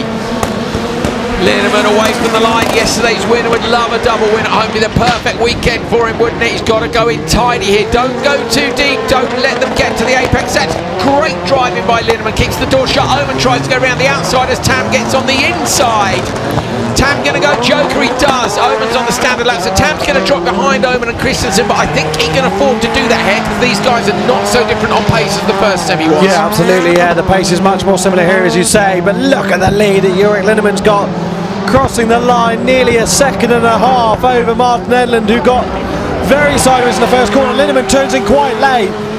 Martin Edlund turns in very early and gets rear of the Fiesta 8, but Linnemann is driving like someone well on top of that Volkswagen Polo. Interesting how you look at Linnemann Q1 yesterday, and he nearly put it in the bank so hard as to roll it, and you said to me after, oof, I thought he was going over again. He's had a couple of big shunts recently, but that's more like it. That's the mature driving that wins events. He's getting into turn 1 and then holding the apex. But even the attitude in the first corner, so he's getting almost over-rotated in the first corner. He knows this track well, of course, but it's that big input with the steering and then holding it sideways. Point it at the apex and keep it it's on a risk, the inside. but it's a calculated risk, certainly at his level.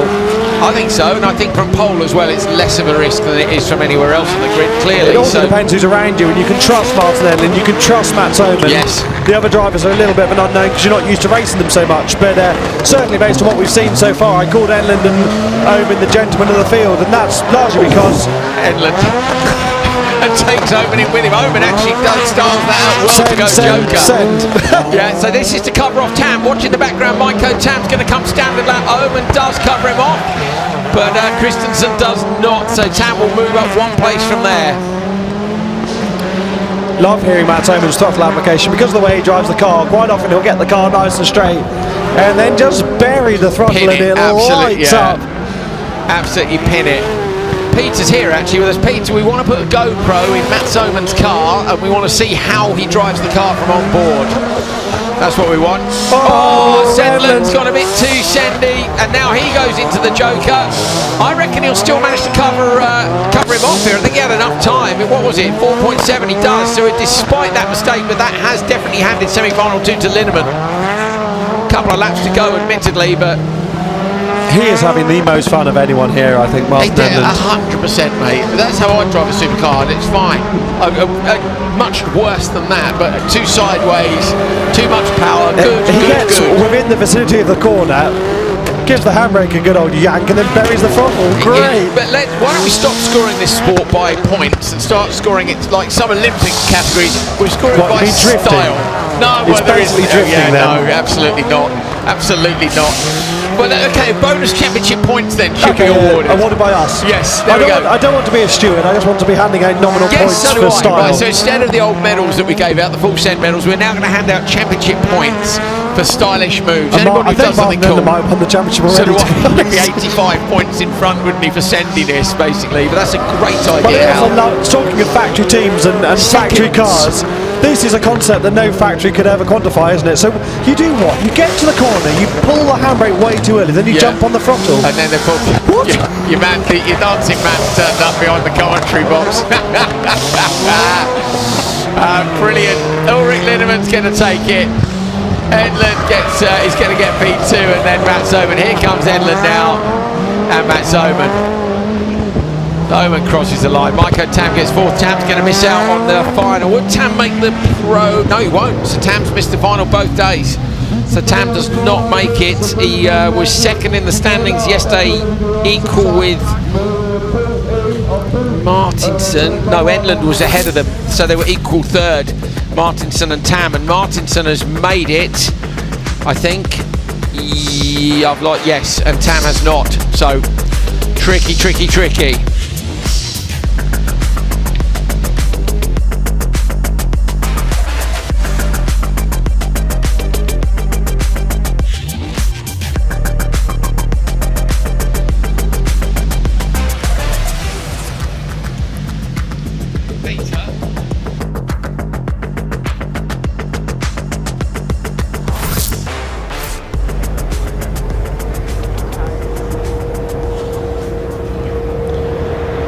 So Linnemann takes it from Edlund and Omen.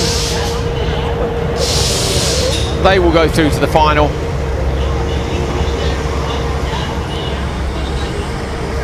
And they'll be joining Joni Tapine and Oliver Eriksson and Philip Martinson. But don't forget, we have also got the Pro-Am final for two-wheel drive and for four-wheel drive as well.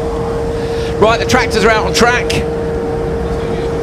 And we're getting ourselves ready for the finals. The last race is from round 8 here in Denmark. Dancing Man's joined us here in the commentary box, but I don't know whether you're going to get the chance to see him. There he is!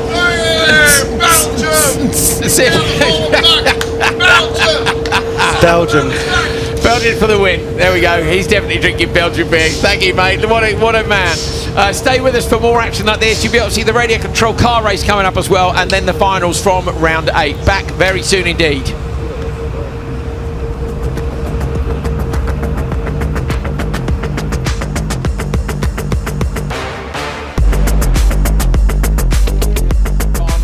raining. It was dry yesterday. It rained about 3 minutes after the final that this man won, which I'm sure he was pleased about.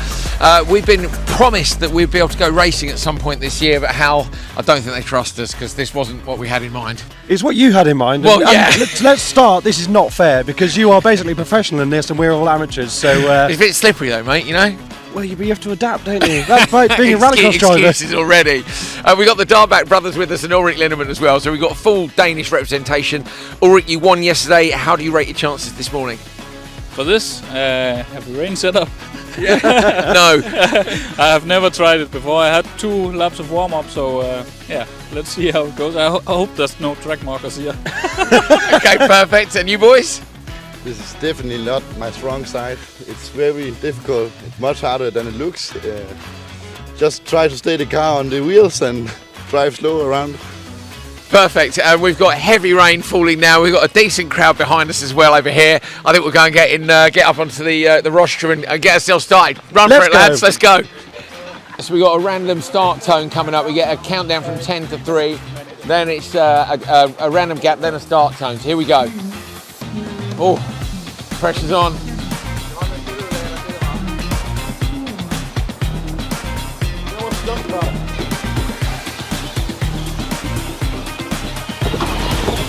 No.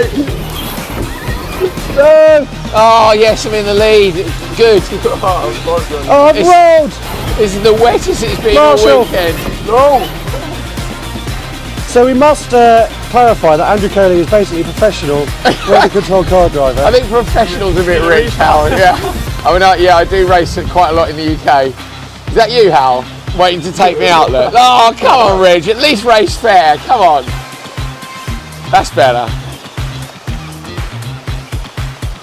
There's actual tracks in the rain. Oh no! We had a little go last night, and it was wet. But this is unbelievable. The spray's ridiculous. Oh! Hal, you are so dirty, and you still can't get past. It's ridiculous. Are you like this in a real supercar? You're getting a reputation. Oh! I just did an endo. It's mega, isn't it? Ideally, you want to stay on the res and keep the nose up. It doesn't seem to really work. Oh, sorry. Oh, Hal, come on. I was in the middle of the straight. Absolutely shocking driving standards. I was having a spin. What great fun. Oh, is that you again? Yeah.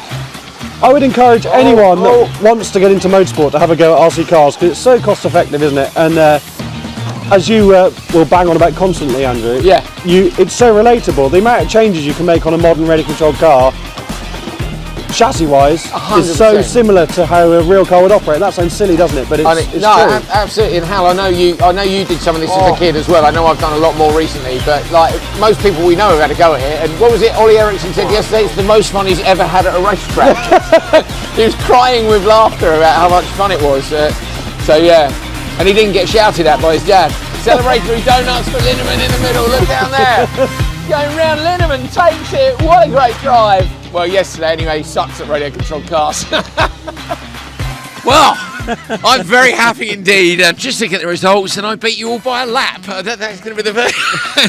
I did. I think it's because I had this one with the RallyX Nordic stickers on the front. I mean, it's a proper car. We did it. We had an onboard camera. We caught a roll on there. Definitely helped the onboard because it was writing you when you rolled. So I only seemed to roll how when I got. What people don't know was that Andrea was the only one on wet tires. So excuses. Honestly though, Hal, I thought the Danish drivers were terribly dirty out there, and they tried to take us out at every opportunity. Although I don't think you completed a single lap fairly either. Oh, that's not true.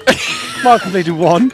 But where's Rainis Nittish when you need him? These boys are under Rainis' jurisdiction all weekend, so now they can let themselves free a bit. Yeah, they can. But yeah, so you guys were all within 40 seconds of each other. So best lap time for Hal was a 16.3. Now that's definitely cheating because my best time was a 27. Maybe just not quick enough. Mate. Yeah, maybe. He cut the straight.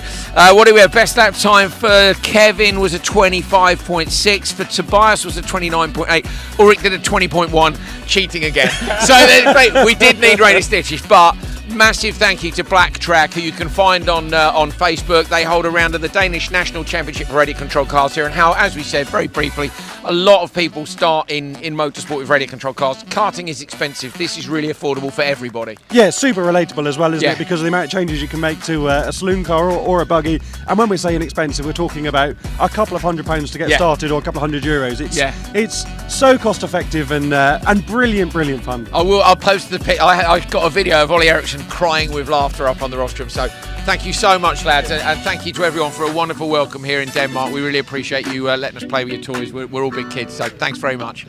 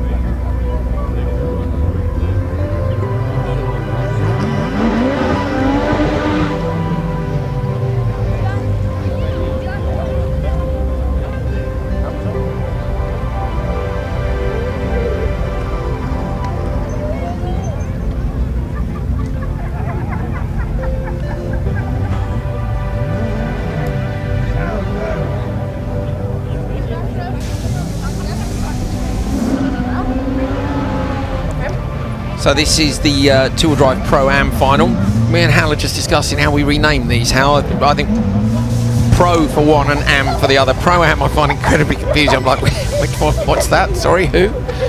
Yeah, and I don't think this isn't as snobby as circuit racing, is it? So no one's going to get upset by being an Am, because ultimately you're not a pro. Mate, I'd enter Am all day long. Well, we know that. Yeah, exactly. Yeah, there's absolutely no zero question about it.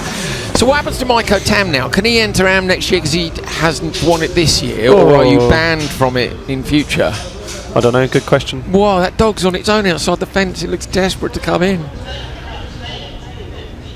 Is it on its own? No, it's got an owner. Oh, relief. Your man doesn't... I don't think he's here for the rallycross, Hal. I think he's here for the dog walk. Okay. A somewhat decimated field from the looks of things. Nick Nayans didn't start the semi, so I'm guessing he's not going to be there. I'm personally not convinced that Gabrielson should be in Am, really. No, of course he shouldn't. He just top qualified and gone on pole for the profile. He's a ringer. You can do that as an Am, can't you? That's fair enough. But like, just consistent, brilliant performances, I think. For many years. Yeah. Oh, hang on a minute, Hal. It's a bit jiggery pokery going on the grid here. Look. I'm just going to have a look at what the YouTube comments thought of our racing. Somebody's cold and wearing. Was that a bin liner? How are reporters of the RC Stewards? Yes, get out of absolutely. it. Hal was cutting. See you later, guys. Okay, good. See you later. Friends from Estering leaving the track, and we'll see them next week. Ah, he's here. Nick Nayans has made it to the grid. So he did make it. He missed his semi, didn't he? But yes, Hal cheated in the RC cars. Not true. He did. Camera shows Hal cutting the whole track to crash Andrew. Yes, no, yes, it did. That's exactly. He did it on several laps. He did it on several laps. He's a cheat. I'll tell you what. He's very good at taking people out. But he didn't. Luckily for me today, I'm not going to lie. I had an exceptional car today. I'm the person in rental karting that waits for my mate, so I'm not interested. Some of my friends, Tom Banks, Vince House, etc., would sit there smashing in lap times. Boring. I'd much rather have a good race. Would you really? I don't care who's quickest. No, I it's rental karting or it's radio control cars. I don't. The bragging rights are being fastest. I enjoyed it when you and me were racing last night. You got quite serious about last. Yeah, you want to. I do know what you mean. You basically, if someone gets miles away, you'd rather they wait than have a little ding dong. I get that. Yeah, no, I get that. And then if you're really good, mate, just put them in the wall. Where's he going now? Hasn't turned the GoPro on. GoPro not on. Radio not working. There you go. Fair play. Yeah, fair enough. They let them on the grid. That's obviously it's been a right stress for them to get there. But I think by is that fluid dripping out the bottom of it as well, or is it looks like something pouring out the bottom of it? To be honest, considering the whole grid's dry, I'd be desperate to get going at that stage. So no one notices. Maybe they washed it, and it's just water pouring off the roof. Yeah, it must be that. Yeah. Hopefully it's not fuel or oil pouring out of the back of the Mark II Escort. Yeah, what Peter's frowning at the screen. Have a look at the rear left corner of the Mark II Escort. What we don't need is a delay. There's fluid pouring out. Oh dear, that's a waft of smoke as well there, Hal in the back. No, that's not. It isn't. It is. Right, Gabrielsen, Larsen, Nayens, Van Hove, and on the back, Person's missing. So when Nayens does get away, there's not too much fluid on the floor. As Gabrielsen gets away easily down towards turn 1. Look, I've lost all car sounds again. There they are, they're back now. Good little adjustment on the older audio box. We're laughing. Well, to be fair to Kjetil Larsen, the car's pretty beaten up already, so he might as well get Sendy in this one. Yeah, Norwegian event next weekend that he's preparing for. The car's going to need some love, isn't it? Between maybe now not and then. then. Yeah, maybe not. Good point. For the first time since Tierp, I'm cold. You mentioned that earlier. Yeah. So Gabrielsen then basically is having a little warm-up. Does he get any extra tyres because he's in Pro? Mistake from Hammer goes up the inside. This is a fight for the podium, isn't it? Between the two of them at the moment. Nick Nayens was on the podium yesterday in this category. Meanwhile, Gabrielsen's just disappearing up the road as we would expect from the starlet driver. Let's have a look at his lap times, I guess, compared to everybody else as well. Into the joke lap. Who was that when the joke lap? Was it Van Hove's got Joker? Yeah. So Nick Nayens has already jokered in the Mark II Escort. Let's get the Mark II Escort onto the podium. That's what I want to see. I think he's going to. A repeat of yesterday. Come on. Something's got a misfire, isn't it? Or is it just a good pop bang when they lift off the throttle? Yeah, it's more of a low rumble rather than a...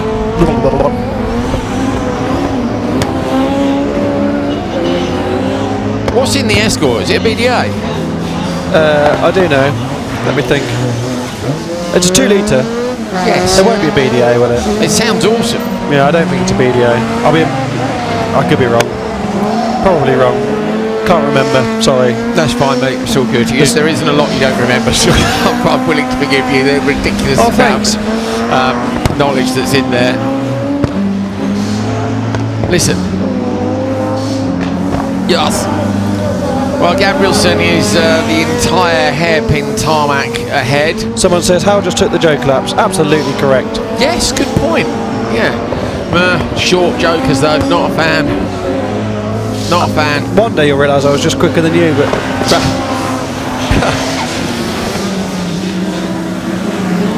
Little chirrup there from the wastegate. Lovely stuff. Choo-choo. Larsen goes into the joker. Hammer stays out. Nayens has got to try and get past Larsen. Not going to do it though. That's to cover off Nayens. Yeah.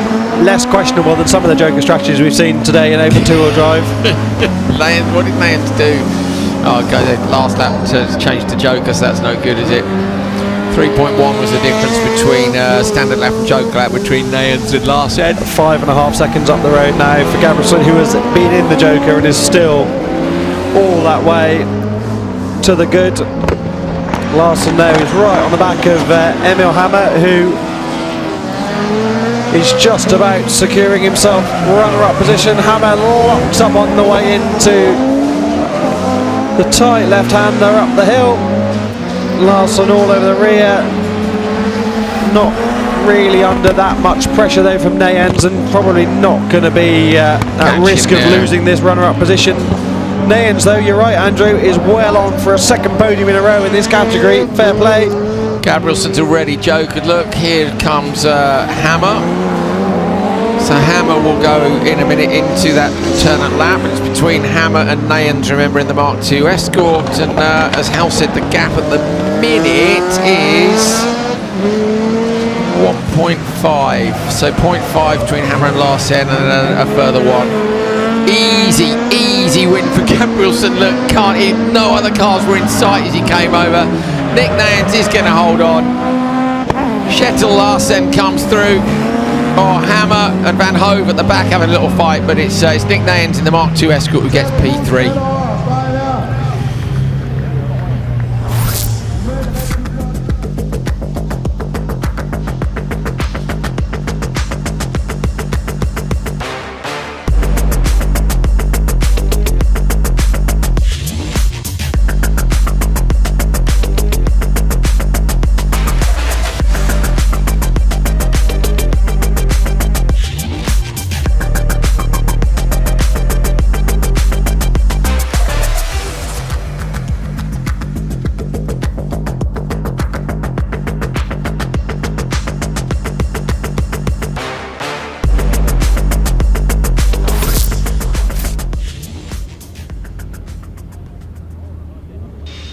Lucas Gabrielson takes the two-wheel drive AM final from Kjetil Larsen and Nick Nayens.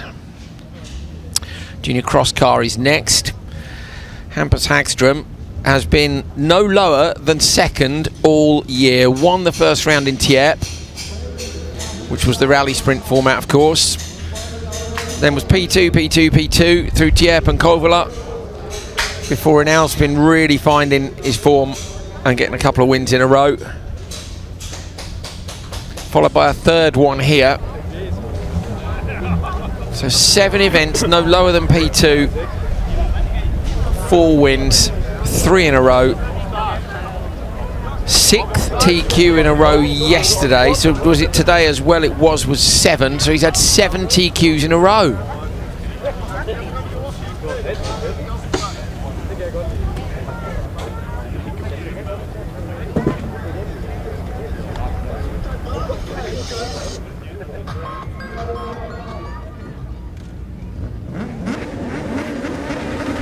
Here we go.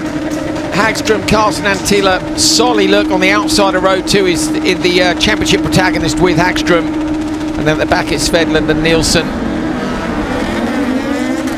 Hagström gets a much better start than Carlson. That's where he's been doing it all the while. Alex Antila looking up the inside. Oliver Solly's lost out. He's down in P5. He's on the inside of Nielsen in the yellow buggy now. Solly needs to try and hold on to that position. Just inside Nielsen, almost hits the tyres. Solly goes through and holds on to 4th, maybe, yeah. Gets a nudge though from Nielsen in the back. Meanwhile, Hampus Hagström out front is looking like he's on already. Although, you know, whisper it as a commentator's curse for his 4th win in a row. That little jump in the throttle for Alex Antila in turn 2 just got him out of that 3-way tussle that looked like it was going to end in a bit of a mess. Nothing he could have known about that. He was just trying to get the nose a little bit deeper. Great job from Antila, who was brilliant earlier on today. Solly all over the back of the Finnish driver, but Carl Svedland, who's been into the Joker, has been really quick this weekend. And as we saw in the semi-finals, Andrew, with Arvin Carlson joking early, then coming back through the field, Svedland is the one to watch in this at the moment. How many paces can he make up? Who's going to respond to him? Yeah, so Solly's gone in response straight away. So Solly will look to hold on to the position and does. So Oliver Solly's done a good job there. Pretty wise move from him. Solly's looking smooth. I've done my theory already. Yeah, the two of them can still go together, can't they, and try to make up. So the thing is, though, that again, although the depth of talent, I think, in junior is not as, well, it's definitely not as deep as it is in senior cross car. When you get to the final, you can be pretty sure everybody there is very quick. Carlson is on fire there this afternoon, having come from the back to win that semi-final. He set the fastest lap of the race, a 44.5 last time around. Hagström did a 44.6, but Hagström had such a good start. That's really where that margin was won. Choke lap this time round for Antila. So Antila This is to slots out cover off. P3, yeah, trying to cover off Solly in the background. I think Job Solly, done. yeah, just about going to get there. Gets it stopped nicely on the way in. Tucked into the apex. Solly hits him twice on the exit. Then, in the background, look, you can see Svedlund glance the wall as well. You can't do that. You can't hit front to rear. You've got to be careful in those situations, otherwise you'll have Reynolds in your ear saying... penalty. Yeah. Yeah, penalty. I'm trying to think what's going to happen, Hal. Solly looks up the inside of Antila. Gets such good traction, doesn't it? The speed car machine out of the corners. Trying to think about the grids with the DQ for Anderson, actually, which we heard about a little while ago. Lucas Anderson got DQ'd after Reynolds took a second. Look, Solly goes out wide, looks to the inside. He's got to be careful not to open the door on Svedlund from behind. Because Svedlund's right there as well. So these three actually, and look at that. So Nielsen comes out in front. It wasn't Nielsen behind when they went in. Great job. Solly's up the inside with Antila coming out of the final corner, but it tightens here over the line. Nothing to choose between them. Sat on the rev limiter down the straight. That was close, wasn't it, as that barrier came up on the left-hand side? Cost them time though, hasn't it? Fighting has cost them time and put Nielsen up a position. Now Solly looks again, he gets a nudge from behind, he slots in, touches the taps to the side of Antila's car again. This is massively playing into the hands of Carlson, who is 5.2 seconds ahead of Nielsen. Locked wheels for Solly. You can hear the tyres protesting. So I think this is a first final for Carlson. Will be a first ever podium as well, if he can maintain second or even third come the finish. Arvid Carlson, yes, correct. Not even in. I was sixth in the first round, but then we said that doesn't count really because it wasn't a proper final. It was rally sprint format, wasn't it? So yes, it's a great job. Hagström here, Andrew. 44.3 last time around. A 44.0 is the best lap set by Hagström, so the pace is really there from Carlson this afternoon. Now a mistake from Nielsen opens the door. Antila has a look to the inside. Oliver Solly trying to go round the outside. Solly now cuts back the other way. Something's got to give here. Yeah, Hans is going to something is going to happen at some point. The end of the straight, looks up the inside. Antila goes late on the brakes. Nielsen tries to shut the door, gets back alongside, rides the back of Antila. It is a proper train through here. Solly can't find a way through. Antila is back and now fires him off. Hal said it, something's got to give. They run out of sensibility, and finally Solly gets up the inside. He was patient, he waited, they run into each other and he's got through the gap. So fantastic stuff. It's another win for Hagström, which to be fair, we were watching the right battle there. That was a brilliant battle. Hagström wins.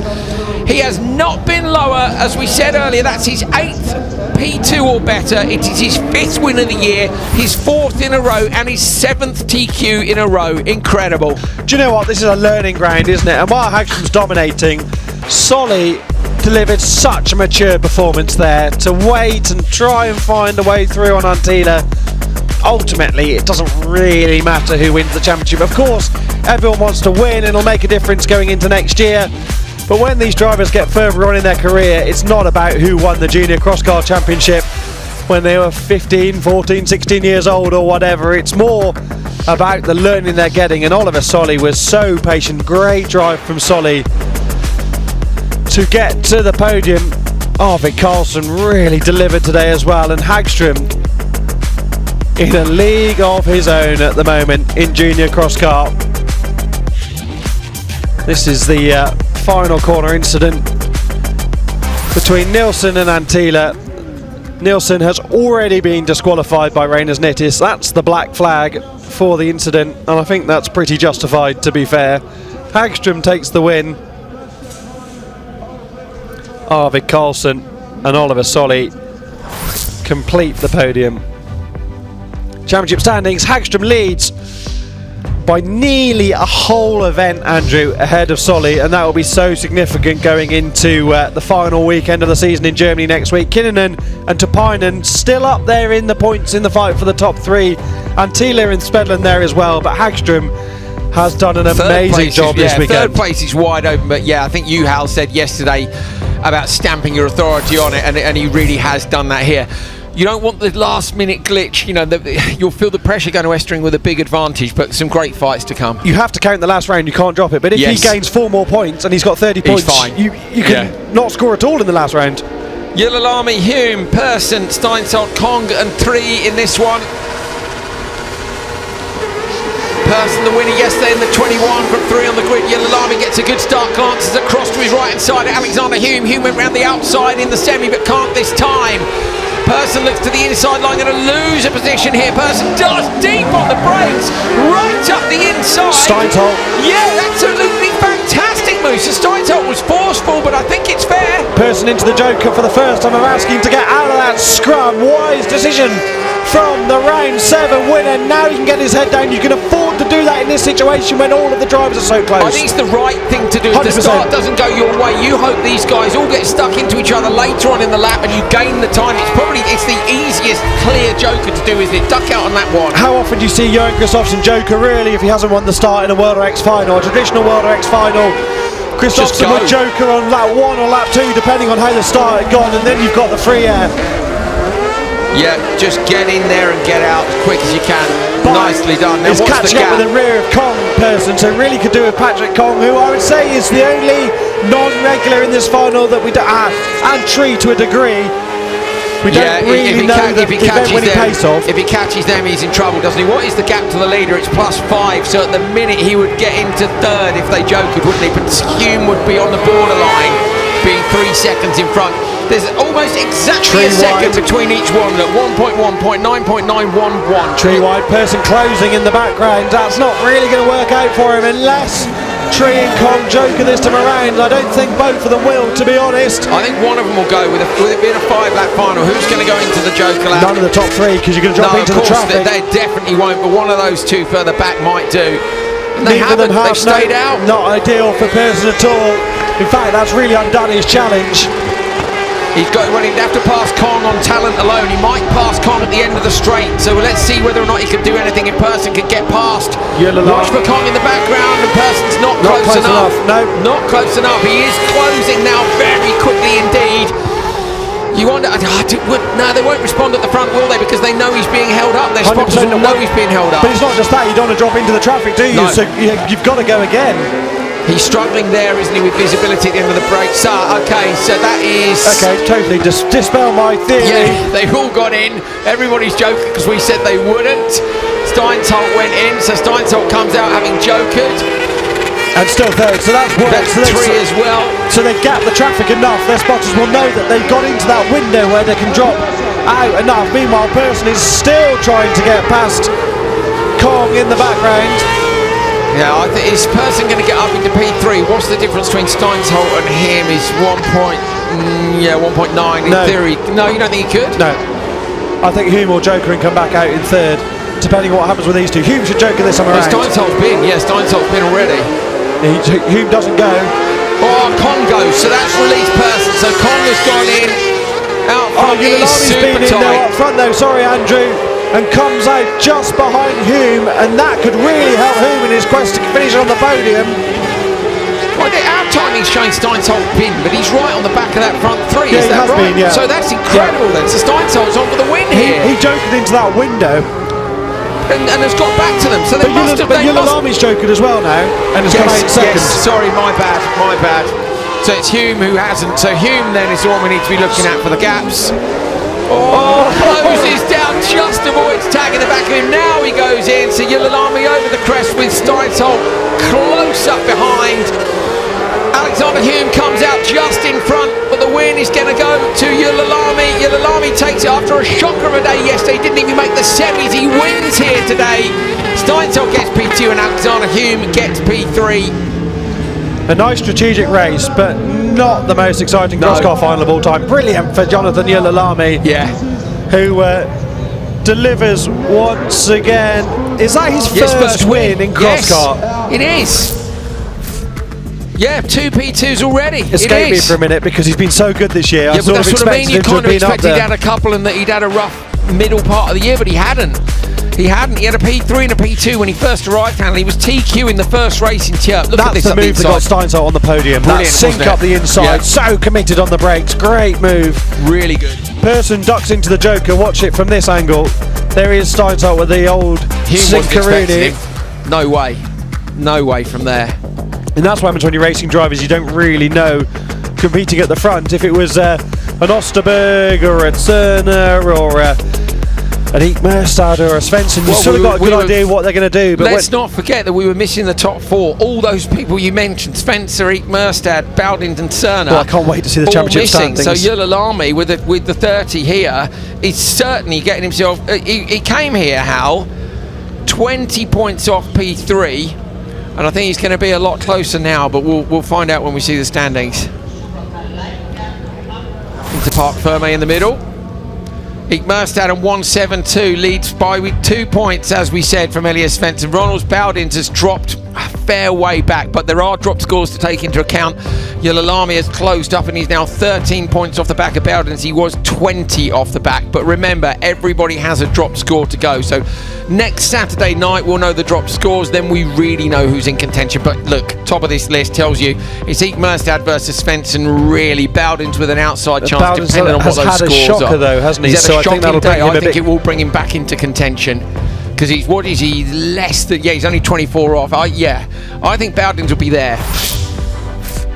Mind you, Yulalami, once his drop score's gone, gets too complicated. My brain's starting to melt. We'll worry about the drop scores next weekend. Just enjoy the racing. I like cars.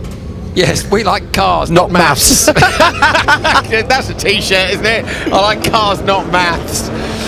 Classic, that's a Hal Drew quote. Right, Terpinen and Enland, Martinson and Omen, Dahl and Martinovs. Oh, left on the line, Martinson doesn't go anywhere. Terpinen moves out into Enland. Omen trying to come all the way around the outside, but gets a little nudge on the front corner. Dahl in the clear will get inside Omen here. Martinovs gets the door shut by Omen, but Terpinen leads from Enland. And they're all in a line. Omen and Martinovs to the Joker. Omen lost out badly there because he tried to turn in on Enland, but there was no way through. Actually, had made a great start. Couldn't look to go around the outside of Terpinen, but it's so loose on the outside. Followed into the Joker by Martinovs. Be interested to know what happened to Dahl for the Pro semi-final. But I wonder if they were saving the car for this AM final, thinking a podium at home in the AM final would be the result they wanted. Enland's all over the back of Terpinen going up the hill. Trying to find a way through, isn't he, on the brakes, dust kits up. Can't afford to go Joker yet, can he? No, he can't, no, can not he? with Dahl there. It's good pace though, isn't it? Dahl's really going to go good in this pace. time around. That's to try and cover off Mats Omen, because what a home podium would mean to the Dahl team. He's going to get out ahead of Omen here. Brilliant stuff. Great strategy from them. So can they hold on to third? Hits the rev limiter before he goes up a gear, doesn't he? And that has opened up now the strategy for Enland, who's just done the fastest lap of the race at 38.6. He goes a tenth quicker than Terpinen. Enland could go here now, Hal. He could. Terpinen's just a bit wide. Just pulling away up the hill. I would go if I was Enland, just to try and get some clear air, not running the dust of Terpinen. Will Terpinen go to cover him off? Go. No, that's the mistake. That's the mistake. That's the mistake. It's cost him any chance now. Now he's got to watch out for the two cars behind him. I think the gap's enough, isn't it? 5.2 last time around before that. But I think Enland's got a problem here, Andrew. Front right puncture I'm predicting, but I can't quite see it on there. With a big push, yeah, you might well be right, Hal. It's not looking good through here. The car's all over the shop, isn't it? More than it would be otherwise. We'll have a look as he comes up into the hairpin. He should turn in nicely here, and it'll be the hairpin at the end of the straight. He's hemorrhaging time, isn't he? So Enland here is about to drop off. Off the podium? Yeah, drop off big time. I'm just looking at... Big jump there from Enland coming down the hill. Let's have a look at the front of the car. And he was within 5 points of Terpinen, and Enland's puncture is going to cost him big time. This could get messy because Dahl's now right up behind Enland, who wants to defend his position. Omen's there as well. Dahl's there is the puncture. Goes through up the inside, so Dahl is now in P2. Omen goes through turn 2. Oh! Enland left just about enough space, but Omen couldn't quite get through. A bit of contact. Is Enland in the main final? Because if he is, I'd pull from this. He is? Yeah. I'd pull from points though, if he wants to try and win the championship in the final round. I suppose, but then you've got to drop score, haven't you? Yeah, I'm not so sure. Look, he'll know. Maybe if the tyre lets go completely, as in starts flapping down in the back arch. off a bit because Martinson had a terrible start. Where's Martinovs is right there. Martinovs is on the back of Enland now, and Enland hasn't gone Joker, so Enland's going to have to go. He does go Joker, releases Martinovs. But Martinson's some way behind there. I think they're on to the last lap. The leaders through comes Enlund. There is that rim being ground down. Is the rear right misaligned as well? It's hard to see. Dahl is still in front of Oman. Dahl is still in front of Oman.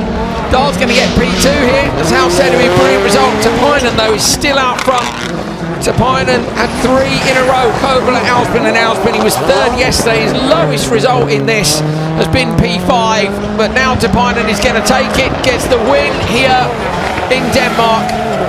And Dahl is going to hold on. Magnus Dahl in the Clio gets P2. Oman gets P3. It was a good result for Oman because Martinsson didn't start the final yesterday. And actually, yeah, it's DNF the final yesterday and DNS the final today. So Oman is going to move up, I think, to P2 in the standings. Enlund, can he get it? No, not enough. Just gets into the line. So Martinsson did get away. I didn't realise he got away at all. By 200ths of a second. Oh, that's gutting. All that work from Martin Enlund wrestling the Fiesta. Yeah, I didn't even realise Martinsson had got away. Didn't see him. I was trying to explain. Yeah, I was Martin Martinsson. It's too much, mate. It's late in the day. I don't care. Sorry, you're 20 seconds back. Okay, I just understand now where you're going on about Enlund trying to hold on to a place. I was thinking, what's he talking about? There's only 5 cars in it. It is a risk, though, isn't it? When the tyres flapping around like that, you do risk pulling off brake lines and inner arches. And they've got what? There are 2 races before he's back out. 3 races before he's back out. So I'd have sacked it. Someone said Enlund messed up. I don't know if he did really. I don't know where the puncture came from. This is where we noticed it first. It's like the front just washed out. Much more than a mistake. Was someone that on top of the car? He'd gone deep on the brakes, which made me think he'd made a mistake. But then, yeah, when it didn't turn in at all. Don't forget your honey, by the way, mate. I'm not going to. That's staying here actually for Germany. Oh yeah, for next weekend. Tapainen takes it from Dahl and Oman. That is Tapainen's 4th win of the Pro-Am season. He continues to lead the standings. Might get an update on that in a second as well. I think Oman will have moved up into 3rd ahead of Martinsson. What a season it would be for Tapainen to win both championships. That would be remarkable. Be pretty wicked, wouldn't it? What are you supposed to do when you win? I'll do the Am series this year and see what happens. I've won them both. Well, I've got nowhere to go now. Probably. You're definitely a pro then, aren't you? Yeah, you are. A pro at 50 years old. Pro, yeah.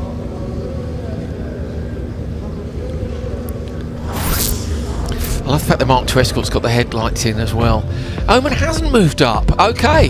So Oman stays in P4. He was 2 points behind. Close though, isn't it?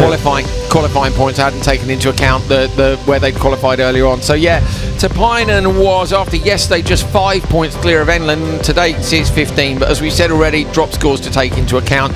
Martinsson and Oman is going to be close. So I think there's 2 fights there, one for the win and one for the final spot on the podium in the championship standings.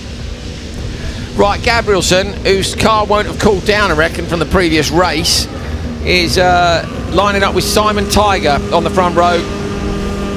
Kenneth Kong is on row 2, having a brilliant day. Victor Johansson won yesterday on row 2 as well. And then at the back we've got Sturp and Van der Warrenberg. The wild noises of open two-wheel drive unleashed to the first corner, and Simon Tiger has lost the start to Gabrielsen. Now Gabrielsen's the master of staying inside when there are cars outside, and he's not going to open the door this time. Victor Johansson's been shoveled to the back of the pack. Stir up the inside of Kenneth Kong. Van der Warrenberg's broken the front left suspension on the big old Volvo in the background with that contact. Johansson into the jokerism around, lost out terribly in the first couple of corners. Has he got a problem as well, Hal? Because he wasn't turning in particularly well through the left-hander, yesterday's winner. But at the minute, he it's just had to send a message to the front of the car, didn't he? And it'll catch up in a minute. He's still there, though. He is still there. So here comes Johansson. Looks okay through the left. Yeah, I think it's okay at the moment. We'll see. Looking so much quicker this weekend, isn't he, Johansson's car, than we've seen of late. So now Tiger's got to get into the tactics, hasn't he now? Tiger yesterday was P2 to Victor Johansson. He's all over the back of the start. He can't joker early. I think Simon's tactic will be to overtake and drive away. That's what he'll be hoping to execute. Forget the joker. Use my 1 billion horsepower to get past and drive off into the distance. There we go. And he does. Hal was dead right. See you, mate. It's great that you won the start, but I'm just going to open it up properly, like I did in the semi-final when I took 1.5 seconds in 3 corners. That was ridiculous. It's kind of be bothered. So you know the whole Pro-Am thing. He's in Pro next year. So Gabrielsen, isn't he? Yeah. So Gabrielsen's going to need a 6-litre turbo supercharged engine next year in the Starlet if he wants to have a crack at Tiger. Kenneth Kong's going with him. Victor Johansson. Tiger fastest lap of the race last time around on a 41.2. What's it going to be here? Including an overtake as they cross the line. Oh, he's hit the wall. Gabrielson hit the wall. Alan Kenneth Kong gets through. Gabrielson gets passed by Kenneth Kong. He just ran too wide in the last corner. The door's flapping now on the little Starlet. So problems for Gabrielson, and he's going to fall into the clutches of Victor Johansson, because Victor Johansson is only 5.2 off the leaders. These conditions really play into the hand of Tiger's car, don't they? When the grip's at its best. You mean, yeah. Oh, Gabrielson looks to the inside of Kong. In towards the end of the lap. Kong's going to go back up the inside. Really duck into the Joker. Now he's going to try and get around the outside down the hill. But going to have the inside for the next corner. Oh, he's got him. It's absolutely brilliant between these two. This is what we wanted from open two-wheel drive. This is much more like it. Victor Johansson, Hal, is still right there as well. If this not carry on like this, Johansson could move up into P2. He really could. They haven't joked and Johansson has. He's there. Look, Kong's Johansson's on the back of his pack. Up the inside of Gabrielson, they've made contact. There's Stur's with him. Johansson's Here comes there. Johansson. There's a problem for Gabrielson. The car's broken. Johansson goes through. Stur goes through. Victor Johansson now can just sit tight if he wants. Is he going to have a look at Stur at the end of the straight? Kong's missing a corner off the front corner of his car. They've got to go Joker surely. In goes Kong to cover off there. They're too late. He's there. Victor Johansson's early Joker has paid off big time. He's up behind his championship rival. He was sick out of the first corner, Victor Johansson, getting shoveled to the outside. What a great drive from him. Shows what a difference it makes having clear air. And what brilliant fighting we've had in open two-wheel drive. This is what we've been hoping for from this category for a long time. A super tanker versus a speedboat, wasn't it? Basically there with Kenneth Kong versus Gabrielson. A bit of a shame it ended with Gabrielson having a tech. Because it was a good fight between them. I love seeing Gabrielson get. You said earlier this morning he braked so late, everyone was like, he can't stop like that. Surely that's not it. That's illegal. And he did. So Tiger's taking his joke on the previous. Oh no, Johansson half spin. Kenneth Kong trying to come around him, but he can't. Simon Tiger's going to hold on and take the win. It is going to be his 6th win of the year. A brilliant performance by him. But Victor Johansson, yesterday's winner, has a solid weekend in Denmark with P2. Kenneth Kong nearly got third P2, but gets P3. Wow.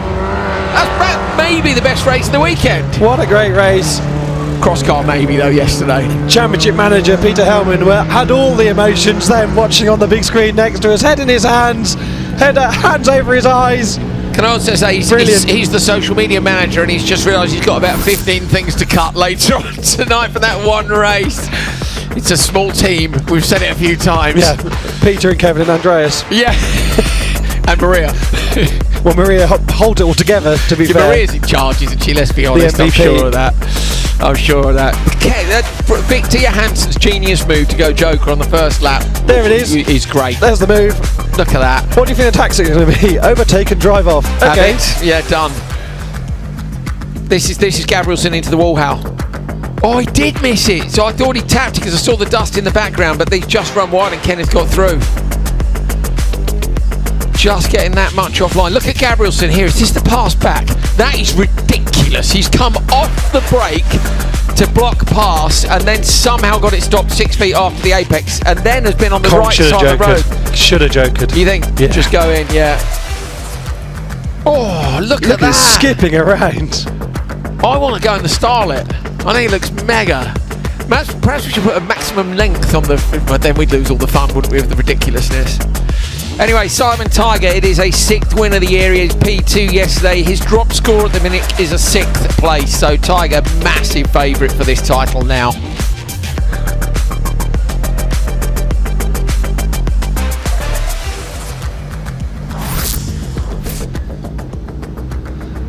There's your man.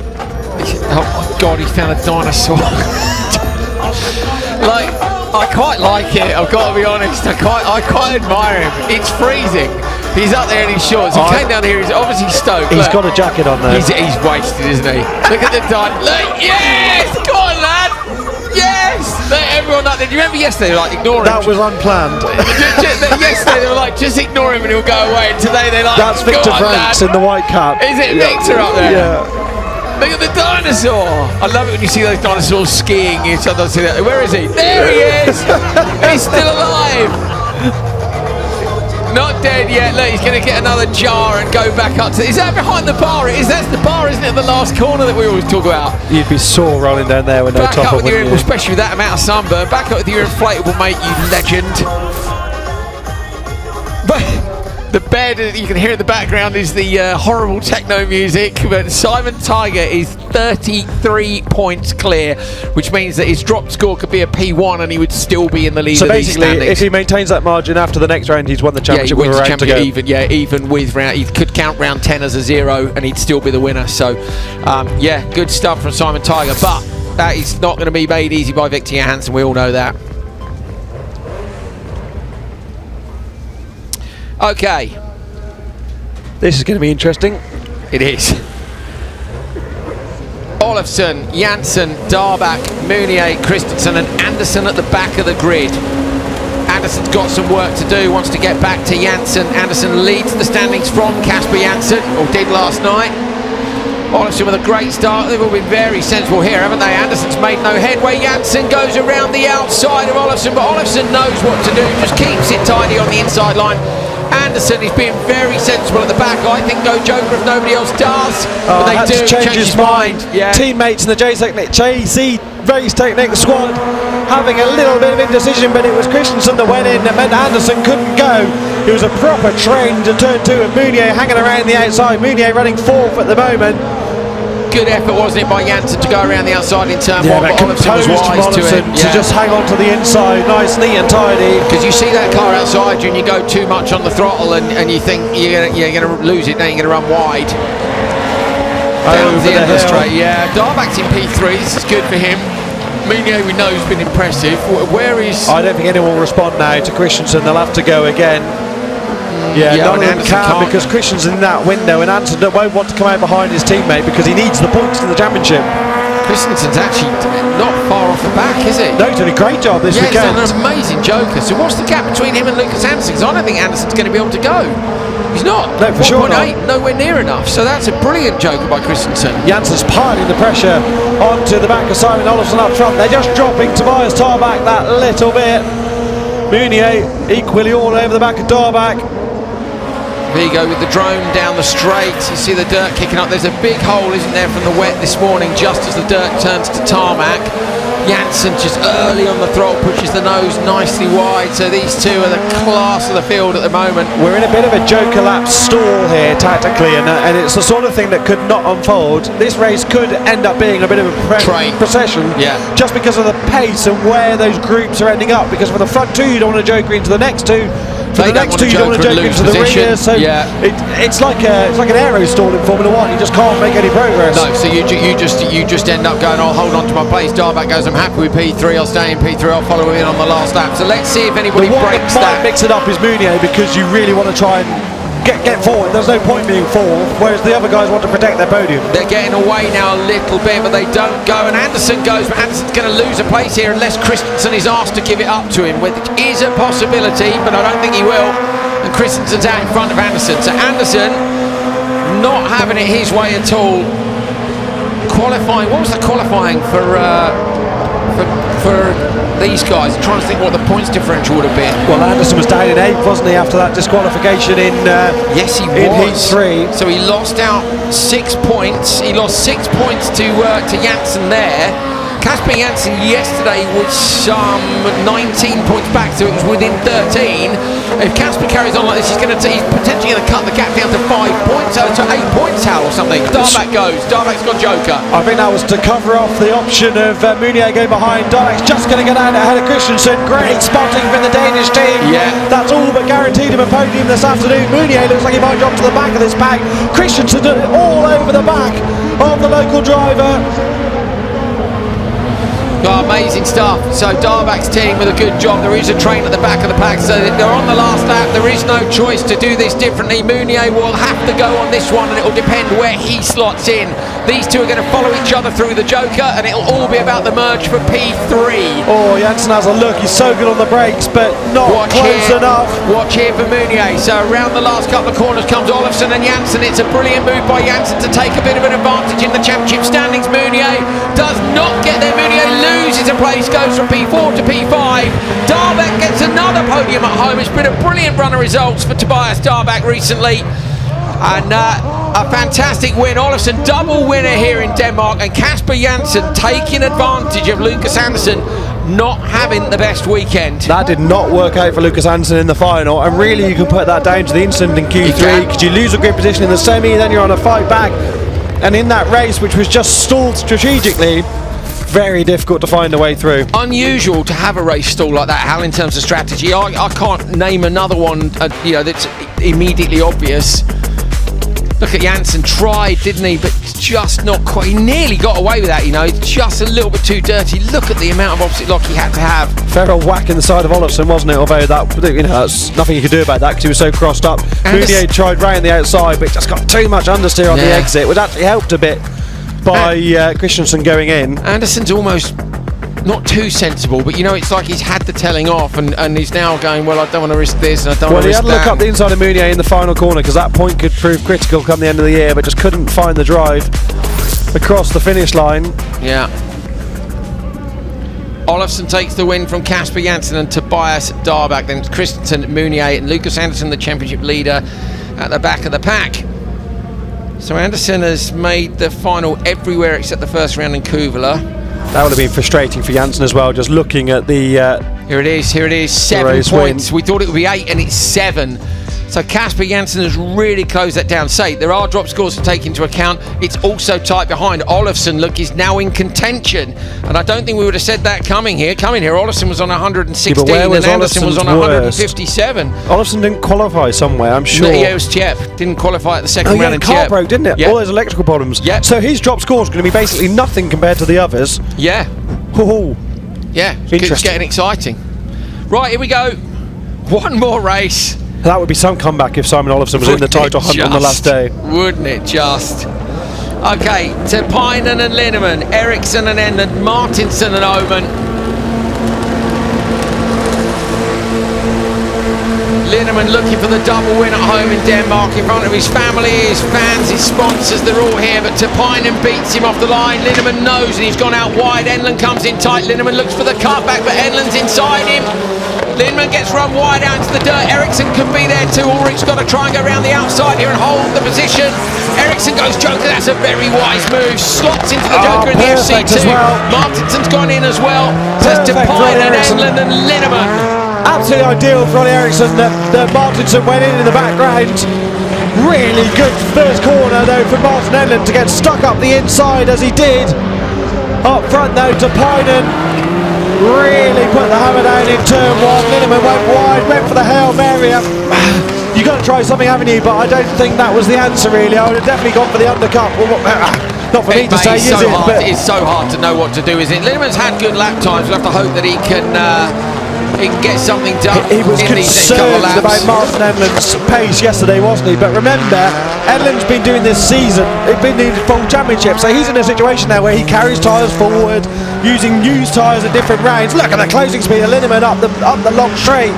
Whereas Linnemann's come here with the trump card tyres wise, because they were all new coming into this weekend, and Martin uses his tyres hard, doesn't he?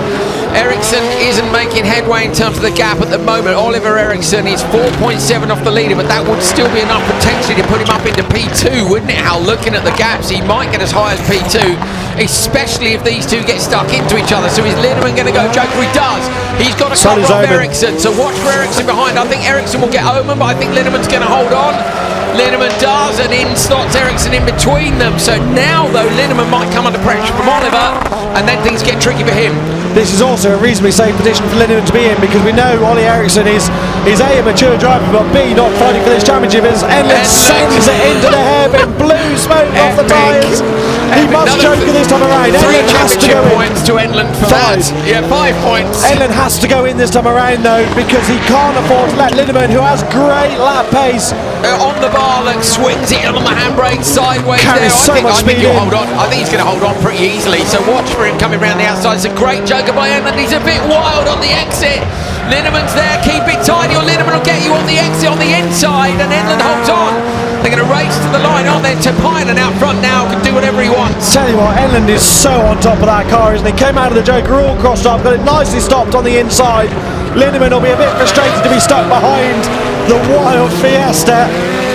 Yeah, he certainly will. Linnemann would have been hoping for the double with me. Say outside. Oh, he's got a good run, Linnemann. He has. Can he get him here? Orick Linnemann going for the round the outside. Enlund gets crossed up. Contact between them as they both run deep. Ericsson's there to pick up the pieces, but they hold on, and Ericsson is right with them. And when I say Enlund's well on top of that car, he got crossed up, but then he knew to stand on the brakes and hold on for the contact from the rear. He's got great car control, is what Hal means by being on top of it. But you know, somebody can move it around the whole time. But he's also well aware of what's going on around him, so he knows how to hold on to the car, then stand on the brakes to wait for the little bump. He's going sideways. Linnemann look up the inside here. Enlund's coming two sideways. Linnemann gets through the gap. Enlund gets nerfed down one position. To be fair, he opened the door. It was two sideways on the way in. Ericsson's going to get a great run here up the hill as well over the two bumps. Can the FC2 have a look at Enlund going into the corner at the end of the straight in the dust? Ollie Ericsson's right under the rear wing of Enlund. Tapinen has been through the Joker already and comes through the final corner now. It's a brilliant job by Tapinen. Comes across to take the win. The battling behind him though has been absolutely epic. Linnemann gets P2 and Enlund just holds on to the podium position. What a fantastic way to finish the weekend here in Denmark. Brilliant. Tapinen didn't start the final yesterday, so to get the win today is great for his championship aspirations. Linnemann put on a good show. There are his fans and his family and his sponsors.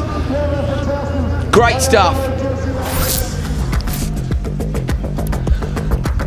I may have been a bit premature in the first corner saying that Linnemann should have gone for the undercut, but what I meant was he'd already lost the start here, so he's going for the big send, whereas really, I don't know, I mean, the trouble is Enlund's to his left, isn't he? And he can't make Enlund disappear. I'll tell you what, he did well to hold on to it. That bank really works to your advantage sometimes, doesn't it? By just nudging you in a little bit if necessary. Ericsson tried hard there, but just couldn't find a way through. Enlund... Look at the black lines he's painted through the hairpin. If Enlund's to win a championship here, he needs to tidy it up. But I love watching him drive this car. And to reiterate what I meant was, if we see him at the end of the next lap into the... This is what I mean. So the car's out of shape. Like he's well on top of the brakes. Now he's getting to the inside. He knows... Look at the attitude of the car on the brakes. He knows it's necessary to cover the inside. So he's not a passenger. No. The car's not doing something that he's not aware of. He's just feeling very comfortable in it. The wildness here gave the position away. But that's his undoing, isn't it? The you can't open the door there. At that point you go, stay tight, keep it locked in. You're not going to get to Tapinen in front anyway. Hold the position from behind. The tyre wear will be high. Of course. It's not easy on the car, but it's not great for lap time. You know the way Rainis gives penalties in time, I think we could maybe give penalties the other way. You know, so -5 seconds for a brilliant stint from Enlund and +3 championship points. You're too boring. Yeah, boring. Tapinen takes it from Linnemann and Enlund. I did actually think Linnemann might have been heading back to the paddock when he should have been heading to Parc Fermé, but there we go. It is a 25-point lead for Joni Tapinen over Martin Enlund, with Philip Martinson in P3. I'm just looking at, what am I looking at? Everything's blowing away, so I can't find the page I wanted to see where they were coming here. Ericsson and Tam look, and Martinson... It was pretty similar, but Tam's lost out terribly. He was second coming here, Tam, and yeah. Trying to think what the gap was. The gap was, it was, to be fair, it was 13 coming here. It's only 15 now, so it's not massively different, is it? But what's different is who's in P2. Yeah, absolutely. There we are. Done. Denmark done. What? It was great. What a brilliant. I've enjoyed it. What a good weekend. Brilliant track, as we've said many times. Most of the finals yesterday were particularly good. There's been some great finals today. Open four-wheel drive there was great. Some great drives in junior cross car. I think the only championship which is sewn up, and it's a bit mean to say that because anything can happen, but open two-wheel drive is, Simon Tiger has to have an absolute meltdown or a serious, blown engine. Q2 of day one would be the only thing which could really derail him. I will look at the drop scores ahead of the Saturday in Germany. While it's not particularly relevant, you do have a good idea of how it's going to work. And I think there's at least, every other class has got a couple of drivers. Some of them have got 3 drivers in it. So yeah, it should be a good weekend. Your voice has held up well, mate. Well done. Yeah, it's been up and down today, hasn't it? That's all right. Maybe it'll improve for next weekend. I'm sure it will. Thank you for joining us on all the YouTube comments. Thanks to the team in Stockholm as well. We've had a bit of rain, we've had some sunshine. We've only got 5 days before we do it all again at the legendary Estering Buxtehude in Germany. So join us next weekend for the conclusion of RallyX 2024. See you there.